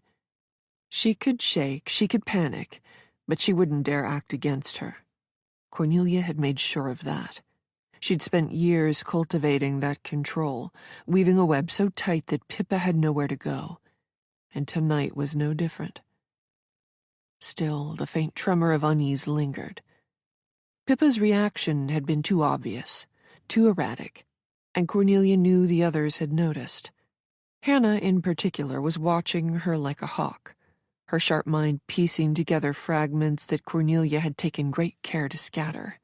It was irritating, to say the least, but then again, part of the challenge of the evening. Could she get away with murder, right under the noses of a specially curated audience? "Feeling better, darling?" Cornelia asked Pippa, her tone light and concerned. Pippa forced a nod, her voice catching slightly as she replied, "Yes, thank you. I just needed some fresh air." "Of course," Cornelia said, gesturing to her seat. You mustn't let your food get cold. It's far too exquisite to waste. Pippa picked up her fork with trembling hands, forcing herself to take a small bite of the untouched vegetables on her plate. Cornelia watched her closely, the faintest hint of satisfaction flickering across her face. Hannah's gaze lingered on the interaction, her sharp eyes narrowing slightly. But she said nothing, instead sipping her wine thoughtfully. Cornelia's smile remained firmly in place as she turned her attention back to the table. She could feel the undercurrent of unease, the questions lurking just beneath the surface. But for now, she was in control. 20. While Mrs. Winston cleared away the dishes, Cornelia had excused herself, and the remaining guests stretched their legs and chatted amongst themselves. By the window, Annie was on the phone to her husband, deep in conversation, relaying her concerns over Danny, asking him to keep calling her and if she turned up to let Annie know immediately. In a corner near the fireplace, Hannah and Kennedy sipped their wine and leaned toward each other, their voices low but urgent. "It's odd, isn't it?" Hannah murmured, her brow furrowed. She swirled the wine in her glass absent-mindedly, her eyes darting toward the dining table where Cornelia had sat, serene and composed. Danny just vanishes, and Cornelia acts as if nothing's happened. Kennedy nodded, her expression troubled. "I noticed that too. You'd think she'd be more concerned. Danny's not just a casual acquaintance. They were close for a while, or at least they seemed to be." "Exactly," Hannah said, her voice brittle, and the way she keeps brushing off any mention of Danny, it feels deliberate. One moment she's offended by her absence, making a point, and now she's steering the conversation away from her. Kennedy sighed, setting her glass down on the marble side table. "Do you think she knows more than she's letting on about where Danny might be?" Hannah hesitated, her fingers tapping lightly against the stem of her glass. "I don't know," she admitted, "but something about her demeanor tonight is unsettling. She's too composed, too in control. It's as if she's playing a role, and we're all just pieces on her chessboard." Kennedy glanced toward the dining table again, her gaze lingering on Pippa, who sat in silence, as Jared tapped out messages on his phone. "Do you think Jared knows anything?" Hannah asked, lowering her voice even further. "He's been acting strange all evening." Kennedy's lips pressed into a thin line. "He does look uncomfortable, but who wouldn't be? Cornelia hasn't exactly been a delight this evening, has she?" Hannah nodded. "I saw the way he clammed up when Cornelia brought up Danny earlier. And then there's the way he keeps avoiding eye contact with everyone. It's like he's terrified someone will ask the wrong question. I'm sure he's just as concerned as we are. And let's face it, I was squirming when Cornelia targeted me earlier, so I feel his pain," Kennedy said, her voice tinged with hesitation. "If he knows anything, I'm sure he'd have said, and bear in mind, her mother is here. He probably feels really awkward thanks to Cornelia blabbing about what Danny told her." Hannah tilted her head. "Okay, I won't say anything yet," she said softly. "If we push too hard, he'll shut down completely. And besides, if Cornelia is hiding something, we need to tread carefully. She's sharp, she'll see right through us." Kennedy crossed her arms over her chest. "So what do we do?" she asked. Hannah's gaze flicked back to Cornelia, who was now pouring herself another glass of wine, her movements slow and deliberate. "We watch," she said quietly. "We listen, and we wait for someone to make a mistake." At that moment, Cornelia returned to the room and took her place at the dining table where Jared sat stiffly, his hands clenched tightly around his glass. He'd barely touched his food, his appetite long gone. Immediately, Cornelia homed in on him, engaging him in conversation as Kennedy and Hannah returned to the table. The older woman's laughter rang out softly as she exchanged pleasantries with Jared, her tone as smooth as silk. But there was something in her posture, in the calculated way she moved, that set Kennedy's nerves on edge. Cornelia's laughter grated on his nerves, each carefully chosen word a reminder of how little control he had over the situation, how out of his depth he was, and how much he regretted his actions over the past few months, because he was sure they were going to catch up with him any time soon. "Any news from Danny, Jared?" Hannah said, her voice cutting through Cornelia's faux conversation like a blade. Hannah had turned her full attention on him, her smile sharp and knowing. "Is something on your mind, because you don't seem to be enjoying yourself?" Jared hesitated, his gaze flicking toward Annie and Kennedy, who were also watching him. He forced a smile, though it felt hollow. "Just tired," he said simply. "It's been a long day." "Of course," Cornelia said smoothly, lifting her glass in a mock toast. "You're a busy boy, aren't you? Lots of balls to keep in the air." Jared nodded, though his hands remained clenched. He could feel Hannah's and Kennedy's eyes on him, their suspicion palpable. He wanted to tell them the truth, to lay it all out in the open, but he couldn't. Not yet. Not with Cornelia watching his every move. "I do hope Mrs. Winston hurries up with the sorbet. I think we all need a little palate cleanser before dessert, don't you? To prepare us for my next serving of deliciousness." Cornelia smirked and gave Hannah an almost imperceptible wink. Hannah knew immediately that Cornelia had more to offer that evening than fancy French cuisine, but exactly what that was anyone's guess. Hannah sat quietly now, her gaze fixed on Cornelia, who was smiling, charming, but cold as marble beneath the surface. Something about her demeanor tonight, so calculated, so practiced, set Hannah's mind racing. It wasn't just the absence of Danny. It was the way Cornelia seemed to glide over every mention of her, redirecting attention with the precision of a surgeon's scalpel. Hannah swirled her wine absently, her thoughts slipping to a case she'd covered years ago. A young woman named Abigail Dunn had gone missing from an affluent Connecticut town. She had been the golden child of her social circle, and her disappearance had sent shockwaves through the community. The family, desperate and frantic, had plastered Abigail's face across newspapers and television screens, begging for any information.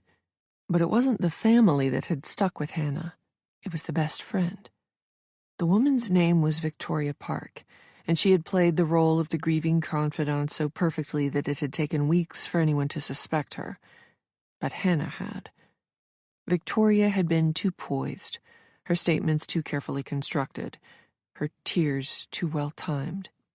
And when the truth had come to light, that Victoria had been the one to push Abigail from that yacht in a fit of jealousy, Hannah had felt a kind of satisfaction that came with confirming a suspicion. But she also remembered the frustration, the anger at how long Victoria had gotten away with it. For weeks, she had controlled the narrative, spinning lies that kept everyone's focus elsewhere. It was only a missed detail, a photograph of the wrong shoes in the background of an Instagram post, that had cracked the facade. Cornelia reminded her of Victoria. The same composure, the same careful curation of words. And Pippa was unraveling, just as one of Victoria's co-conspirators had before finally confessing everything. Hannah's instincts told her to keep pressing. She'd always trusted her gut, and her gut was telling her that Cornelia Langford wasn't just an eccentric socialite. She was something far more dangerous. Hannah leaned slightly toward Kennedy. "This reminds me of a case I covered years ago," she murmured, keeping her voice low. Kennedy's brow furrowed. "What do you mean?" she asked, her tone cautious but curious. "There was a girl who went missing," Hannah said, her eyes never leaving Cornelia. Her best friend seemed so distraught, too distraught, and as it turned out, she was the one responsible all along. Kennedy followed her gaze to Cornelia, who was laughing softly at something Jared had said. "You think she knows something about Danny?" Kennedy asked, her voice barely above a whisper. "I think she knows everything about Danny," Hannah replied, "and I think she's counting on us not asking the right questions." Kennedy's lips pressed into a thin line, and she glanced toward Jared, who sat stiffly at the table, his eyes downcast. "Jared's hiding something, too," Hannah said. "We need something concrete," she said. "Something we can use to connect the dots. Because right now, all we have is suspicion." "How do we get it?" Kennedy asked, her voice tight with tension. Hannah took a slow sip of her wine, her mind working quickly. "We watch," she said. "We listen, and we wait for the moment she slips. People like Cornelia always do. They can't help themselves." Cornelia's laughter rang out again, sharp and crystalline, and Hannah felt a chill run down her spine. She set her glass down carefully, her jaw set with resolve. She wasn't going to let another Victoria Park get away. Not this time. Hannah had always been the type to question the story beneath the story. Even as a child, she had a knack for spotting lies. Her father, a professor of philosophy, had called it a relentless hunger for the truth. But truth, as she'd learned over the years, was rarely straightforward. It was messy, layered, and often obscured by those who had the most to lose. She'd grown up in a modest but intellectually vibrant household in upstate New York. Her mother, a journalist for the local paper, had instilled in her a respect for facts and an unflinching curiosity. Hannah remembered sitting at the kitchen table as a child, watching her mother underline passages in transcripts and pore over notes late into the night. "Always ask why," her mother would say, "and when you think you found the answer, ask again." That lesson had followed her through college and into her career. As an investigative journalist, she had made a name for herself uncovering stories that others had dismissed. Corruption in the city government, financial scandals among the elite. Her reputation for persistence was both her greatest asset and her most dangerous liability. And now, sitting in Cornelia Langford's opulent apartment, surrounded by polished floors and priceless art, she felt that same itch she'd felt countless times before. The feeling that something was wrong, that someone was hiding something, and that it was her job to uncover it. She glanced at Kennedy, who had returned to her conversation with Annie, though her posture remained tense. Cornelia's laughter floated through the room again, and Hannah's gaze snapped back to her. She didn't trust that laughter. It was too perfect, too controlled.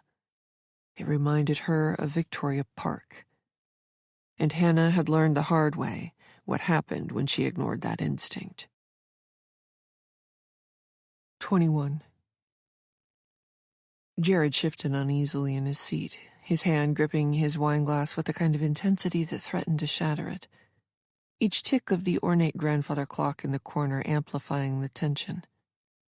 Cornelia's eyes gleamed as she observed him, her poised expression betraying the faintest flicker of satisfaction. She enjoyed watching him squirm. Hannah's sharp gaze flicked to Jared, narrowing as she studied him. "When was the last time you saw Danny?" she asked, her voice calm but probing.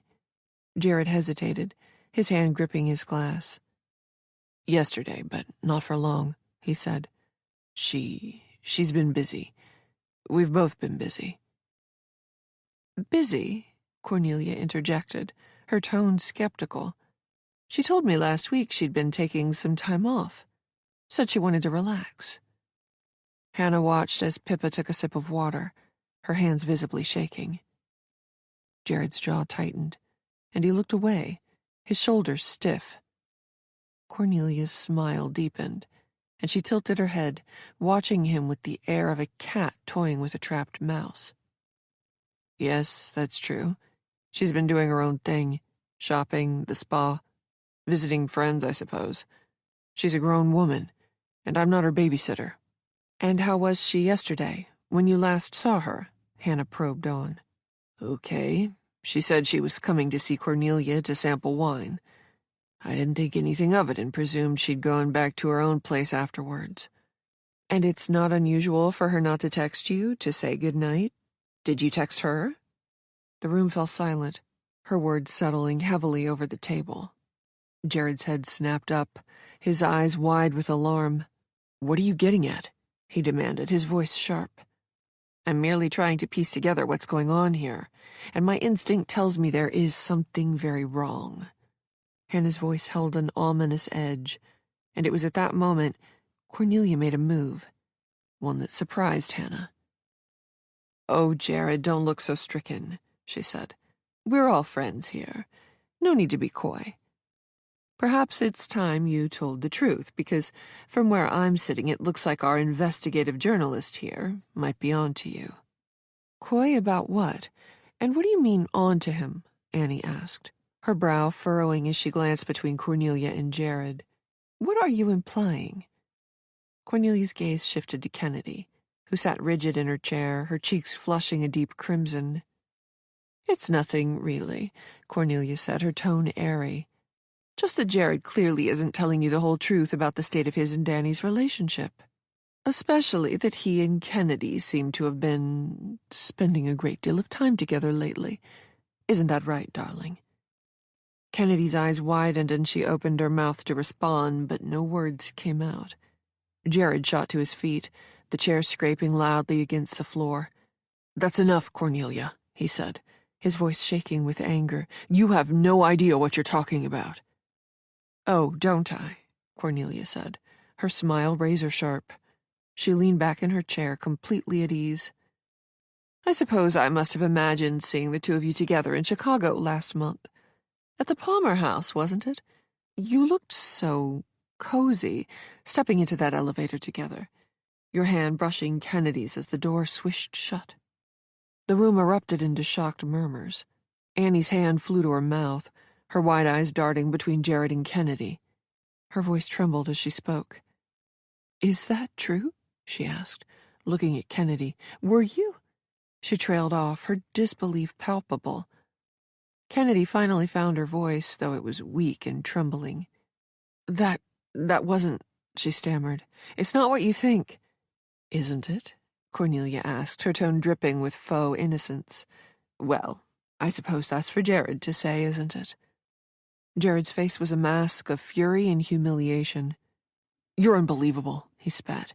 "Dragging this up now, in front of everyone? What the hell is wrong with you?" Cornelia's smile didn't waver. "Oh, Jared, you wound me," she said. "I was merely making an observation.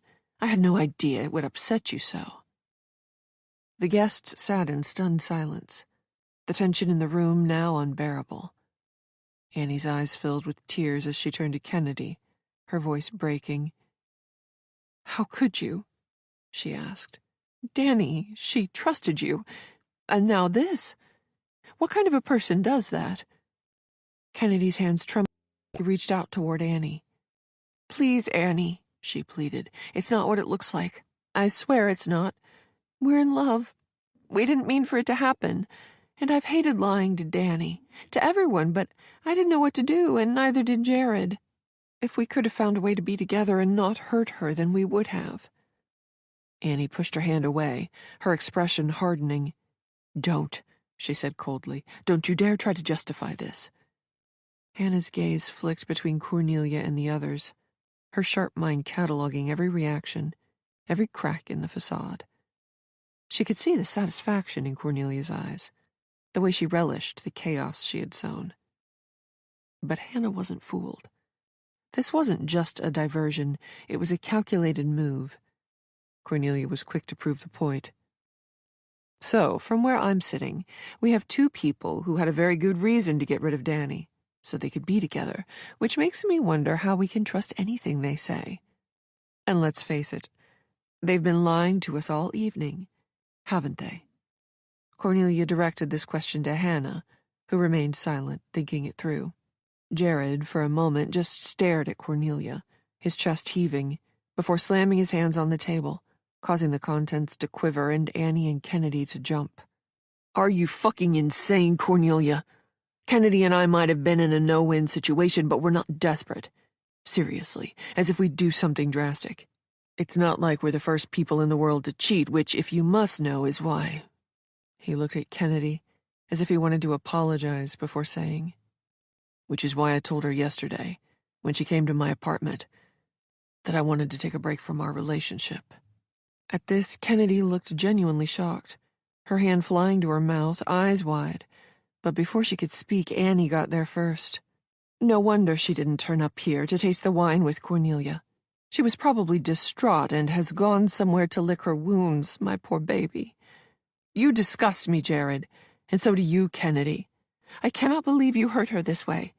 The deceit sickens me, it really does, but at least some of this makes sense, and I get why she's not answering her phone." Kennedy sank back in her chair, her face pale. Cornelia watched her with a faint smile, then lifted her wine glass, the golden liquid catching the light as she took a slow, deliberate sip. Glancing to her side and facing Hannah head-on, she raised her eyebrows as if to say, "I told you so." But instead, she decided to have a bit more fun. "Well, wasn't that illuminating? But really, I don't know what all the fuss is about. People have affairs, it's fact. Deal with it, and I have to say I'm rather amused by your show of disgust, Annie. The greatest display of hypocrisy I've witnessed in a long time." Annie retaliated immediately, some might say too quickly. "And what the hell do you mean by that? I'm getting a little tired of your barbed comments, Cornelia. So if you have something to say, get on with it. Put us all out of our misery, because I can see you're dying to." To Cornelia, the challenge was a gift. "What I mean is, you've been sleeping around your whole married life, Annie, with whoever takes your fancy. Most people in our wider circle know it. You've been quite the talk of the town for many years, especially amongst your academic peers, so I'd be most surprised if poor Henry doesn't know, but then again, he has his own secrets. I can assure you of that, so before you go throwing stones at dear Kennedy and Jared, remember what they say about glass houses." All eyes were on Annie, who attempted to stand but seemed to have trouble, swaying slightly as if she might swoon, so grabbed a glass of water, remained at the table as she drank greedily, cast her eyes downwards. "Now," she said, setting the glass down with a soft clink, "before you all scurry off into the night to lick your wounds, because I can tell you're dying to leave, shall we move on to dessert?" 22. Pippa couldn't bear the tension, or to witness Cornelia toying with them all, like a cat plays with a mouse. Amid Annie's furious questioning of Jared and Kennedy while Cornelia sparred with Hannah, and then her shocking revelations and the delivery of them, Pippa was able to sneak from the room unseen. Her chest heaved as she moved quickly down the corridor, her steps faltering as she glanced nervously over her shoulder. She couldn't explain what she was looking for, but her instincts screamed that she had to know. Cornelia's words, her calculated ease, the faint glint of something sinister in her smile. It was too much. She found herself standing outside the door to the guest bedroom, her trembling hand resting on the door handle. Sucking in a breath, she stepped inside and on wobbly legs made straight for the ensuite. Pausing for just a second, then mustering whatever bravery she had left in the tank, she pushed open the door with a force that surprised her. The bath was empty. Steadying herself against the doorframe, Pippa took in the scene. The bathroom was clean, white, pristine. However, this smell of bleach was hard to ignore, and her mind went back to earlier, when Mrs. Winston complained that her cleaning supplies had dwindled. Nausea swelled. But she couldn't stop now, and as much as her mind screamed no, Pippa knew she had to follow her instincts, and there was only one other place that Danny could be. The pantry had always been a strange comfort to her. Rows of neatly labeled jars, the faint scent of spices, and the cold drone of the industrial freezer tucked against the back wall. But tonight, it felt as though the room itself was holding its breath. Pippa's fingers closed around the handle, and with a quiet creak, the door swung open. The faint light from the hallway spilled across the shelves, illuminating jars of preserves and rows of imported oils. Her gaze darted to the freezer. The cold metallic surface gleamed under the light, its edges sharp and unyielding. "Just look," she whispered to herself, her voice barely audible. Just look and put your mind at ease. Her hands trembled as she stepped inside, the air growing cooler with each step. She hesitated in front of the freezer, her breath visible in the faint chill. Slowly, she reached for the handle. It felt cold and uninviting beneath her fingers, and for a moment, she considered turning back. But the smear of doubt stained her soul, demanding resolution. With a sharp tug, she opened the freezer. At first, the contents seemed innocuous, neatly wrapped packages of meat, their surfaces frosted over. But as her gaze traveled lower, something caught her eye. Beneath the top layer, the wrapping on one package was torn, revealing what lay inside. Her heart stopped. A hand. Pale, stiff. The fingers curled slightly as though frozen mid-reach. It was unmistakably human. Pippa's knees buckled and she clutched the edge of the freezer for support. Her breath came in shallow gasps as her eyes darted over the contents. A forearm, a section of rib cage, and then, horribly, Danny's face, or what was left of it. Her lifeless eyes stared up at Pippa, the features distorted and frozen in an eternal expression of terror. The realization hit her like a physical blow, forcing the air from her lungs. Her stomach churned violently, and she turned away, barely making it to the corner of the pantry before retching. Her hands clutched at the walls, her body trembling uncontrollably. "No," she whispered, shaking her head. "No, no, no." Her mind raced, piecing together the fragments of the evening. The strange texture of the meat, the smug satisfaction in Cornelia's gaze, the guests' compliments on the exotic flavors. It was all too clear now. They had been eating Danny. Cornelia had served her, and Pippa had done nothing to stop it. A sudden wave of dizziness washed over her, and she staggered out of the pantry, her vision swimming. The hallway seemed to stretch endlessly before her, the faint sounds of laughter from the dining room twisting into something grotesque. Her legs felt like lead, each step a monumental effort as she stumbled toward the living room. By the time she reached the center of the room, the world around her had begun to tilt and blur. She called out, formed incoherent words. Her knees gave way, and she collapsed, knocking a delicate vase to the floor, which smashed onto the parquet, her head striking the edge of the coffee table with a sickening thud.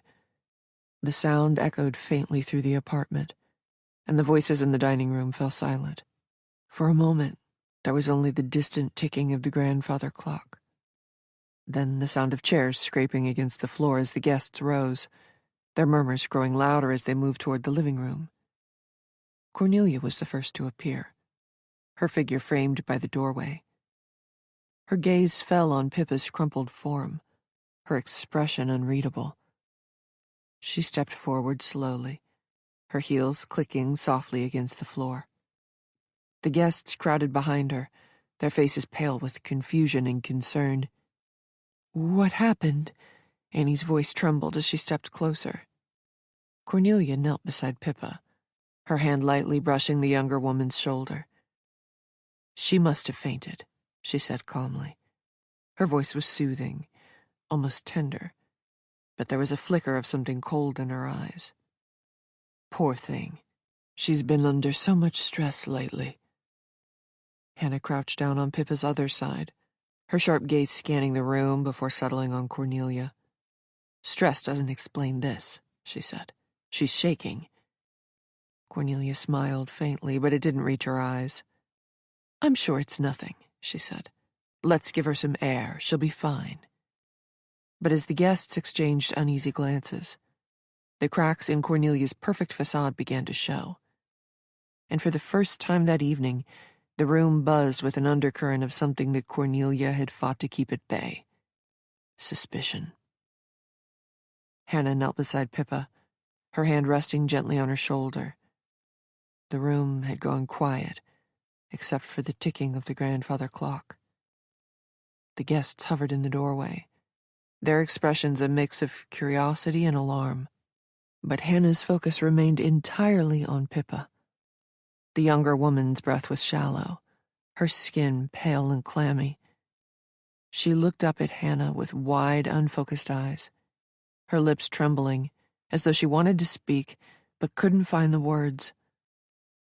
"Pippa," Hannah said softly, her voice low enough that only Pippa could hear. "You're safe. Whatever it is, you can tell me." Pippa shook her head almost imperceptibly, her body stiffening under Hannah's touch. Hannah's mind was racing, spiraling through memories she had filed away. Moments where Cornelia's words had cut like a blade, her silken voice wrapping around other people's insecurities like a noose. And then there was Pippa. The way Cornelia always knew exactly what to say, to keep her in line, to make her doubt her own instincts. She remembered the first time she had felt uneasy around Cornelia. It had been at one of Cornelia's lavish dinner parties, years ago, when Hannah had overheard her speaking to another guest.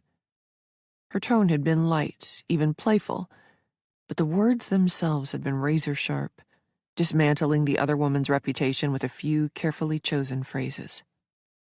Hannah had laughed nervously at the time, brushing off the knot of discomfort in her stomach. Cornelia was clever, she had told herself, witty. But now, looking back, she realized it had been something else entirely. Cruelty, disguised as charm. "You fainted," Hannah continued, her tone gentle but insistent. "But something made you faint. Did you see something? Did someone say something?" Pippa's eyes darted to Cornelia, who stood just a few feet away, her hands folded neatly in front of her. Cornelia's expression was calm, serene even, but there was a glint of warning in her eyes that sent a shiver down Pippa's spine. "I'm fine," Pippa whispered finally, her voice barely audible. "Just dizzy, that's all." Hannah frowned, unconvinced.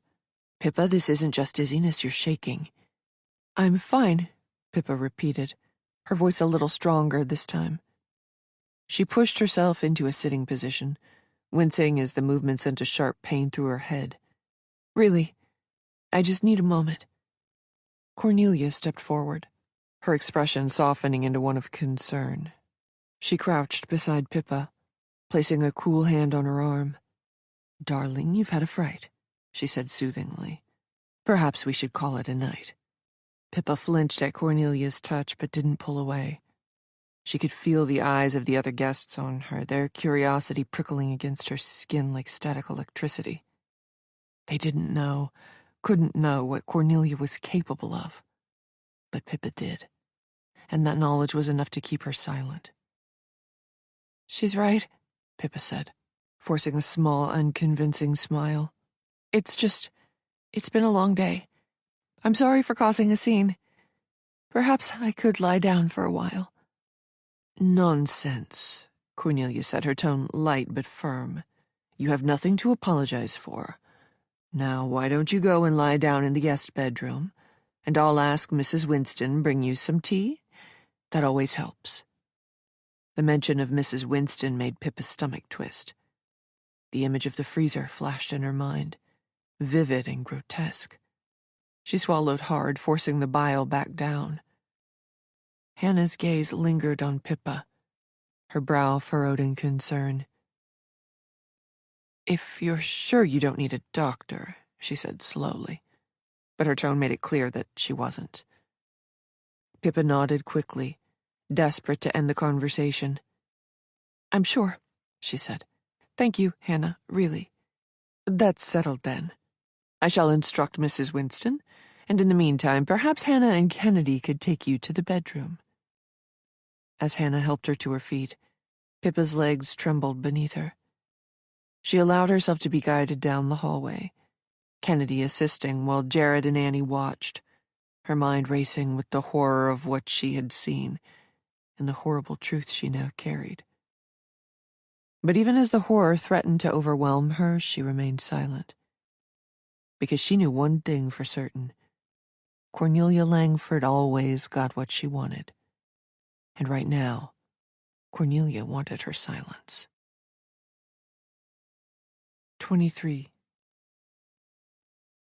The door to the guest bedroom opened with a soft creak, and Hannah guided Pippa inside. The room, like every corner of Cornelia's apartment, was impeccably styled. The deep green walls were accented with gold-framed artwork, and the bed, a sprawling queen draped with a velvet coverlet, looked as though it had never been slept in.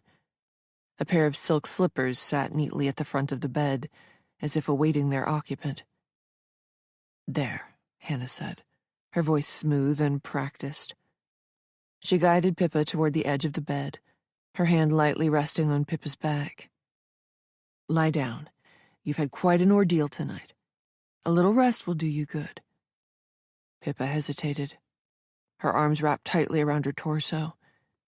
Her skin felt clammy, her heart hammering in her chest. The walls of the room seemed to press inward, the luxurious surroundings unable to mask the suffocating tension. The atmosphere in the bedroom was hushed, the faint murmur of conversation from the dining room barely audible through the heavy oak doors. Kennedy lingered near the window while Hannah plumped pillows and settled Pippa. The room smelled faintly of bleach and lavender polish, a testament to Mrs. Winston's obsessive attention to detail. Overhead, an ornate light fitting cast soft golden light, illuminating the rich jeweled-toned furnishings and the intricate patterns of the Persian rug underfoot. As Kennedy stepped closer to the armchair by the bed, her gaze dropped to the floor. There, half hidden beneath the edge of the Persian rug, was a small glint of gold. Frowning, she bent down, her breath catching in her throat when she saw it clearly. It was an earring, delicate and unmistakable, with an intricate filigree pattern that sparkled faintly in the dim light. Kennedy's pulse quickened as she turned it over in her hand. She'd seen these earrings before. Danny had worn them many times, had mentioned once that they belonged to her grandmother. There was no mistaking it. This was Danny's. Kennedy straightened slowly, her heart pounding. Her first instinct was disbelief. How could it have ended up here, in this room? And why hadn't Cornelia mentioned it? Pippa lay with her eyes closed, and seeing she was calmer, Hannah indicated to Kennedy that they should leave, whispering to Pippa as she stood, "Mrs. Winston will be here soon with your tea, but I'll come back and check on you soon. I'd just like a word with Cornelia. Call out if you need anything." To this, Pippa barely nodded and kept her eyes firmly closed, her hands clasped tightly as if in prayer, while Kennedy and Hannah left the room, leaving the door slightly ajar. The second they were in the hallway, Kennedy grabbed Hannah's arm, halting her in her tracks, desperate to share what she had found. "What's wrong?" Hannah asked, her voice low but tinged with curiosity. Kennedy held up the earring, her hand trembling slightly. "Look," she whispered. "It's Danny's. I found it in there, on the floor." Hannah's eyes narrowed. She took the earring from Kennedy's outstretched hand and examined it closely, her expression darkening. "You're sure it's hers?" she asked. "Positive," Kennedy replied. "She told me once it was part of a set her grandmother gave her. She wore them all the time." Hannah's jaw tightened, and she glanced toward the door, then down the hallways, as though expecting Cornelia to appear at any moment. "This doesn't make sense," she said, her voice barely above a whisper. "If Danny hasn't been here since last week, how could this still be here? Cornelia's housekeeper doesn't miss a speck of dust, let alone an earring." Kennedy's eyes widened. "You think—" "I don't know," Hannah said quickly, cutting her off, "but we need to confront her. See how she reacts." Hannah and Kennedy entered the dining room together, the earring clutched tightly in Hannah's hand. They stopped near the head of the table, their presence drawing the attention of the other guests. "Where's Cornelia?" Hannah said, her voice steady but firm. "I'm here, but I need to go and check on Pippa," Cornelia had a habit of appearing as if from nowhere. Hannah raised her hand to halt Cornelia. "Pip is fine, resting and waiting for the tea, so if you don't mind, Cornelia, I'd like to show you something Kennedy found in the guest bedroom." Cornelia stepped into the room, her brow lifting in polite curiosity. She took a seat with perfect posture, her slender fingers resting lightly on the table. "Oh," she said, "and what might that be?" Hannah held up the earring, letting the dim light catch its surface. "This," she said. "It's Danny's. We found it on the floor." For a brief moment, a flicker of something crossed Cornelia's face. Surprise, perhaps, or annoyance. But it was gone as quickly as it had appeared, replaced by her usual calm. "Ah," she said, leaning back in her chair. "That must have been from the last time Danny was here. Over a week ago, wasn't it? I'm surprised it hasn't been picked up before now." "Over a week ago?" Hannah repeated, her tone laced with skepticism. "Are you sure?" Cornelia's smile widened, though it didn't quite reach her eyes. "Quite sure. She stopped by for tea. Perhaps she dropped it then." "But why wouldn't Mrs. Winston have found it?" Kennedy interjected, her voice rising slightly. "She's meticulous. There's no way she'd miss something like this." As if summoned, Mrs. Winston appeared in the doorway, her hands holding a cup and saucer. She looked between the guests, her face flushed with a mixture of embarrassment and irritation. "Missed what, exactly?" she asked, her voice tinged with defensiveness. Cornelia turned to her with a placating smile. "It seems Danny's earring was found in the guest bedroom," she said. "I told them it must have been from her last visit." Mrs. Winston's brows furrowed deeply. "In the bedroom? But Delphine has cleaned that room thoroughly," she said, her tone firm. "There wasn't an earring there before, and if she'd found one, she would have shown it to me. I'm certain of it." The room fell silent, the common sense of her words hanging heavily in the air. Cornelia's smile tightened almost imperceptibly, though her tone remained light. "Well, accidents happen," she said. "Perhaps it was kicked under the rug or hidden by something. There's no need to make a fuss over it." Turning away from Hannah, she addressed her housekeeper. "You may go now, Mrs. Winston. Please take Pippa her tea."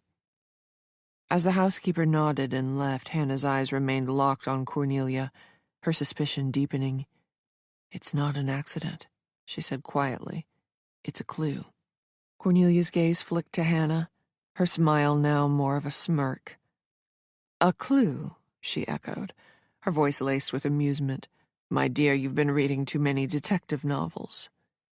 Hannah ignored the barb and turned to Annie and Jared, dropping the piece of jewelry into Annie's palm. "Can you confirm that this is Danny's earring?" They both scrutinized the earring, both nodding as they did so. Annie spoke first. "Yes, this belonged to my mother-in-law. I'd recognize it anywhere. Danny has the whole set. Earrings, necklace, and bracelet." Jared confirmed, then added another layer of suspicion to the situation. "And she was wearing them yesterday when I last saw her." All eyes then turned to Cornelia, the Ice Queen, who merely shrugged, yet despite her bluff, was unable to mask the ashen tinge to her skin and the look in her eye, that of a cornered animal, one who came out fighting, teeth bared. "How dare you insinuate that I'm lying when both Pippa and I have repeatedly told you that Danny hasn't been here, not while I was present, so the only other explanation is that she may have called when I was out. Perhaps Delphine let her in, who knows? But under the circumstances, I think I'd like you all to leave now, as I will not be spoken to or interrogated in this manner in my own home." With that she stood, as if waiting for them to obey. She was in for a shock, because they all stood firm, and Hannah, refusing to be cowed, took the lead. "We're going nowhere, not until we get to the bottom of this, and I'll start with speaking to Mrs. Winston. Let's see if she can cast some light on the comings and goings to the apartment, and, if necessary, I'll ask her to ring Delphine and speak to her myself."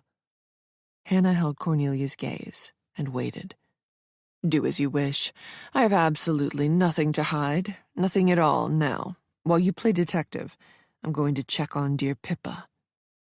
With that, she turned and, rather than glide from the room as was her way, she stalked, back rigid, steps swift. Turning to the others, Hannah said, "Wait here and do not leave. I'll be back as soon as I've spoken to Mrs. Winston, and in the meantime, keep that earring safe." Annie, Jared, and Kennedy nodded, then watched Hannah leave the room. 24. When Pippa heard the door creak open, she was too terrified to open her eyes, sensing who had entered the room and was now sitting by her side on the bed. "Pippa, open your eyes. We need to speak. I mean it. Open your eyes." "I can't," Pippa whispered, her voice barely audible. "I can't bear to. Not after what I saw." Cornelia tilted her head, her expression one of feigned concern. "What you saw?" she repeated, her tone light. "You'll have to be more specific, dear." Pippa's throat tightened and her nails dug into her palms. She glanced toward the door, as if calculating how quickly she could escape. But she knew there was no leaving. Not now. "The freezer," Pippa said finally, her voice trembling. Her gaze darted to Cornelia's face, searching for a reaction. "I saw what's in the freezer." Cornelia's smile faltered just for a fraction of a second. But when she spoke, her tone was as calm and measured as ever. "Oh, Pippa," she said, straightening her back. "You've let your imagination get the better of you." "Don't," Pippa snapped, her voice breaking. Tears welled in her eyes as she stood abruptly, putting distance between herself and Cornelia. "Don't act like I'm imagining things. I saw it. I saw her. And you've been—" Her stomach turned, and she clutched at her midsection. "You've been feeding her to them. To us." Cornelia's expression hardened, the veneer of concern giving way to something colder, sharper. "Careful, Pippa," she said, her voice dropping to a dangerous whisper. "You're speaking nonsense. And nonsense, as we both know, can lead to very unpleasant consequences." Pippa shook her head, her back pressing against the wall. "You're insane," she choked out. This is monstrous.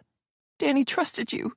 We all did, and you—" She trailed off, her voice breaking in the wake of horror. Cornelia let out a soft sigh, her lips curving into a faint smile that didn't reach her eyes. "Monstrous," she repeated, as if considering the word. "No, darling. Monstrous would have been letting her humiliate me, letting her ruin everything I've built." She leaned forward, her gaze locking onto Pippa's with an intensity that made her feel as though she were shrinking under Cornelia's scrutiny. She'd been having therapy, chatting away to a shrink who'd advised her to get it all out in the open, expose the people who had let her down or caused her pain. She was going to blab about it all. Me. What I did was necessary. You'll see that in time. Pippa's breath hitched, her hands trembling at her sides. "I don't care. I've never done anything to hurt Danny, so she had nothing on me, and whatever she had on you, that's not my problem. When you told me what you planned, I thought it was a silly game for your entertainment and you wouldn't go through with it. So I played along like the weak, pathetic creature I am. But you killed her," she whispered. "And now you're serving her to your guests, to your friends." "Lower your voice," Cornelia snapped, the sharpness of her tone cutting through the air like a blade. She lunged forward, her hand reaching out to grip Pippa's wrist. Her nails dug into Pippa's skin, not enough to draw blood, but enough to remind her who was in control. "Listen to me very carefully, Pippa," she said, her voice low and venomous. "You will not ruin this. You will not breathe a word of this to anyone. You will stick to the story. Do you understand me? If you don't, I will take you down with me, I swear I will." Tears spilled down Pippa's cheeks as she nodded, the fight draining from her body. Cornelia released her wrist, her expression softening just slightly. "Good girl. Now drink your tea," Cornelia said, her voice returning to its usual silky cadence. She stood, stepped back, smoothing the hem of her dress as though nothing had happened. Pippa didn't respond. She stared at the ceiling, her hands gripping the edge of the mattress. Cornelia lingered for a moment longer, her gaze lingering on Pippa's trembling form, before turning and leaving the room, the door clicking softly shut behind her. As the silence settled over the room, Pippa's mind raced. She had to do something, had to stop Cornelia before anyone else got hurt. But the toll of Cornelia's threat hung over her like a storm cloud, paralyzing her with fear. For now, all she could do was sit in the suffocating stillness and pray for a way out. The door creaked open again, and Cornelia stepped back into the guest bedroom, a faint smile playing on her lips. In her hand was a small glass of water and a single white pill, resting delicately between her fingers.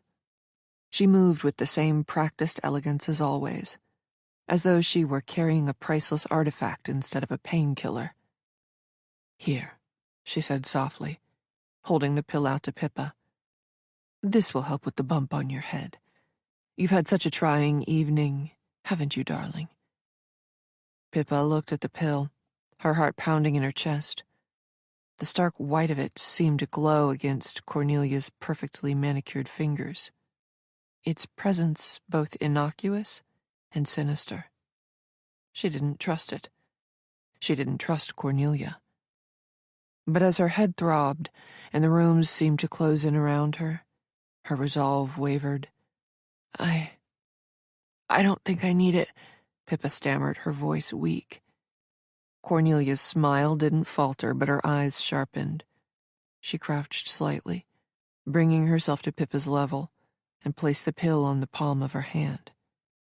"Nonsense," she said, her tone soft but unyielding. "You'll feel much better once you've taken it. Trust me, Pippa. I only want what's best for you." Pippa's hands trembled as she stared at the pill. Her mind raced with possibilities. What if it wasn't a painkiller? What if it was something stronger, something meant to silence her permanently? But then another thought crept in, cold and insidious. What if she didn't take it and Cornelia saw that as defiance? What would happen then? "Go on," Cornelia urged, pressing the glass of water into Pippa's hand. "You'll feel so much better. You'll be able to think clearly, to rest." Pippa's fingers curled tightly around the glass. She felt trapped. She couldn't think clearly, couldn't breathe. Cornelia's presence was suffocating, her voice a silk noose slithering around Pippa's throat. Okay," Pippa whispered, her voice barely audible. She forced herself to pick up the pill, her movements slow and hesitant. Her stomach churned as she placed it on her tongue and lifted the glass to her lips. The water was cold, the pill bitter as it slid down her throat. She swallowed hard, the lump in her throat refusing to ease. Cornelia's smile widened, and she straightened, smoothing the fabric of her dress. "Good girl," she said, her tone warm and patronizing. "See? That wasn't so difficult. You'll feel better in no time." Pippa set the glass on the nightstand, her hands still trembling. She wanted to scream, to run, to do anything to escape, but her body felt leaden, her limbs refusing to obey her mind. "You're so fragile sometimes," Cornelia continued, her voice light and conversational, as though they were discussing the weather. "But that's why I'm here, to take care of you, to make sure you don't do anything reckless." Pippa's head snapped up, the hidden meaning of the sentence not lost on her, her eyes wide with fear. "I wouldn't," she said quickly, her voice trembling. "I promise, Cornelia, I won't say anything." Cornelia tilted her head, studying Pippa with an almost clinical detachment. "Of course you won't," she said, her tone soothing. "You're smarter than that. And you know as well as I do that there are consequences for disloyalty." The word hung in the air, heavy and menacing. Pippa's stomach twisted, her fear bubbling up to the surface. She nodded quickly, her head pounding with the effort. "I won't," she repeated. "I promise." Cornelia stepped closer, her hand reaching out to brush a strand of hair from Pippa's face. The gesture was intimate, almost tender, but it sent a shiver down Pippa's spine. "That's my girl," Cornelia murmured. "You're safe here, Pippa, as long as you trust me, as long as you do what you're told, and leave the rest to me." Pippa swallowed hard, her throat rough and dry despite the water she had just drunk. She nodded again. Cornelia's smile lingered for a moment longer before she turned toward the door. "Rest now," Cornelia said, her hand pausing on the doorknob. "Later, you'll see things more clearly, and we'll put all this unpleasantness behind us." The door clicked shut behind her, leaving Pippa alone in the silence of the room. She stared at the door, her chest heaving as she tried to catch her breath. The pills sat heavily in her stomach, a foreign object she couldn't shake. Her head throbbed, her thoughts racing in an endless loop of fear and regret. She knew she couldn't trust Cornelia. She knew she was in over her head. Cornelia had her trapped, body and soul. And for now, all Pippa could do was survive. 25. Mrs. Winston was busy in the kitchen, spinning sugar into delicate wisps that would no doubt adorn the dessert if anyone remained long enough to eat it. Hannah had been sorely tempted to leave, but stubborn determination made her stay, plus the sense of foreboding that made the skin on her arms prickle every time she thought of Danny. Hannah observed the housekeeper for a second or two before coughing lightly to alert her of her presence. "Oh, it's you, Miss Hannah. Is everything okay? How's Miss Pippa?" "She was fine when I left her, no need to worry, but I wondered if I could ask you something about Danny." Hannah approached and watched, semi-fascinated by the housekeeper's skill. "Oh, yes, and what's that then?" Mrs. Winston didn't take her eyes off her task. "Did she call here yesterday by any chance? Did you or Delphine let her in?" Mrs. Winston answered immediately. "Oh, I wasn't here yesterday. I was away visiting my daughter, so I wouldn't know if Danny came over. Sorry about that." Hannah wasn't put off. "Do you think it would be possible to call Delphine and ask her? It's rather important, as Danny seems to have gone AWOL, and we have a feeling she may have called here yesterday, and it would help us retrace her steps. I need to know what time she left the apartment, too." A look of concern flashed across the housekeeper's face as she ceased her task, wiped her hands on her apron, and went straight over to her handbag, chatting as she walked. "I'm so sorry to hear about Miss Danny. I do hope she's all right. Now, let me get my phone and I'll ask Delphine. 2 ticks." Hannah watched as Mrs. Winston delved inside her bag and retrieved her phone. Then, after she'd located Delphine's number, called and conducted a brief conversation with the housemaid. Hannah listened with interest, picking up on the gist of things. "So she definitely didn't call yesterday. And you're sure? And what time did you leave?" 3, as usual. Okay, Delphine, thank you. And have a good evening. I'll see you tomorrow. Yes, yes. I had a lovely time. I'll tell you all about it when I see you. Bye for now." Mrs. Winston ended the call and replaced her phone, then looked towards Hannah, who already had her answers. "Thank you for asking, Mrs. Winston. I won't disturb you further and let you get on with your creation. I'll see you soon. I do hope you find out where Miss Danny is. She's a lovely lady, and you hear of all sorts happening out there, don't you? I bet her mother is worried sick. I know I would be." Mrs. Winston looked flustered and genuinely concerned as she went back to her work. "If I hear anything, I'll come back and let you know, I promise. And thank you again." On that note, Hannah turned and exited the kitchen, eager to get back to the others and report her findings. When Hannah returned to the dining room, the air was thick with unspoken accusations and barely restrained suspicion. All eyes were on her as she took her seat and gave them the news. It seems that Mrs. Winston wasn't here yesterday, and Delphine didn't let anyone into the apartment before she left at 3, so, Jared, I need to know what time you last saw Danny. He answered immediately. It was 5, and I can be certain of that because I'd been working from home and had just finished a conference call at 4 when Danny arrived. We spoke, argued, for about an hour, then she left. I had another call due at 5:15, which I took even though I wasn't in the best headspace. That's the last time I saw her, but you can check on my door camera if you like. You'll see her arrive and leave, and there's even surveillance on the door of my block, which I can ask for if you need it.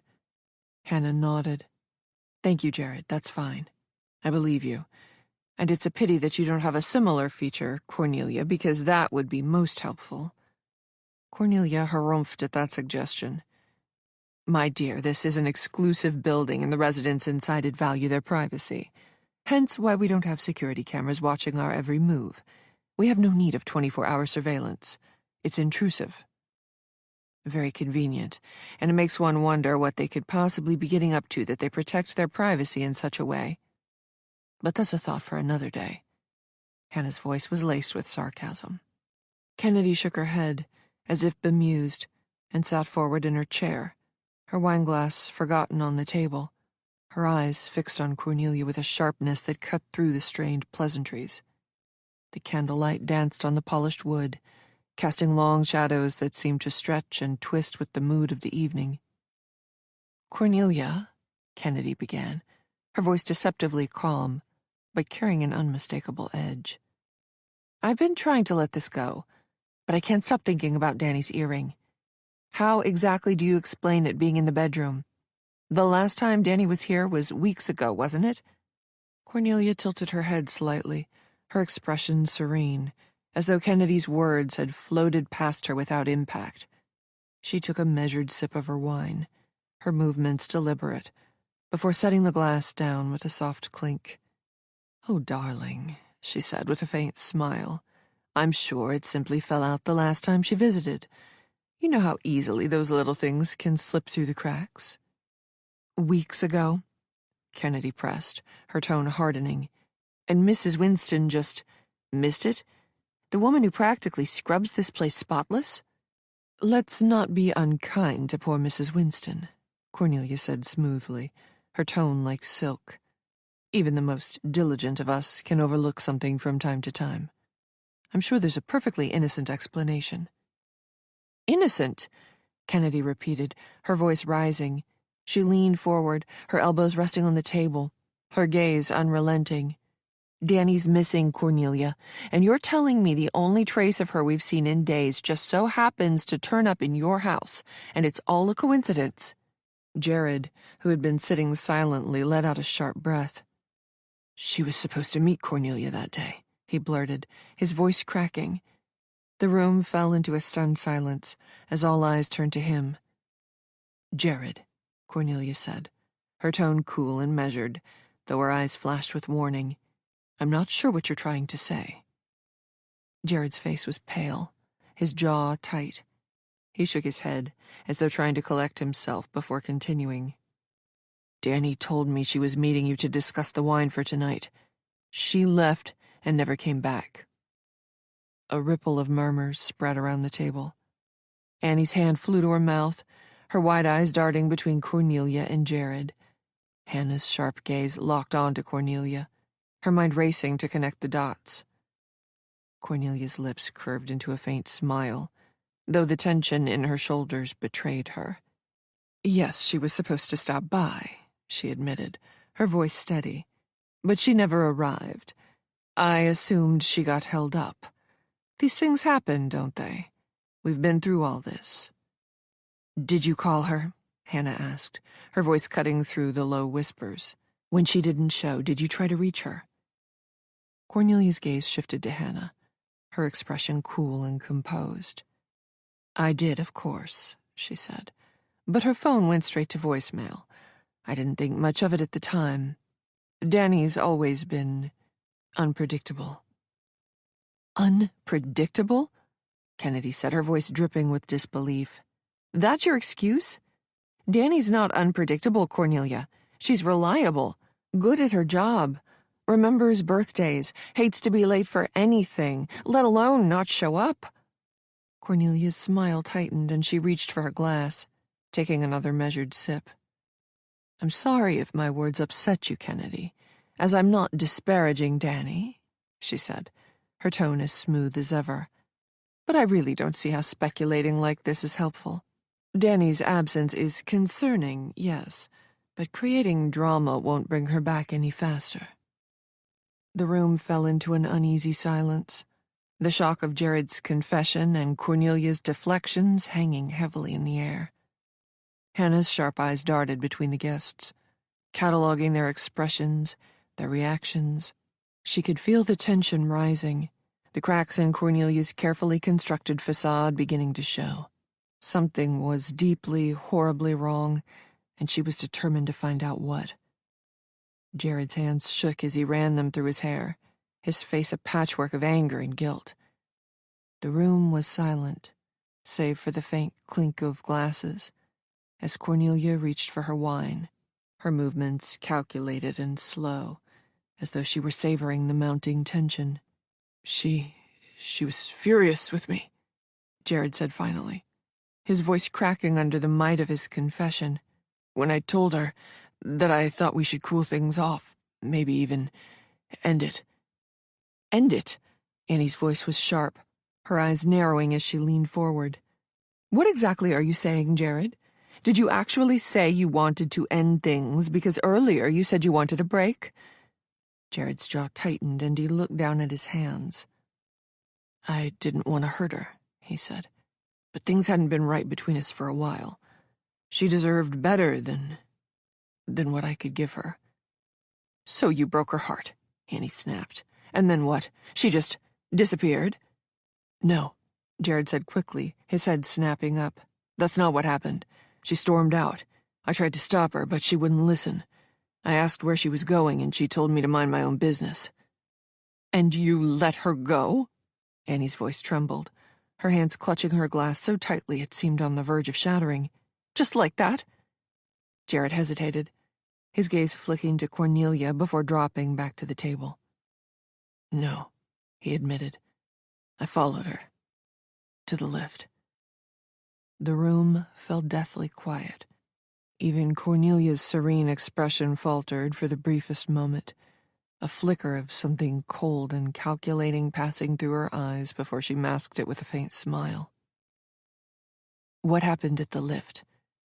Hannah's voice was calm, but there was a sharp edge beneath it, her gaze locked onto Jared with unrelenting focus.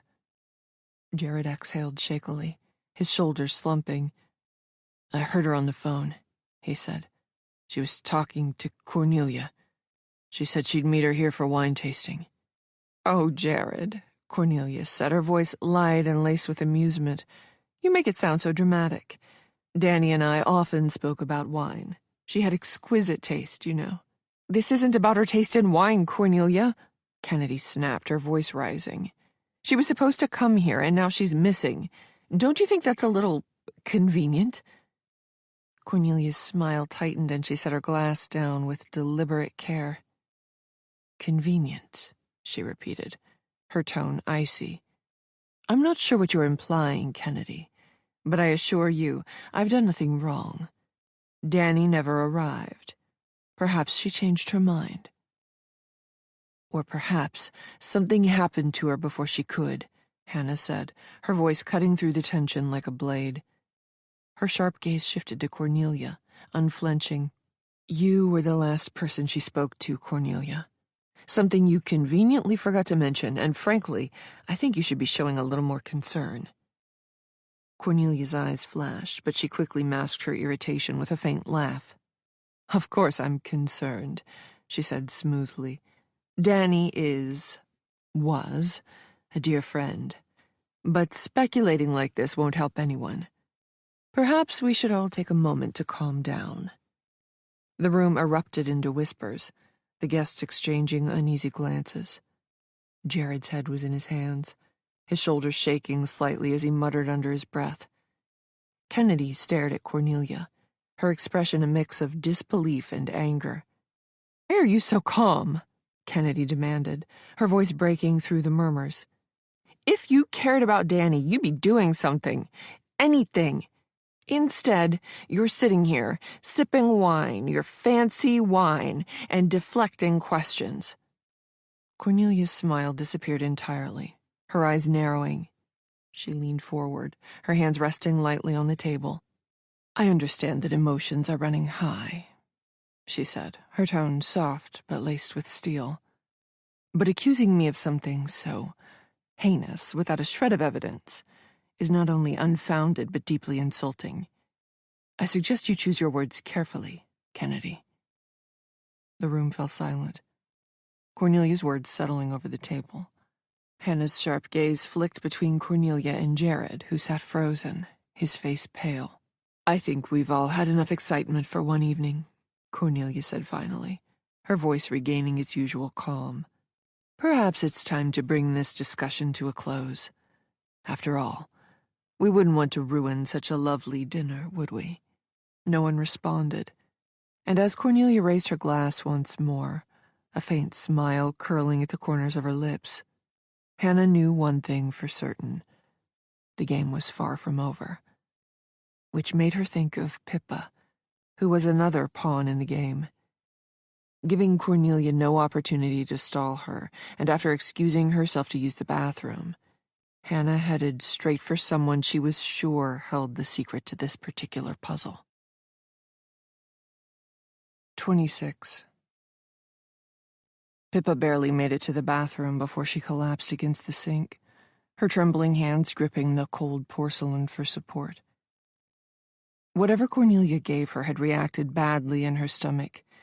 Bile rose sharply in her throat, and she doubled over, retching violently into the toilet.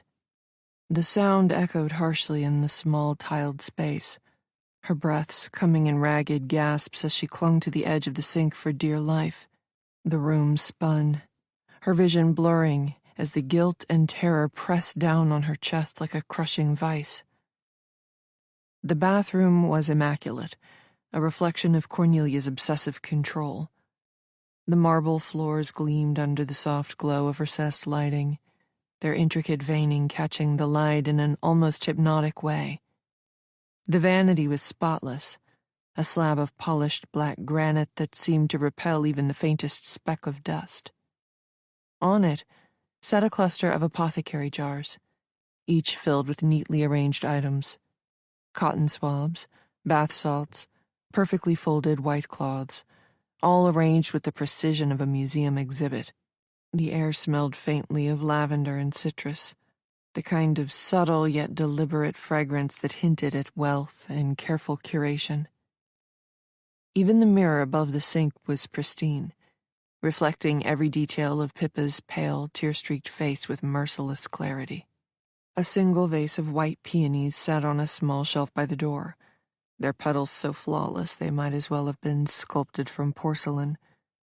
Everything about the space exuded order, control, and an unsettling sterility that only deepened Pippa's nausea. She didn't hear the bathroom door creak open at first, too consumed by the nausea and shame that racked her body. But then a voice, sharp and probing, cut through the fog. "Pippa?" Hannah's voice was low but firm, tinged with concern. "What's going on? Are you all right?"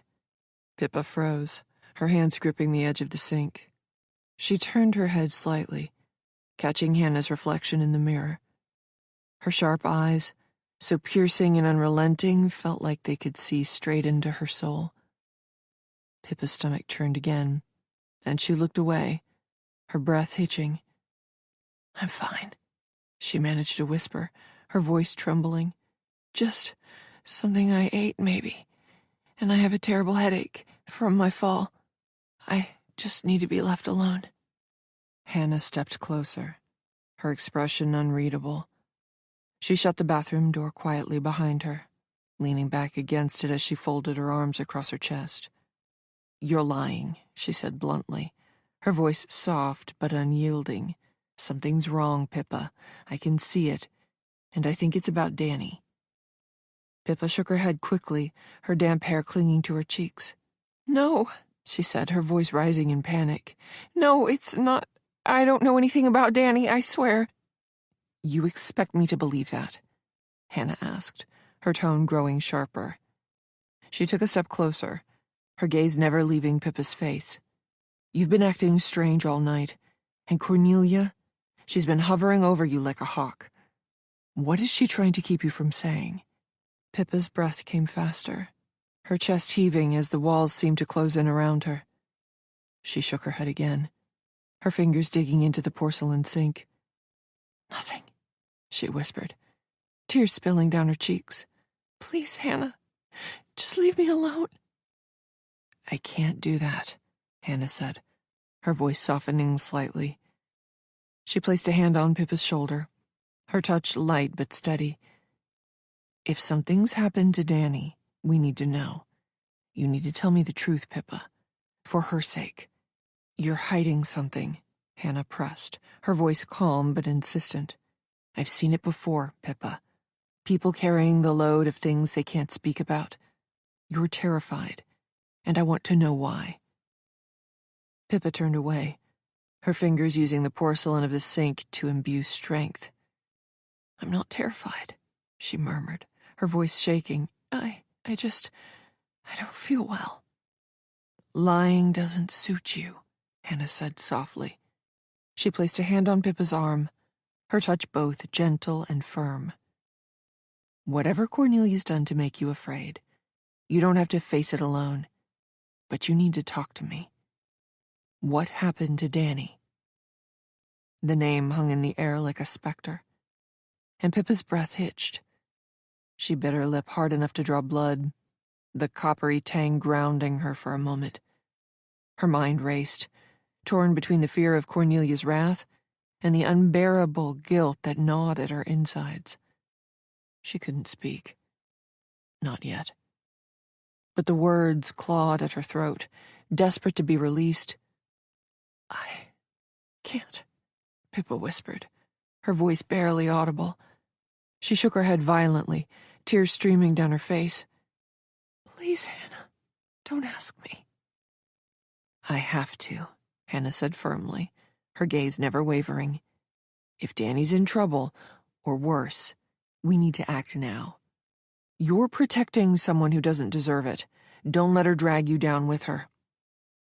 Pippa's hands trembled as she gripped the sink, her reflection blurring through her tears. Hannah's voice soothed, but with a note of urgency slipping in. "Pippa, this is your chance. If you don't say something now, you might not get another." The room seemed to shrink around Pippa. She wanted to scream, to tell Hannah everything, to break free of the chains that bound her to Cornelia. But fear kept her rooted in place, her voice locked away behind an iron curtain of dread.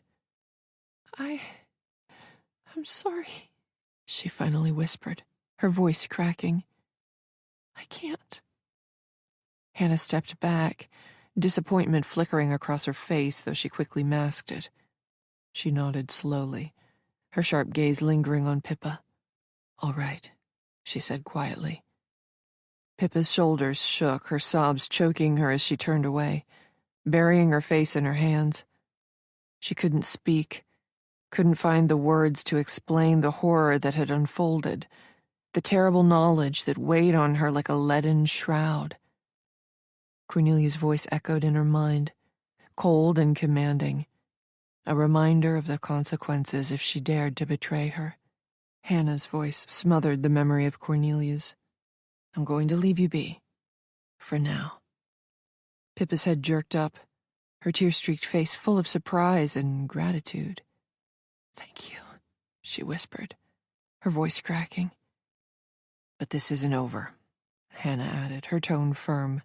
"I'm going to find out what happened to Danny, Pippa, with or without your help. But I can see you're sick, so I'll fetch you an ice pack for your headache. It always works for me. I won't be long." Pippa flinched at her words, her eyes widening in fear.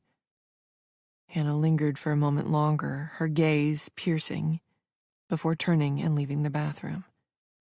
The door clicked shut behind her, and Pippa sank to the floor, her head in her hands, as sobs once again racked her body. Outside, Hannah leaned against the wall, her mind racing. Pippa's reaction had only confirmed what she'd already suspected. Cornelia was at the center of whatever had happened to Danny. She knew she'd been close to breaking through, but something held Pippa back. Something, or someone, had a hold on her, and Hannah was determined to find out who. Cornelia's web was intricate, but Hannah had faced worse. She'd seen fear like this before, and she knew one thing: fear always left cracks, and cracks always led to the truth. Hannah wasn't about to back down. She'd seen that kind of fear before, and she knew one thing for certain: it always led to the truth, eventually. 27. Hannah stepped into the dimly lit kitchen, the light from the refrigerator filling the room as she rummaged through its contents. The cool air wafted out in a brief rush, carrying the faint scent of lemons and herbs, but the ice compartment was almost empty. She frowned, shifting the few remaining cubes around with a sigh. It wasn't enough to fill the bag she held in her hand, let alone offer any real relief for Pippa's head. Behind her, Mrs. Winston's sturdy frame appeared in the doorway, her hands folded neatly in front of her apron. "Is something the matter, Miss Hannah?" she asked, her voice warm but laced with curiosity. Hannah turned, forcing a small smile. "There's barely any ice left in the fridge," she explained. "I was hoping to make a cold compress for Pippa. She's not feeling well." Mrs. Winston's brow furrowed, her hands now clutching the sides of her apron. "Ah, poor thing," she murmured. "She did look a bit pale when I saw her. I've been worried about her all evening. Let me check the pantry freezer. There's always plenty of ice in there." Hannah nodded, stepping aside to let Mrs. Winston pass. The housekeeper moved with the efficiency of someone who had spent years tending to every detail of the apartment.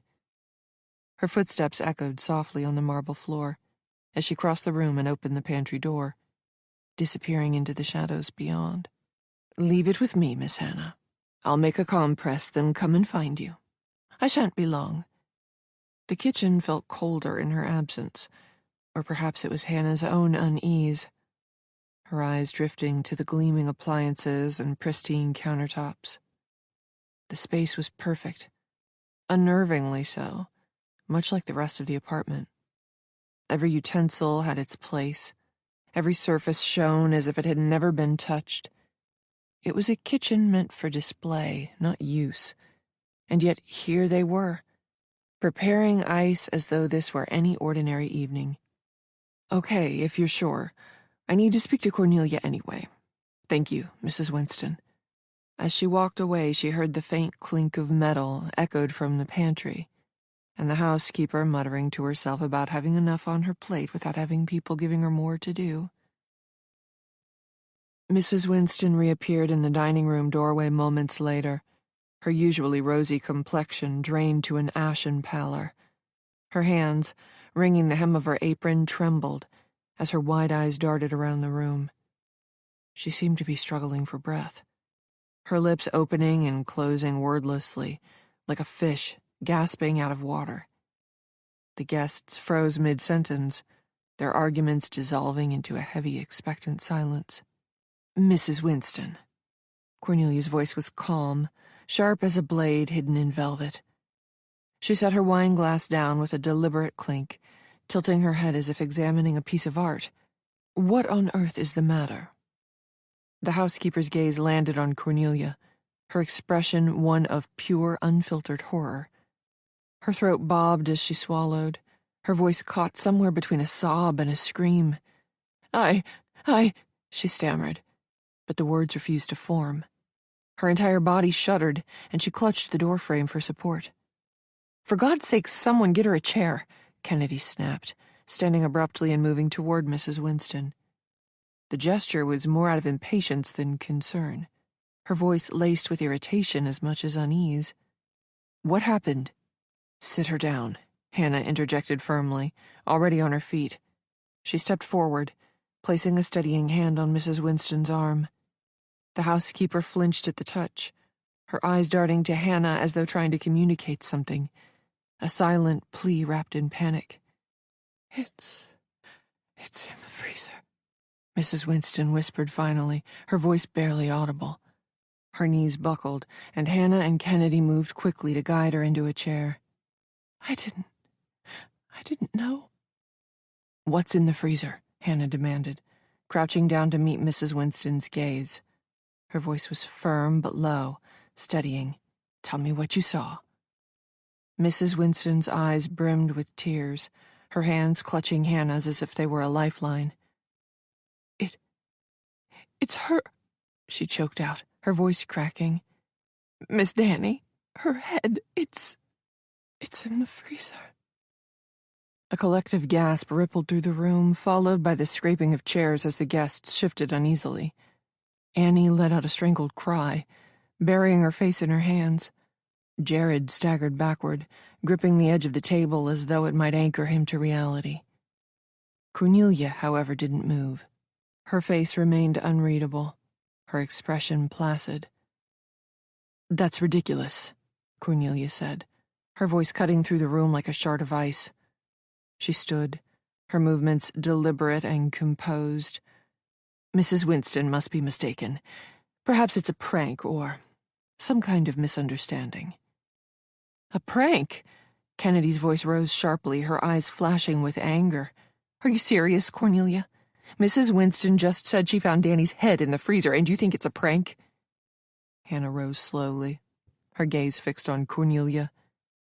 "I'll check," she said simply, her voice steady but edged with steel. "If there's nothing there, then fine. But if Mrs. Winston isn't mistaken—" She didn't finish the sentence, her words hanging heavily in the air. "Hannah, there's no need for dramatics," Cornelia replied smoothly, though a faint edge of irritation colored her tone. "I'm sure this is all just a terrible misunderstanding. Then I suggest you come with me and find out. Mrs. Winston, I'd be grateful if you could accompany us. That's if it won't distress you further." Hannah didn't expect the housekeeper to agree, but when she stood, sucking in air, was proved wrong. "Yes, I'll come with you, but I'm not looking in there again. But I'll show you." Kennedy rubbed the housekeeper's arm and helped her to her feet.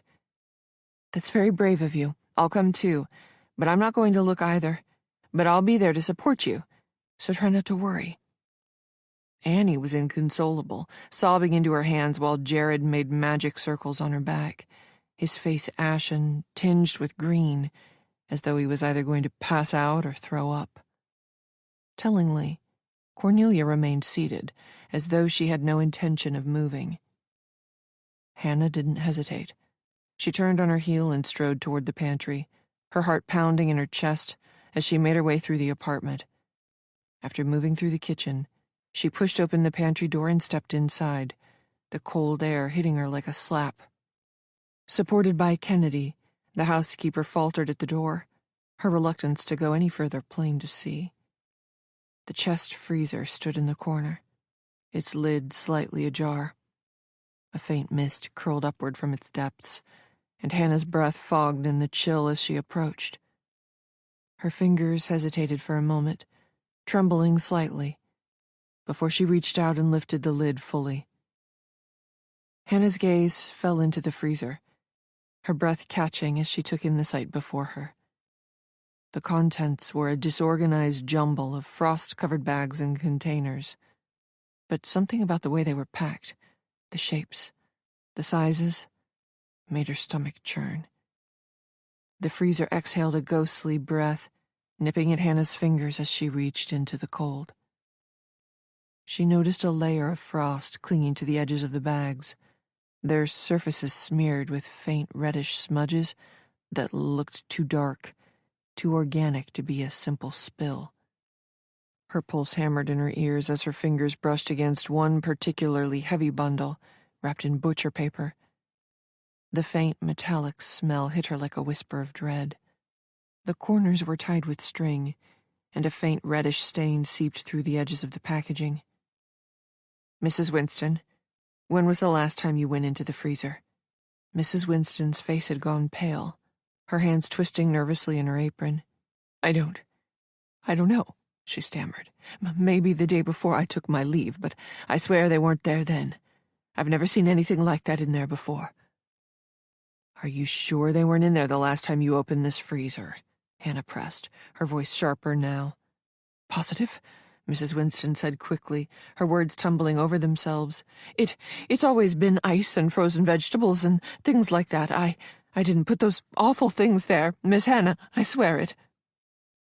Hannah's mind raced, piecing together fragments of the evening, the unease that had settled over her since she arrived. She reached deeper into the freezer, her fingers grazing the frigid paper as she lifted the bundle slightly. It was heavier than she expected, the weight of it sending a shiver down her spine. She set it to one side carefully, her breath fogging in the cold air. The sight that greeted her sent a jolt of nausea through her stomach. Nestled among the frost-covered packages and bags was a severed head, its features unmistakably Danny's. Her eyes were closed, but the expression on her face, a mixture of terror and anguish, seemed frozen in time. Her lips were parted, as though she'd been trying to scream when her life was cut short. The pale skin was tinged with the bluish hue of the freezer's icy grip, and strands of her dark hair clung to the frost, brittle and matted. A dark, congealed trail of blood had pooled beneath her, frozen into a jagged halo that glinted under the weak pantry light. The tang of blood, mixed with the acrid chill of the freezer, filled Hannah's nostrils, making her stomach churn violently. She staggered backward, her hand flying to her mouth as bile rose in her throat. Her breathing quickened, sharp gasps punctuating the suffocating silence. "Oh, my God," she whispered, her voice barely audible, her words dissolving into the cold mist. Hannah turned away, bracing herself against the wall as she fought to steady her breathing. Her mind raced, fragments of the evening flashing before her in rapid succession. The earring in the library, the bundle in the freezer, Cornelia's calm, calculated demeanor. It all clicked into place, a grotesque puzzle revealing itself piece by horrifying piece. And one stark fact punched her in the gut. Cornelia had remained in the dining room, leaving Hannah to check the freezer when surely, if someone said there were body parts of a dear friend hidden inside it, in your home, you'd rush off to see for yourself. Why didn't Cornelia come with them? Because she knew exactly what they would find. 28. Hannah straightened slowly, her jaw clenched as she turned back to the freezer. Her breath fogged the air as she closed the lid with deliberate care, the sound echoing in the small space like a final punctuation mark. Whatever game Cornelia was playing, Hannah knew one thing for certain. The facade was crumbling, and the truth was clawing its way to the surface. Addressing Mrs. Winston and Kennedy, her voice somber, Hannah said, "You'd better come with me. You've been very brave, though, both of you. I know this hasn't been pleasant or easy." Without another word, the three of them made their way back through the apartment, the sound of Kennedy and Mrs. Winston sobbing following in Hannah's wake. She stepped back into the dining room, her expression grim and haunted.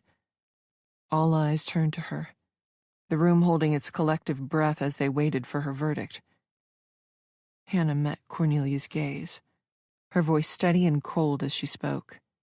"It's her," she said simply. "There are bags containing. I can't believe I'm saying this, but Danny is in the freezer. Mrs. Winston wasn't mistaken. I'm so sorry, Annie." The room erupted again, voices rising in panic and disbelief as the reality of the situation set in. Annie let out a piercing wail, collapsing into her chair as tears streamed down her face. Jared gripped the back of his chair, his mouth opening and closing as though searching for words that refused to come, before stumbling back, knocking over a glass in his retreat, the sound of shattering crystal cutting through the chaos. Cornelia remained seated, her expression unreadable, but her eyes glittered with something that sent a shiver down Hannah's spine. She looked almost amused, as if the pandemonium unfolding before her was nothing more than an elaborate performance for her entertainment. The game had changed, but Cornelia wasn't finished yet. Hannah could tell. Pippa stood just outside the dining room, her breath coming in shallow gasps. The muffled cacophony of the guests' voices had reached her ears, like the distant roar of an oncoming storm, waking her from a drug-induced sleep. After sluggishly lifting herself off the bed, she'd made her way down the hallway in time to catch Hannah's comment. Through the fog in her mind, Pippa managed to work out what Hannah meant. Fearing she was about to faint, Pippa pressed herself against the wall, her hands trembling as she clenched her fists, digging her nails into her palms. It did little to ground her. The world felt like it was tilting beneath her feet. "I can't," she whispered to herself, her voice quivering, fragile as a thread about to snap.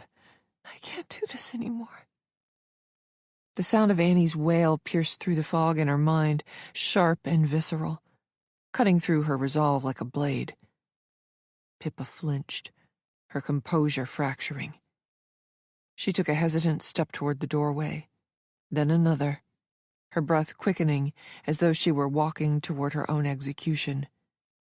By the time she reached the threshold, the room had fallen into chaos until they spotted her, hovering on the periphery. All eyes turned to her as she stepped into view. Her face was pale, her eyes hollow, and the touch of guilt hung around her like a shroud. The guests stared at her, their expressions ranging from confusion to concern, but it was Cornelia's gaze that froze her in place. Cold, calculating and sharp as a scalpel, it pinned Pippa where she stood, dissecting her with a detached cruelty. "Pippa," Cornelia said, her voice smooth and controlled, a sharp contrast to the chaos in the room. "What are you doing?" Pippa opened her mouth, but the words caught in her throat. Her gaze darted to Annie, who was sobbing uncontrollably in her chair, and then to Kennedy, whose face was a mask of barely contained rage. Hannah stood near the doorway, her arms crossed and her expression unrelenting, as though daring Pippa to speak. Pippa's voice broke, and she looked down at her trembling hands. Her nails had left crescent-shaped imprints in her palms, the skin around them reddened and raw. "I can't keep this in anymore." Cornelia's eyes narrowed, her body tensing almost imperceptibly. "Keep what in?" she asked, her tone laced with a warning, each syllable a taut wire stretched to breaking point. Pippa took a shaky breath, her chest heaving as she fought to find the courage. The air felt dense, suffocating, as though the walls themselves were closing in. "It was her," she said finally, her voice barely above a whisper. "Cornelia. She killed Danny." A collective gasp swept through the room, rippling outward like a stone dropped into still water. Jared's face went ashen, and Kennedy's hand flew to her mouth. Annie's sobs grew louder, her body shaking with the force of her grief. Hannah straightened, her eyes narrowing as she took a step closer to Pippa. "What did you say?" Hannah asked, her voice steady but sharp, cutting through the mounting hysteria like a scalpel. "Cornelia killed Danny." Pippa nodded, tears streaming down her face. "She did it yesterday," she said, her voice trembling. She strangled her with the scarf."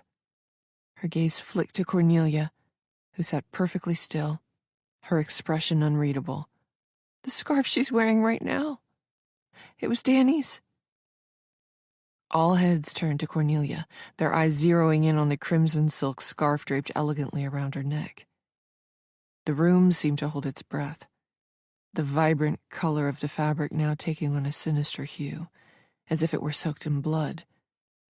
The scarf, so often a symbol of Cornelia's polished sophistication, now felt like a noose around everyone's collective psyche. "Is this true?" Kennedy demanded, her voice rising.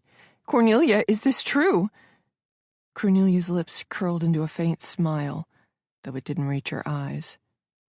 "This is absurd," she said, her voice calm and measured, each word delivered with the precision of a surgeon's scalpel. "Pippa, you've clearly had too much to drink. You don't know what you're saying." "Don't you dare gaslight her," Hannah snapped, stepping forward. "She's telling the truth, isn't she? You killed Danny, and you've been wearing that scarf like some kind of trophy." Cornelia's eyes flicked to Hannah, her smile fading. "Watch your tone," she said quietly, the warning in her voice unmistakable. "You have no idea what you're accusing me of." "Oh, I think we do," Jared said, his voice trembling with a mix of anger and fear. "You killed her, didn't you? And all this time you've been—" He trailed off, his voice breaking. Annie let out a guttural scream, collapsing into her chair as tears streamed down her face. Kennedy moved to her side, wrapping an arm around her shoulder, though her own face was pale and stricken, her usual composure shattered. "Why?" Kennedy demanded, her voice shaking. "Why would you do this, Cornelia? What did Danny ever do to you?" Cornelia rose slowly from her chair, her movements deliberate and composed. She adjusted the scarf around her neck, her gaze sweeping over the room like a queen addressing her subjects. "You're all letting your emotions get the better of you," she said coolly, her voice a velvet blade. "Danny's disappearance is a tragedy, yes, but these wild accusations are beneath you." "Stop lying," Pippa cried, her voice breaking. "Just stop. I saw you do it. I helped you move the body. I didn't want to, but you made me." She collapsed onto her knees, sobbing uncontrollably. "I'm so sorry. I'm so sorry." The room descended into chaos. Annie's cries grew louder, Kennedy shouting over her as she demanded answers from Cornelia. Jared stood frozen, his hands clutching his head as if trying to block out the noise. Hannah knelt beside Pippa, her voice firm but gentle as she tried to calm her down, though her own mind raced with grim determination. Cornelia, however, remained eerily composed. Her gaze lingered on Pippa for a moment, a flicker of something dark and dangerous crossing her face, before she turned to the rest of the group. "If you're going to crucify me based on the ramblings of a drunk and hysterical woman, then by all means," she said, her voice dripping with contempt. "But I suggest you think very carefully about what you're doing." Hannah rose slowly, her eyes locked on Cornelia, her gaze unrelenting. "We don't need to think," she said. "We know what you are."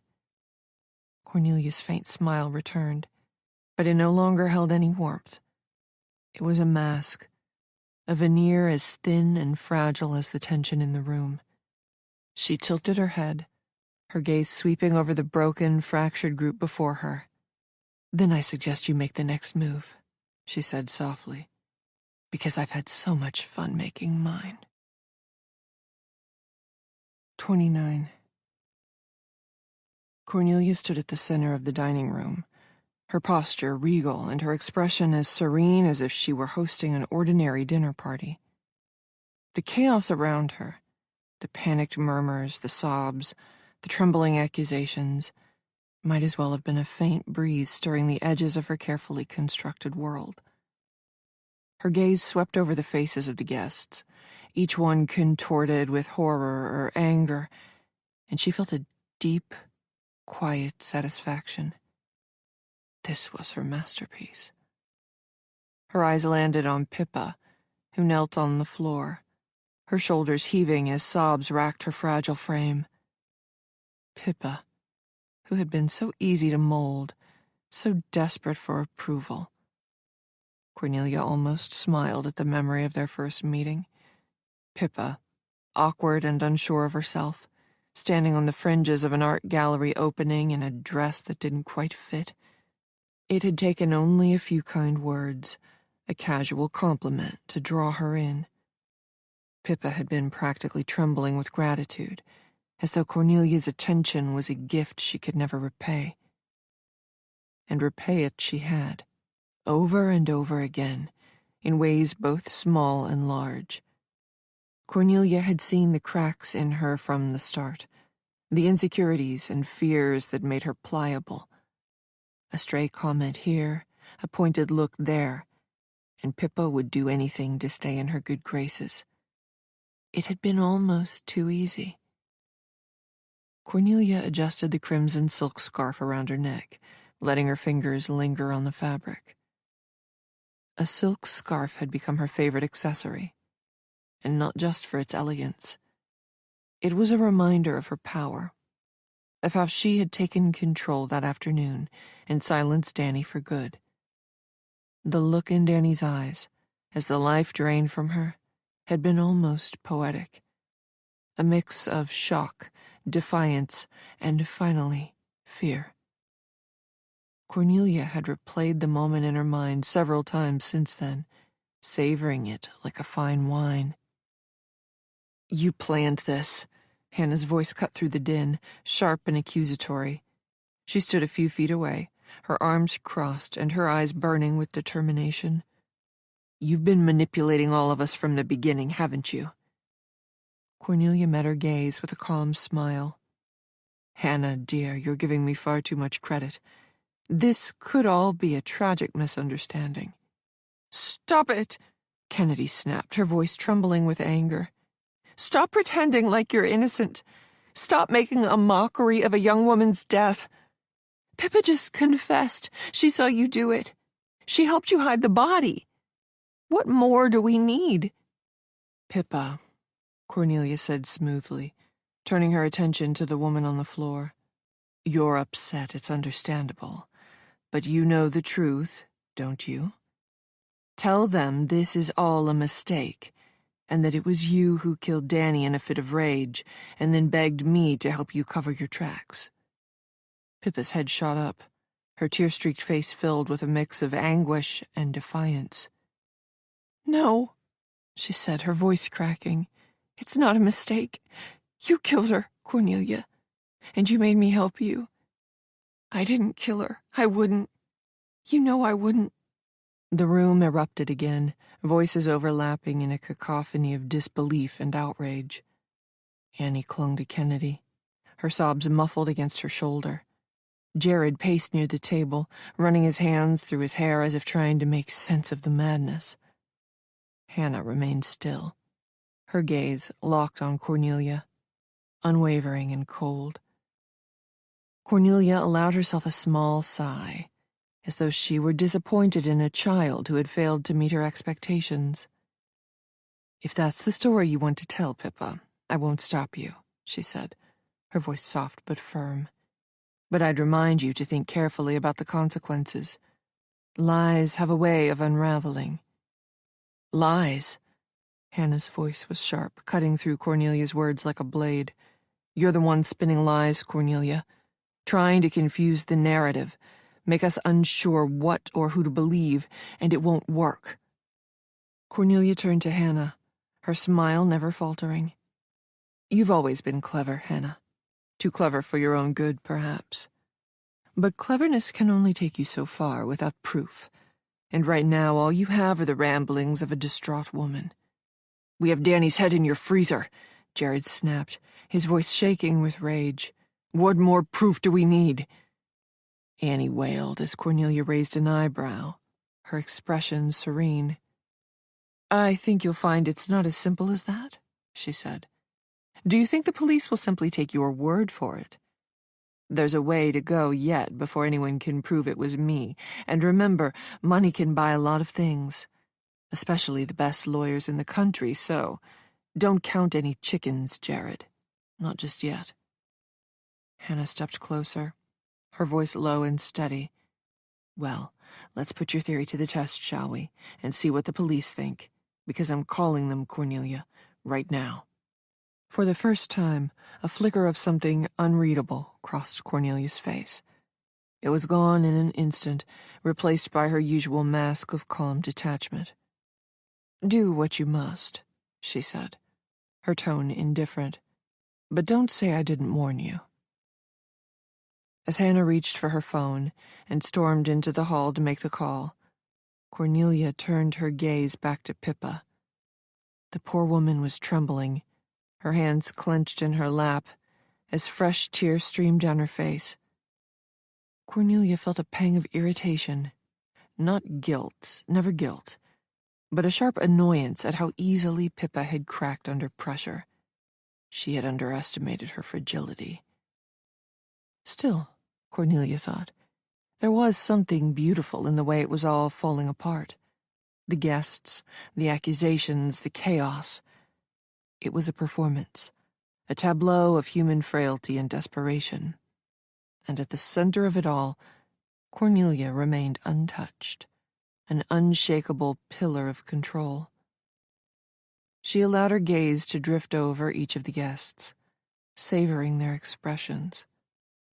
Annie, distraught, humiliated, and exposed, was clutching at Kennedy like a lifeline, her face streaked with tears, her eyes wide and glassy. Jared's pacing had become erratic, his hands tugging at his hair, as he muttered incoherently under his breath. Hannah, phone in hand, radiated a cold, focused fury, the kind that Cornelia knew would make her an excellent adversary, if only she had more time to prepare. Kennedy, usually so composed, looked as though she might shatter at any moment. Her lips were pressed into a thin line. Her eyes flicked between Cornelia and Pippa, as though trying to decide which version of the story she believed. Or was she simply incredulous, unable to believe that she'd been in the company of a murderess and her accomplice? But which one was which? The sound of sirens grew louder, their wails slicing through the tense atmosphere like a blade. The dining room had fallen into an uneasy silence, each guest frozen in their own state of shock. Mrs. Winston sat on a chair and stared into the middle distance, holding a glass of brandy she hadn't attempted to drink. Pippa sat hunched in her chair, her hands trembling in her lap. Her face was pale, streaked with tears, and her gaze remained fixed on the tablecloth, as though staring at anything else would break her completely. Cornelia, on the other hand, stood poised by the fireplace, the crimson silk scarf around her neck a macabre emblem of her composure. "Well," she said softly, her voice cutting through the room like the sharp edge of glass, "it seems our evening is about to become more eventful." Jared's pacing halted abruptly, and he turned to glare at Cornelia. "Eventful?" he spat. "You murdered Danny, and you're acting like this is some kind of performance? What the hell is wrong with you?" Cornelia tilted her head, her expression one of faint amusement. "Temper, Jared," she said. "There's no need to lose your composure. It's unbecoming." Hannah, standing by the window with her phone still in her hand, narrowed her eyes at Cornelia. "You're not even trying to deny it anymore, are you?" she said. "You think you're untouchable." "I found that denial is often futile in the face of hysteria," Cornelia replied, her voice smooth and unhurried. "People see what they want to see, hear what they want to hear. And you, Hannah, have always been so eager to uncover a story." The doorbell echoed through the apartment, sharp and deliberate. Mrs. Winston stood, ever the professional, and within seconds appeared from the hallway, her face pale and drawn, her usually bustling demeanor subdued. "It's the police," she said quietly. Cornelia turned to her with a faint smile. "Thank you, Mrs. Winston," she said. "Let them in." Mrs. Winston hesitated for a moment, her hands wringing nervously, before she disappeared down the hall. The guests exchanged uneasy glances. the tension in the room palpable.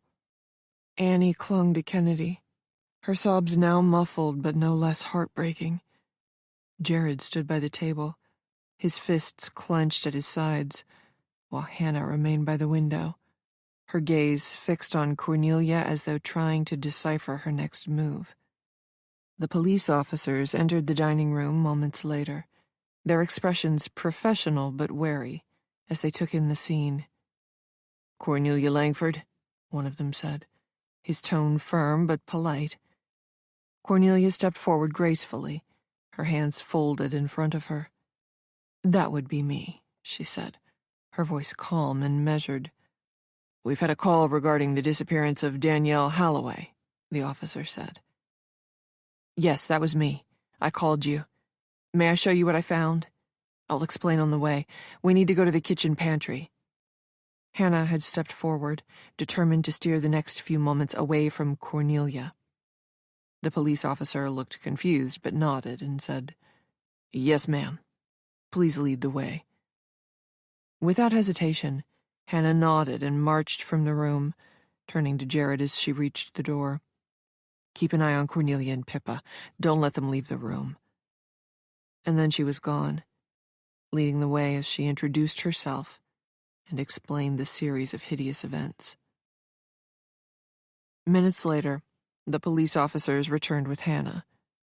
The younger of the two remained in the hallway, where he could be heard passing on instructions and explaining to a dispatcher what they had found.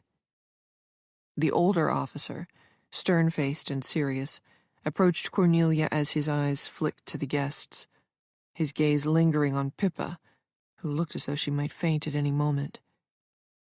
Refocusing on Cornelia, he asked, "I believe you own the apartment, Ms. Langford?" Cornelia smiled.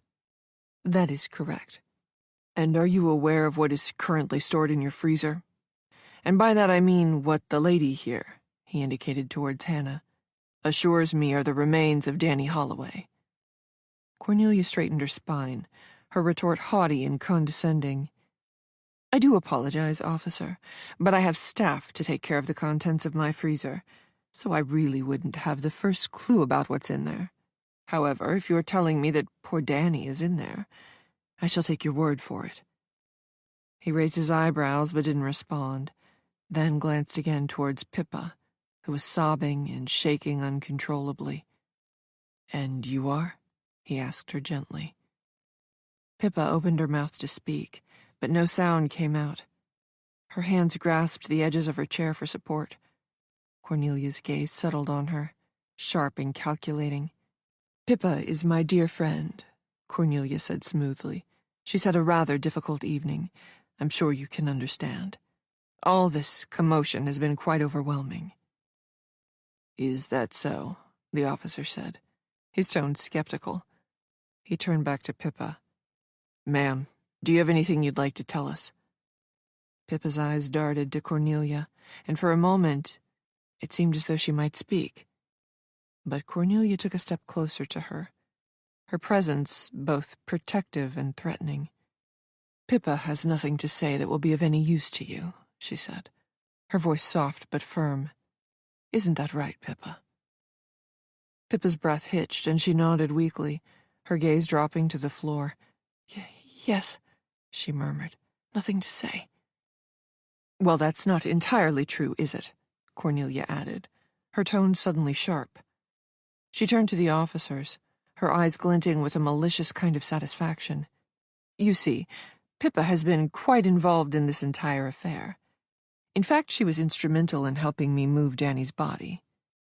The room erupted. "What?" Kennedy gasped, her hand flying to her mouth. "Cornelia, you're lying!" Hannah shouted, her voice shaking with outrage. Pippa froze, her face draining of color. She looked up at Cornelia, her eyes wide with betrayal. "No," she whispered. "No, you can't do this." Cornelia's smile was razor-sharp.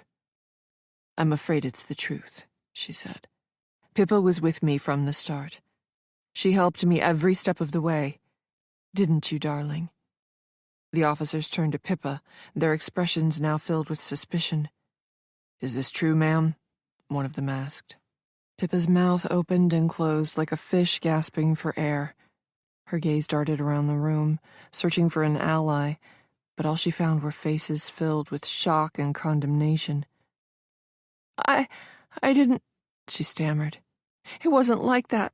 She made me do it. She threatened me. I didn't mean for it to happen, she had said. I didn't think she'd go through with what she was planning. I thought she was playing mind games. But when you realized it wasn't a game, Hannah had interjected, her voice sharper than she intended, you went along with it. Pippa didn't have time to answer because Cornelia's laughter rang out, low and melodic.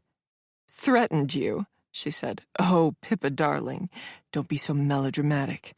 You were more than willing. In fact, it was your idea to serve Danny to our guests tonight. The room descended into stunned silence. Annie let out a horrified gasp, clutching at Kennedy for support. Jared's face twisted with revulsion, and he stepped back as though the very air in the room had become tainted. Hannah's eyes narrowed as she turned to Pippa. Is that true? Hannah demanded, her voice sharp and unyielding. Did you know? Did you let us eat her? Pippa shook her head violently, tears streaming down her face. No, that's a lie. I didn't know. I didn't realize until... Her voice broke into a sob. She's lying. She's trying to pin this on me. You expect us to believe that? Kennedy snapped, her voice trembling with fury. You've been acting guilty all night, Pippa, and now we know why. Enough, Hannah interjected, stepping between the group and Pippa. This is exactly what Cornelia wants. She's trying to turn us against each other. Cornelia's smile widened, a predator enjoying the chaos she had sown. Believe what you will, she said, her tone almost playful. But the truth is, none of you will ever forget this evening. And isn't that what matters most? The officers exchanged a glance before one of them stepped forward. Ma'am, he said to Cornelia, his tone firm, you're going to have to come down to the station with us so we can speak to you about Danielle Holloway. And you, he added, turning to Pippa, will need to come with us for questioning too. I've called this in, and a team is on their way over, so for the time being, the rest of you need to stay right where you are. He turned to his colleague. Officer, read them their rights. Keep them in separate cars until the boss gets here. As Cornelia extended her wrists for the cuffs, her smile remained fixed in place. She cast one last glance around the room, her gaze lingering on each of the guests. Well, she said lightly, I do hope this evening has been as unforgettable for all of you as it has been for me. One officer led her toward the door, his movements brisk and efficient. Pippa and the other officer followed behind them, her steps faltering, her face a mask of despair. As the door closed behind them, the dining room fell into a heavy silence. The raw, unadulterated truth of what had transpired that evening, settling over the remaining guests like fog. 30. For several moments, no one moved. The air was thick with the mingling scents of wine, cold plates of half-eaten food, and something far more sinister they could no longer ignore. Hannah was the first to break the silence. She stood rigid, her arms folded tightly across her chest, her face a mask of fury and determination. Well, she said, her voice low but biting, she's a monster. But she's not wrong about one thing. None of us will ever forget tonight. Kennedy sat down heavily in her chair, her hands trembling as they rested against the polished surface of the table. I feel sick, she muttered, barely audible. Her fingers toyed nervously with the stem of her wine glass, though she didn't dare drink from it. How could she make us eat? Her words trailed off as she pressed a hand to her mouth, her expression one of pure revulsion. Annie, still clinging to Kennedy's side, had tears streaming down her cheeks. Her sobs were quieter now, but they carried an unmistakable note of grief. "Pippa knew," she whispered. "She knew, and she let us—" "No," Hannah snapped, turning sharply to face Annie. "Don't let Cornelia twist this. You heard Pippa. She was manipulated, just like the rest of us." "Manipulated?" Jared's voice was hoarse, his words laced with disbelief and anger. He stood near the table, his hands planted firmly on its surface as though he needed the stability to keep himself upright. "She moved Danny's body. She went along with it. How is that just manipulation?" Hannah's glare could have cut through stone. "Have you never been afraid of someone, Jared? Truly afraid? Because that's what Cornelia does. She doesn't just lie. She gets inside your head. She turns your fear into her weapon." "But Pippa's not innocent," Kennedy interjected, her voice steadier now but no less furious. "She had a choice, and she made the wrong one." "You don't know that," Hannah said firmly, stepping closer to the table. "None of us know what Cornelia might have done to her, what she's threatened. You saw her in there. She's breaking apart. That's not guilt. That's terror." "Terror doesn't excuse letting us eat Danny," Jared said, his voice rising slightly. He raked his hands through his hair, pacing back and forth as if the movement could help him process the unthinkable. "She's as complicit as Cornelia. She let us—" He faltered, his voice cracking. The room fell silent again, each of them sinking into their own spiraling thoughts. Kennedy stared into space. Annie had buried her face in her hands, her shoulders shaking with quiet sobs. Jared leaned heavily against the wall, his breathing uneven, while Hannah remained standing, her arms crossed and her expression grim. "Do you think she'll talk?" Kennedy asked suddenly, her voice small but sharp. "Pippa, I mean, do you think she'll tell them everything?" Hannah's jaw tightened. "I think she will. She has to. Cornelia may have manipulated her, but Pippa's not the same as her. She's not evil." "Evil," Jared repeated bitterly, letting out a harsh laugh. "That doesn't even begin to describe Cornelia. She's psychotic. She enjoyed this. She enjoyed watching us squirm, knowing what she'd done. And she made sure Pippa would suffer with her," Hannah said quietly, her gaze drifting to the empty seat Pippa had vacated. "If Cornelia has to go down, she'll drag anyone she can with her. Pippa was never anything more than a pawn to her." Kennedy's voice was thick with anger and despair. "We're all pawns. She used all of us. This dinner, the conversations, the meat. It was all part of her twisted game."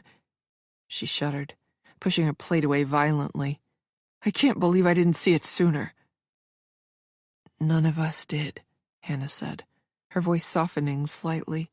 "She's a master at this, at hiding in plain sight, at making herself seem untouchable. That's how she's gotten away with so much." Annie finally lifted her head, her tear-streaked face etched with raw grief. Do you think Danny knew?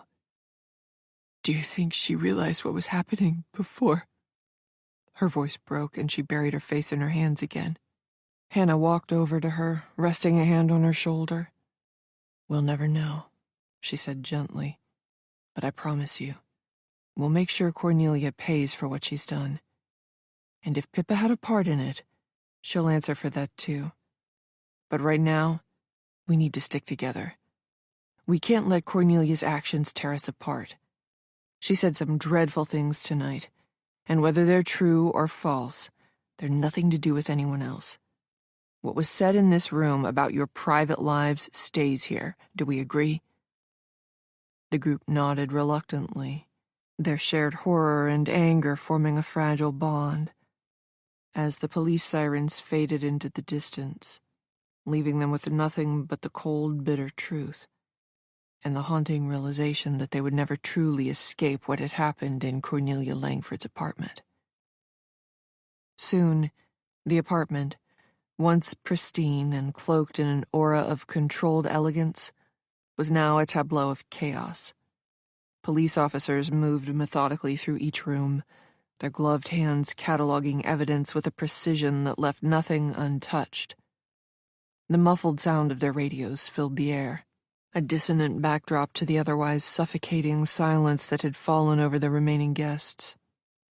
The dining table, still set with its ornate centerpiece and polished silverware, had been cordoned off with yellow tape. The remnants of uneaten food in the waste disposal, their grotesque significance now impossible to ignore, had been carefully photographed and labeled. The crimson silk scarf that had clung to Cornelia's neck like a trophy would soon be sealed in an evidence bag, its sheen dulled under the harsh fluorescent light. Mrs. Winston stood near the entrance to the kitchen, her face ashen and her hands trembling as she clutched a dish towel. Her usually robust and bustling demeanor had been replaced with a kind of stunned horror, her eyes darting nervously between the officers and the guests. She had been questioned gently at first, and then with more pointed inquiries, but her answers had been a patchwork of confusion and denial. "I didn't know," she whispered to herself, as though trying to convince her own conscience. "I didn't know what they were doing." One of the officers approached her, a young man with a kind face that belied the gravity of his role. "Mrs. Winston," he said softly, his voice measured, "I know this is difficult, but we need to ask you a few more questions about what you might have seen or heard earlier today." Her hands tightened around the dish towel, twisting it as though wringing out her own guilt. I didn't see anything unusual," she stammered. "Cornelia was her usual self, so calm, so in control. She even complimented the meal, said it would be a night to remember." Her voice cracked on the last word, and she pressed the towel to her mouth to stifle a sob. "You didn't notice anything out of place?" the officer pressed gently. "No strange behavior from Miss Langford, or from Pippa?" Mrs. Winston hesitated, her brow furrowing as she replayed the events of the day in her mind. "Pippa seemed different," she said finally. "She was nervous, jumpy. I remember thinking she looked unwell, but I didn't want to pry." The officer nodded, scribbling notes in his pad. "And what about the freezer?" he asked, his tone cautious. "When did you last access it?" Mrs. Winston's face crumpled. I only opened it tonight," she whispered, "for the ice. I didn't know what was in there, I swear.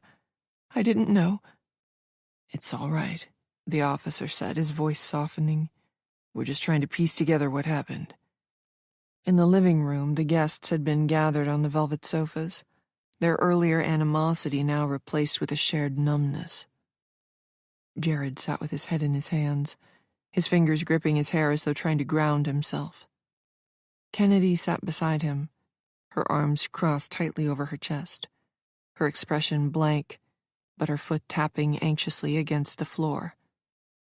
Annie, still clutching Kennedy's arm, stared vacantly at the ornate chandelier above, tears silently streaming down her cheeks. Hannah stood near the doorway, her arms crossed and her gaze fixed on the police as they worked. She had answered their questions with her usual sharp clarity, her investigative instincts refusing to falter even in the face of such horror. But her mind was racing, replaying every interaction, every subtle clue that might have been overlooked. "Do you think she planned it all from the start?" Kennedy asked quietly, her voice breaking the silence. Hannah turned to her, her expression grim. "Cornelia doesn't do anything by accident," she said. "Every word, every gesture is calculated. She thrives on control." Jared let out a hollow laugh, his voice bitter. "And Pippa?" he said. "Was she just another pawn, or was she a willing accomplice?" Hannah hesitated, her gaze drifting to the hallway where Pippa had disappeared with the police. "I don't know," she admitted, "but Cornelia never saw her as anything but disposable. If she's willing to throw Pippa under the bus now, She was always planning to. Mrs. Winston appeared in the doorway, her usually immaculate apron now crumpled and stained. Her eyes were red-rimmed, and her hand still trembled as she gripped the doorframe for support. I thought I knew her," she said quietly, her voice barely above a whisper. "I've worked here for years. She was always so poised, so polite. How could she do something like this?" Hannah stepped forward, her voice gentle but firm. "Because people like Cornelia don't show their true selves until they're forced to," she said. "They wear masks, and they're very good at it. But underneath it's always there, the darkness, the cruelty." Mrs. Winston's eyes filled with tears, and she shook her head. "I should have seen it," she whispered. "I should have known." "None of us saw it," Kennedy said, her voice bitter. "That's what makes her so dangerous." The officer who had been speaking to Mrs. Winston reappeared, his expression unreadable. "We'll need statements from everyone," he said, "and then we'll need you all to vacate the premises. This is officially a crime scene now." The word sent another ripple of unease through the group. Annie clutched Kennedy's arm tighter, while Jared let out a weary sigh and sank back into his chair. Hannah nodded, her expression resolute. "We'll cooperate," she said, "but make sure you get everything you can from Cornelia. She's already playing her next move." The officer nodded, his gaze steady. "We'll do our best," he said. As the group began to gather their belongings, the macabre events of the evening settled heavily on their shoulders. The pristine elegance of Cornelia's apartment had been shattered, replaced with a grim tableau of secrets, lies, and unimaginable horror. And though Cornelia was gone, her presence lingered like a shadow, an unshakable reminder of the darkness that had unfolded within these walls. 31. A few days had passed since the horrors of that night. But for the guests who became embroiled in Cornelia's warped game, the events had not loosened their grip. The shock rippled outward, spreading through social circles, newspapers, and the insatiable gossip of New York City's elite. Cornelia Langford's name was now whispered with equal parts fascination and revulsion, her elegant veneer shattered, leaving only the grotesque reality of her crimes.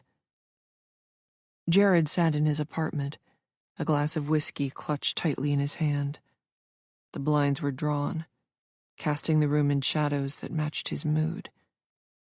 Across from him, Kennedy sat cross-legged on the couch, her face pale and drawn.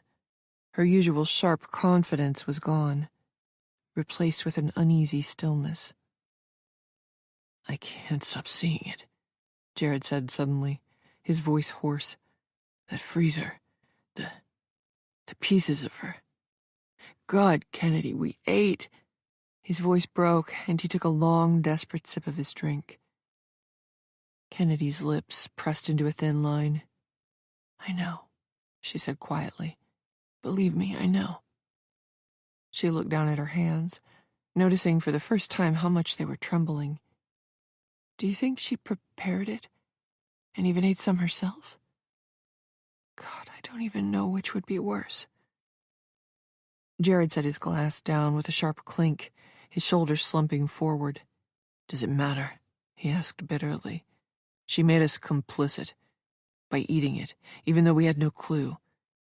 We will always be those people who ate some of their friend, and nobody will forget. I know I won't. It makes me want to hurl every time I think about it. But that's what she wanted, wasn't it? To make sure none of us ever forgot or walked away from that apartment clean." Kennedy didn't answer. She couldn't. The truth was too awful to put into words. Instead, she stared out the window, her gaze unfocused as memories of that night played on an endless loop in her mind. Cornelia's calm smile, Pippa's trembling hands, the sickening realization that had swept over the room like a tidal wave. She thought the shame of being exposed, that her affair with Jared and her betrayal of her best friend was bad, but it paled into insignificance compared to what happened next. Annie would never forgive her, and as for her own parents, the looks on their faces when she explained it all, she couldn't wipe it from her mind, any of it.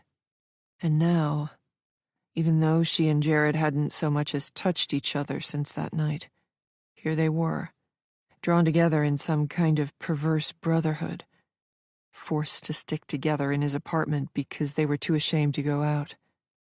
Nobody else understood or probably cared. The only people interested in them were journalists, and for all the wrong reasons. Annie, meanwhile, was not in her apartment. She was in a hospital bed, her frail body hooked up to a tangle of wires and monitors. The shock of discovering her daughter's fate, and the unimaginable horror of what had been done to her, had sent her spiraling into a collapse. Her health, already delicate, had deteriorated rapidly. Doctors murmured words like stress-induced cardiomyopathy and severe trauma, but none of it mattered to Annie. Nothing mattered anymore. Hannah had visited Annie earlier that day, though the sight of her in that state had shaken her more than she cared to admit. Now, sitting in her own apartment, she scribbled furiously in her notebook, trying to make sense of it all. Her investigative instincts were still firing on all cylinders, but this wasn't just another story. This was personal. She had been there. She had seen the depths of Cordelia's depravity, and she had watched as the carefully constructed facade of their privileged lives crumbled into dust. She had humiliated Kennedy, tearing down her life bit by bit, starting on her hidden wealth and pseudo-career, calling her a hypocrite and then a boyfriend thief.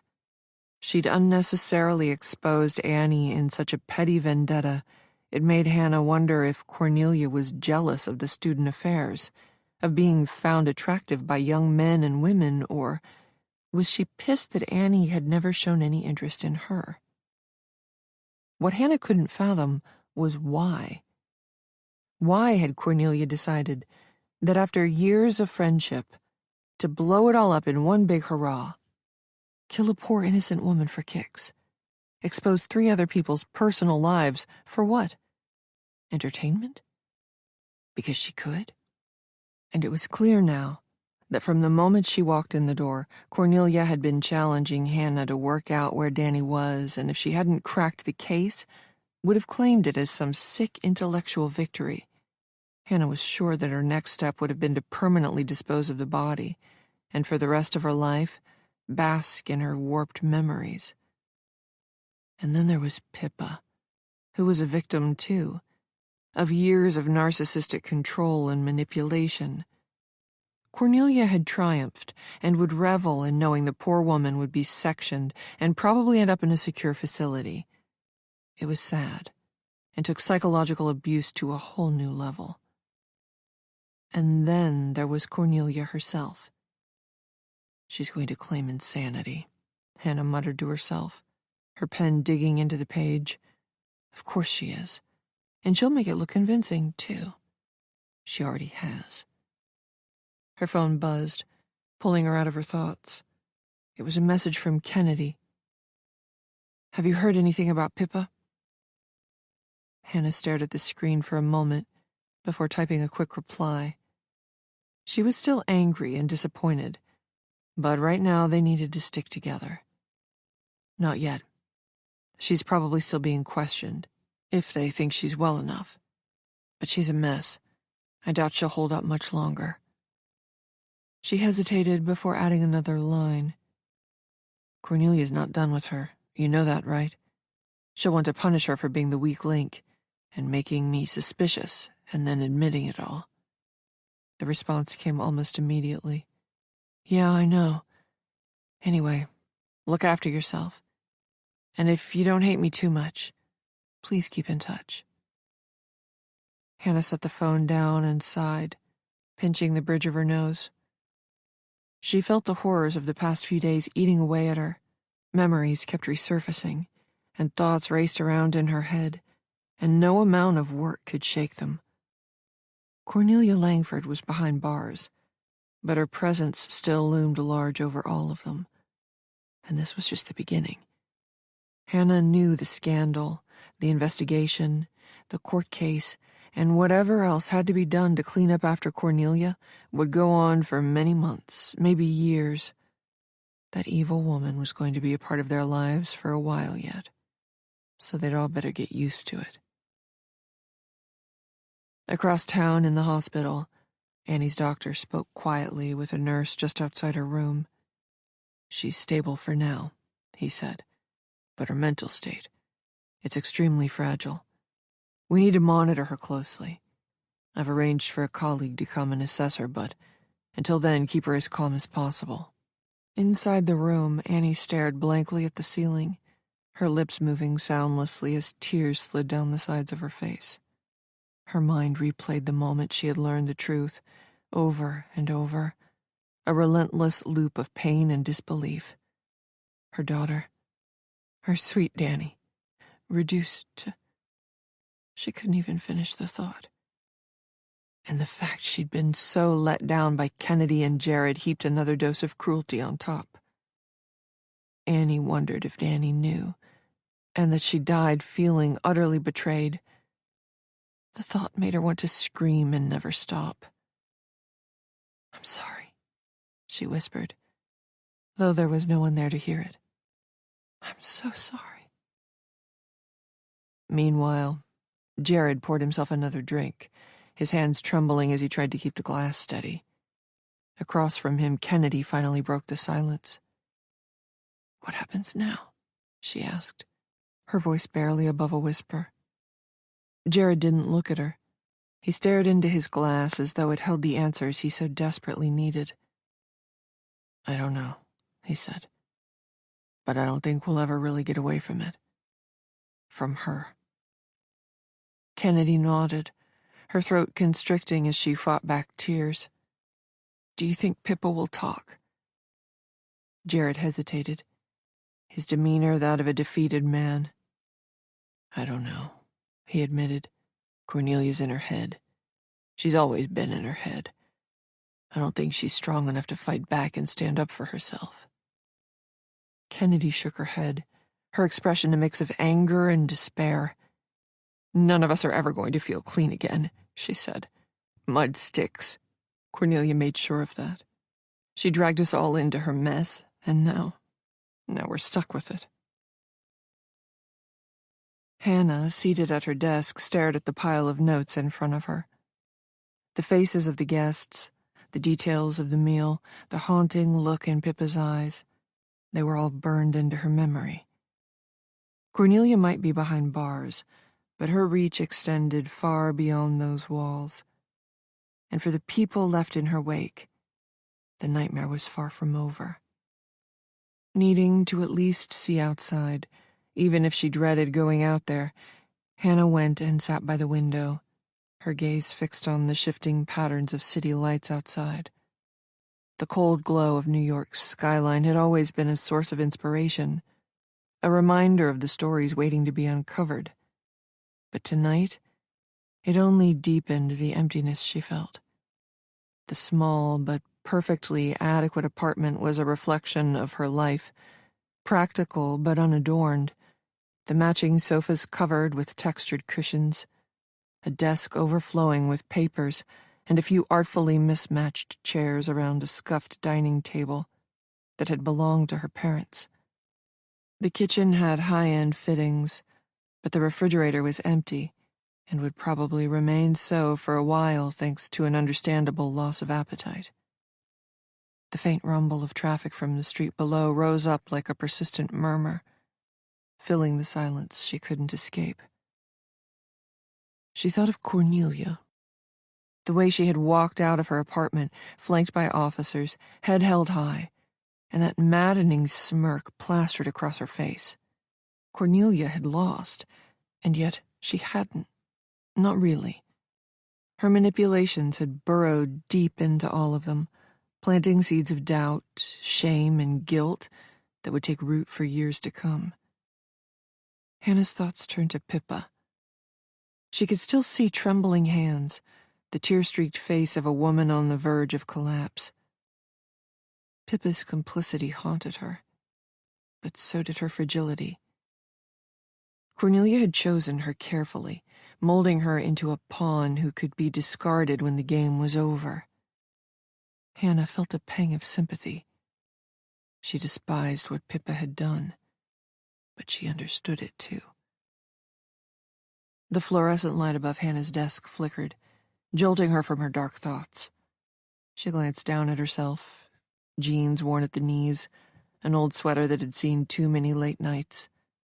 Her fair hair was tied back in a messy bun, wisps escaping to frame her sharp, angular face.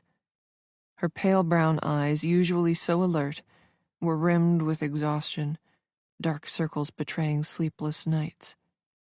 She caught her reflection in the window and looked away quickly, as though seeing herself too clearly would break her. Cornelia's presence lingered like a specter, her voice echoing in the silences, her lies woven into the fabric of their lives. Hannah had spent years chasing the truth, but even now, with Cornelia behind bars, she felt as though she had barely scratched the surface. She stood and crossed the room, her footsteps muffled by the plush rug beneath her. The small apartment was cluttered with the detritus of her work. Newspaper clippings, old notebooks, photos pinned to the corkboard above her desk. In the center of it all was Cornelia's face, cut from a glossy magazine cover, and adorned with that infuriatingly serene smile. Hannah picked up the photo and stared at it as memories of that awful dinner party flooded in. "You ruined so many lives," she murmured, her voice low and steady. "Pippa, Annie, Danny, even your own. And for what? To prove you could?" She thought back to her conversation with Pippa. The woman had been incoherent, her words tumbling out in a frantic rush as she tried to explain herself. "I didn't mean for it to happen," she had said. "I didn't think she'd go through with what she was planning. I thought she was playing mind games." "But when you realized it wasn't a game," Hannah had replied, her voice sharper than she intended, "you went along with it." Pippa had broken down then, her sobs racking her fragile frame. And Hannah, despite her anger, had felt a pang of guilt. Cornelia had orchestrated everything, playing them all like pieces on a chessboard. Pippa had been her knight, loyal and expendable. And when the time came, Cornelia had sacrificed her without a second thought. Hannah tossed the photo onto her desk and rubbed her temples. She couldn't afford to dwell on Pippa's fate now. There was still so much she didn't know, and the questions gnawed at her like an open wound. Why had Cornelia chosen that night to unravel everything? What had pushed her to such extremes? Was it arrogance? Boredom? Or something darker? Something even Cornelia herself couldn't fully understand. The sound of a siren wailing in the distance drew her attention back to the window. The vast city stretched out before her. Somewhere out there, Cornelia sat in a cell, no doubt plotting her next move. Hannah's fingers itched to write, to document every detail, but she knew it wouldn't bring closure. Not really. Cornelia's story wasn't over, and neither was hers. Sighing, she returned to her desk and flipped open her notebook. The page stared back at her, blank and accusing. Slowly, she picked up her pen and began to write, her words sharp and deliberate. Cornelia Langford destroyed lives not with brute force, but with precision. She didn't break people, she dismantled them, piece by piece, until there was nothing left but the parts she could use. The pen hovered for a moment before she added, "But even the most intricate machinery has its flaws, and I'll find them. I must." Hannah set the pen down and leaned back in her chair, the tension in her chest easing slightly. Cornelia might have shattered their lives, but she hadn't won. Not yet. And while Hannah had breath in her body, no matter how long it took, she wouldn't let her. 32. The lights here are dim, a dull fluorescent glow that casts everything in a sickly yellow hue. The walls are a pale institutional green, a color chosen, no doubt, for its supposed calming properties. Calming for the broken, the lost, the damaged souls who shuffle through these halls with vacant stares and muttered nonsense. It's pathetic, really. And I'm not one of them. Oh, they think I am. They think they've cracked the code, reduced me to a diagnosis that fits neatly into their clinical jargon. Borderline personality disorder, narcissistic tendencies, psychopathy. The labels they've tried to pin on me are endless, each one more absurd than the last. But I've played my part well. I've perfected the vacant stare, the fragile voice tinged with regret, the occasional tear rolling down my cheek at just the right moment. They lap it up like hungry dogs, convinced they've uncovered some hidden vulnerability. Nobody knows me, who I am, what goes on in my head. When they write about me, and I'm sure they will, I wonder what they'll say, and if they'll get it right. Maybe I should jot it all down for them.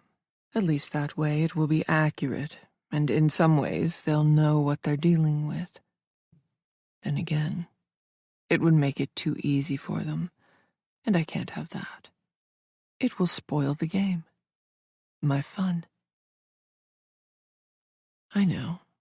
While I wait for someone to come and observe me, or hand me a little paper pot of pills, I will compose a biography in my head, where it'll be nice and safe, a potted version of my life story, a little glimpse of the real Cornelia Langford. Cornelia Langford was born into a world where money solved everything. At least that was the family mantra. The Langfords were old money, the kind that dripped with effortless privilege, their wealth cemented across generations through media empires and ruthless business acquisitions. They moved through life untouched by consequence, shielded by power, their misdeeds quietly buried beneath glossy magazine profiles and philanthropic endeavors. From the outside, Cornelia had it all. Private schools that curated future world leaders, summers in Capri, winters in Gstaad, custom gowns from Paris, art lessons from masters flown in from Florence. The best of everything, except the one thing she craved: attention. Her father, Richard Langford, was too busy expanding his empire to notice her beyond the perfunctory gestures of fatherhood. An expensive bracelet sent from his latest business trip, a fleeting nod at a gala before turning back to more important guests. Her mother, Astrid, was no better, a glacial beauty who spent her days at charity luncheons and cosmetic appointments, more concerned with maintaining the illusion of a perfect life than engaging with her daughter in any meaningful way. Cornelia learned early that if she wanted love, she had to command it. Cornelia never fell in love, not really. She collected lovers the way some people collected art, appreciating their beauty, their rarity, their usefulness, before inevitably growing bored. Men, women, older, younger, married, single, it made no difference. The thrill wasn't in the connection, but in the conquest, in watching them unravel under her gaze, in knowing that she could make anyone believe they were special, that she needed them, only to discard them when they became predictable. There was Jonathan Wren, the married CEO who once confessed, half drunk, that he would leave his wife for her. Cornelia had laughed, a rich, indulgent sound. before whispering in his ear, "Why would I want a man so easily taken?" There was Elise, the artist with calloused hands and paint-stained jeans, who had painted Cornelia obsessively, reverently, until Cornelia stopped showing up at her studio. The last portrait Elise had made, furious strokes, smudged lipstick, a gaze that saw too much, was burned in the courtyard of her loft in Brooklyn, a final desperate act of protest. There was even Danny Holloway, though Cornelia would never admit it. Danny, with her righteousness, her insufferable morality, her insistence on seeing the real Cornelia. The one person who had walked away first, who had seen through the shine and recognized the emptiness beneath. It had enraged Cornelia in a way nothing else ever had. Cornelia had always been spoiled, but it was never enough. No matter how much money she had, how many people fawned over her, she always carried the gnawing ache of neglect. She was the child who had never been denied a single material thing, yet had always been starved for affection. Her father's approval was distant, given only in nods of acknowledgement when she accomplished something useful. Her mother's love was conditional, shallow, her voice always ringing with quiet disappointment when Cornelia did something unseemly. So Cornelia made herself the center of every room she walked into.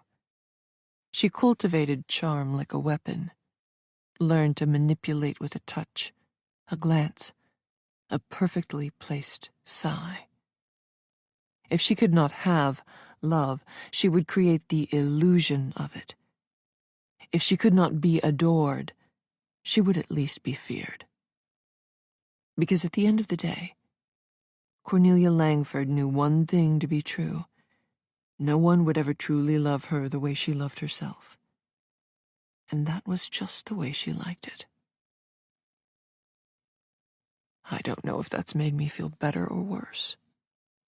How utterly disappointing that after such a magnificent life I'm reduced to this disgusting place that's beneath me in every way possible.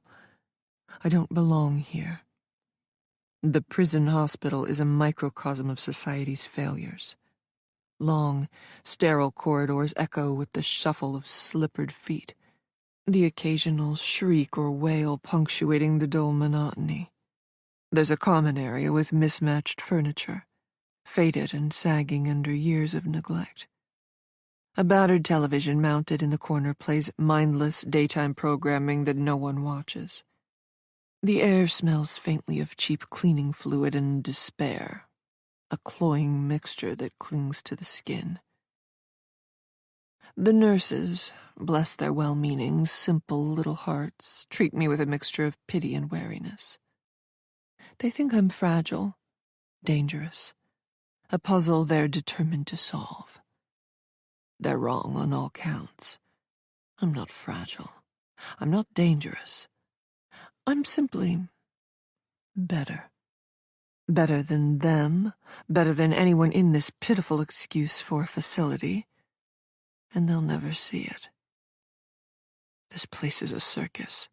The patients are clowns, babbling and drooling and shuffling aimlessly.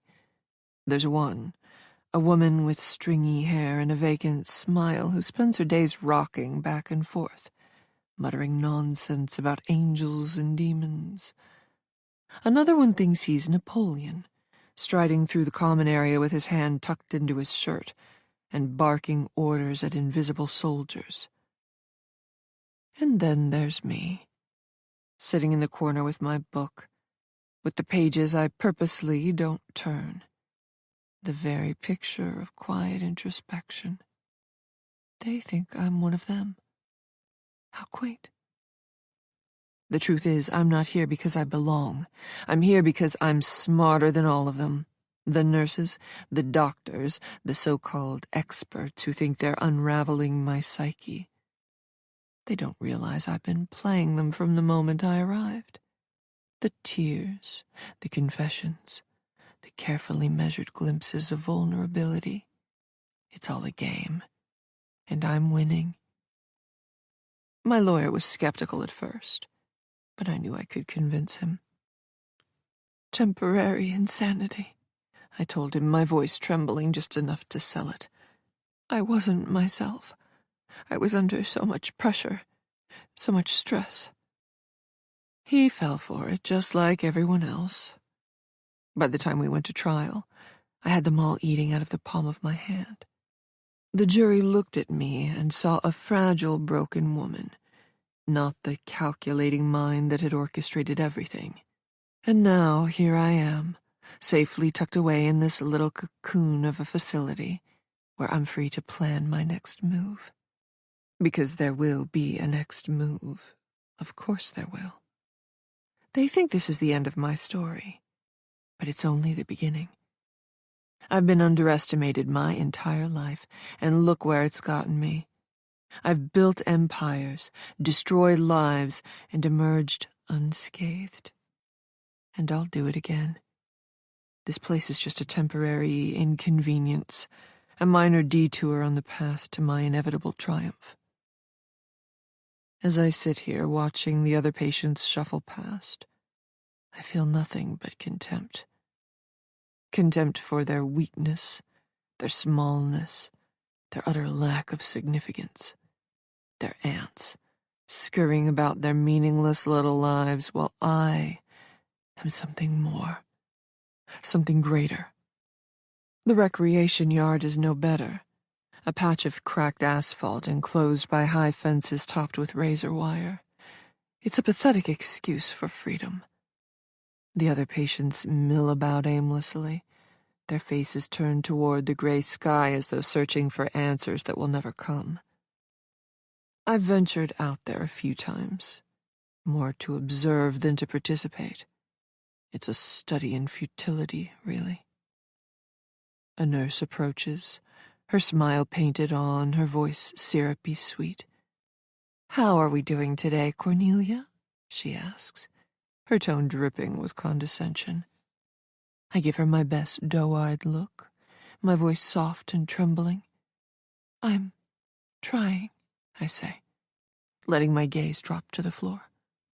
"It's just so hard. I miss home. When am I going home?" Her expression softens and she reaches out to pat my shoulder. "You're doing great," she says. "One day at a time." I nod, blinking back fake tears as she walks away. The moment she's gone, my lips curve into a smile. One day at a time, indeed. In the evenings, the halls grow quieter, the distant sound of sobbing or muttered prayers drifting through the stillness.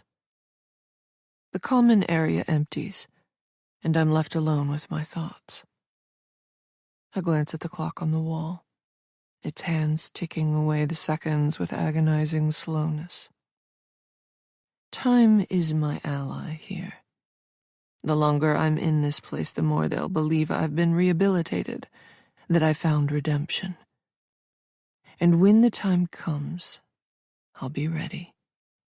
Ready to step back into the world, to rebuild, to rise.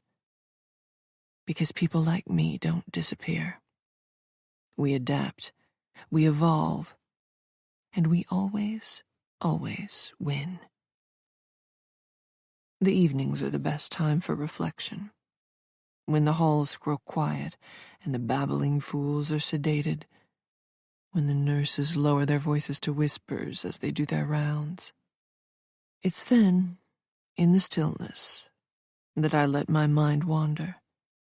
And tonight, it wanders back to another time, another triumph. A murder, yes, but not the one that brought me here. I doubt they'll ever connect me to it. It was years ago, and I played my part so exquisitely. I was younger then, but no less brilliant, no less adept at seeing the pieces on the board and moving them exactly where they needed to go. It wasn't personal, of course, it never is. He was in my way, a minor obstacle that needed removing. A business partner, though partner is far too generous a term for what he was. He fancied himself my equal, but he wasn't. He was sloppy, reckless, and utterly beneath me. And so, I did what needed to be done. The plan was elegant in its simplicity. A staged robbery, a knife in the dark, and a carefully planted trail of evidence pointing to someone else. But the knife wasn't my only weapon. No. I had another tool. One that I've always found particularly poetic. Silk. The scarf was crimson, smooth and luxurious, a gift from an admirer whose name I've long since forgotten. I had worn it to dinner that evening, a casual touch that seemed to escape notice. When the moment came, it was perfect, too perfect. He was in his office, leaning over a set of financial reports, oblivious to my presence as I slipped through the door. I remember the way the silk felt in my hands, cool and soft, deceptively delicate. I wrapped it around his throat from behind, pulling tight as his hands clawed at it, at me, at the air. His face turned a hideous shade of purple, veins bulging, eyes wide and bloodshot. The reports scattered to the floor as he thrashed, knocking over a glass of whiskey that spilled like blood across the polished desk. The scent of it mingled with the faint trace of his cologne and the coppery tang of desperation. It didn't take long. The silk bit into his flesh, leaving angry red welts as his struggles grew weaker, his movements more erratic. When it was over, he slumped forward, his head hitting the desk with a dull thud. I stood there for a moment, catching my breath, adjusting my grip on the scarf. It was still flawless, unmarred by the violence it had inflicted. I folded it neatly and tucked it into my bag. A souvenir, perhaps, or simply a token of my own ingenuity. The rest was easy. The knife, a cheap, disposable thing, came next. I stood behind him again, gripped his hair and pulled back his head, then slashed his throat over and over again. By the time I'd finished, it looked as though I'd tried to decapitate him. The thrill of it all was better than the best sex I'd ever had with the husbands of my friends, and I couldn't stop. I plunged the knife into his back and chest posthumously to make it look like the work of a desperate thief. I upturned the contents of his drawers, shattered a display case, left the room in disarray. The planted evidence was flawless. Fingerprints on the knife, a trail of stolen items leading to the home of a former employee I had carefully chosen. He was perfect for the role. A bitter man with a history of aggression, an explosive temper, and just enough of a grudge to make the story believable. I remember the trial. I attended, of course, sitting in the back of the courtroom with a carefully cultivated expression of sorrow and concern. I even brought a handkerchief, dabbing at my eyes as the prosecution laid out their case. The photographs were gruesome, the details chilling, but I never flinched. The jury, however, did. The poor man never stood a chance. He was convicted in less than a day, sentenced to life without parole, and I walked out of that courtroom with my reputation intact and my path cleared of any obstacles. Sometimes I wonder about him, sitting in his cell somewhere, surrounded by concrete and steel. Does he think about the person who really did it? Me? Does he curse my unknown name, suspecting faceless enemies of being the architects of his downfall? Or has he resigned himself to his fate, convinced by the mountain of evidence that he truly is guilty? It doesn't matter, of course. His thoughts are as irrelevant as the man himself. What delights me most is how neatly it all came together. There were no loose ends, no mistakes. Every detail was accounted for, every risk mitigated. And even now, years later, there isn't a shred of evidence linking me to the crime. It's a masterpiece, really. A work of art. The thought brings a smile to my lips. They think they have me here, confined and controlled, but they don't understand who they're dealing with. I've been here before, in a manner of speaking.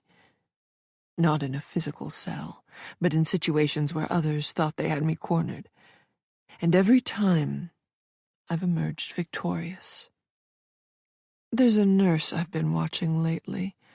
Young, inexperienced, eager to please. She reminds me of someone from that time. A secretary who had overheard a bit too much. Asked one too many questions. I dealt with her, of course. Not with violence. No, that would have been crude. Instead, I used whispers and rumors. A carefully orchestrated campaign of sabotage that left her reputation in tatters. By the time I was done, she was begging for a transfer to another city. I wonder what became of her. Perhaps she's sitting somewhere now, still trying to piece together how it all unraveled. I tapped my fingers lightly against the armrest of my chair, savoring the memories. There's a peculiar kind of joy in knowing I've left so many marks on the world, so many lives altered by my hand. The trick was to appear so aloof and unconcerned by their existence, as though they were of such little consequence that I hadn't paid them an iota of interest. Why would I waste my time or dirty my hands attempting to be rid of them? I would appear shocked, have flowers sent to the grieving family, or arrange for a collection and drinks before they went on their way. I'm so good like that. Huh. And the best part, they'll never know. To them, I'm just a ghost. A shadow passing through their lives, leaving chaos in my wake. The clock on the wall ticks softly, marking the passage of time. The nurses will make their rounds soon, and I'll need to resume my role as the contrite, fragile patient. But for now, I allow myself this moment of indulgence, this private celebration of all I've accomplished. They think they've caught me, that they've unraveled my secrets, but they've only scratched the surface. Because here I am, safe and sound, with my past sins buried so deeply they'll never see the light of day. But I will. I made plans long ago, contingencies, escape routes, and specialist contacts who know how and when to get me out of here. Not long now. And that, more than anything, is what makes me smile. Because I haven't just won. I've mastered the game. This recording of Silk, a thriller, was presented by Dreamscape Media, LLC. Narrated by Jennifer Pickens. Recorded by arrangement with Black Swan Digital. Copyright 2025 by Black Swan Digital. Recording copyright 2025 by Dreamscape Media, LLC. Thank you for listening. Please check dreamscapepublishing.com for Dreamscape's latest releases.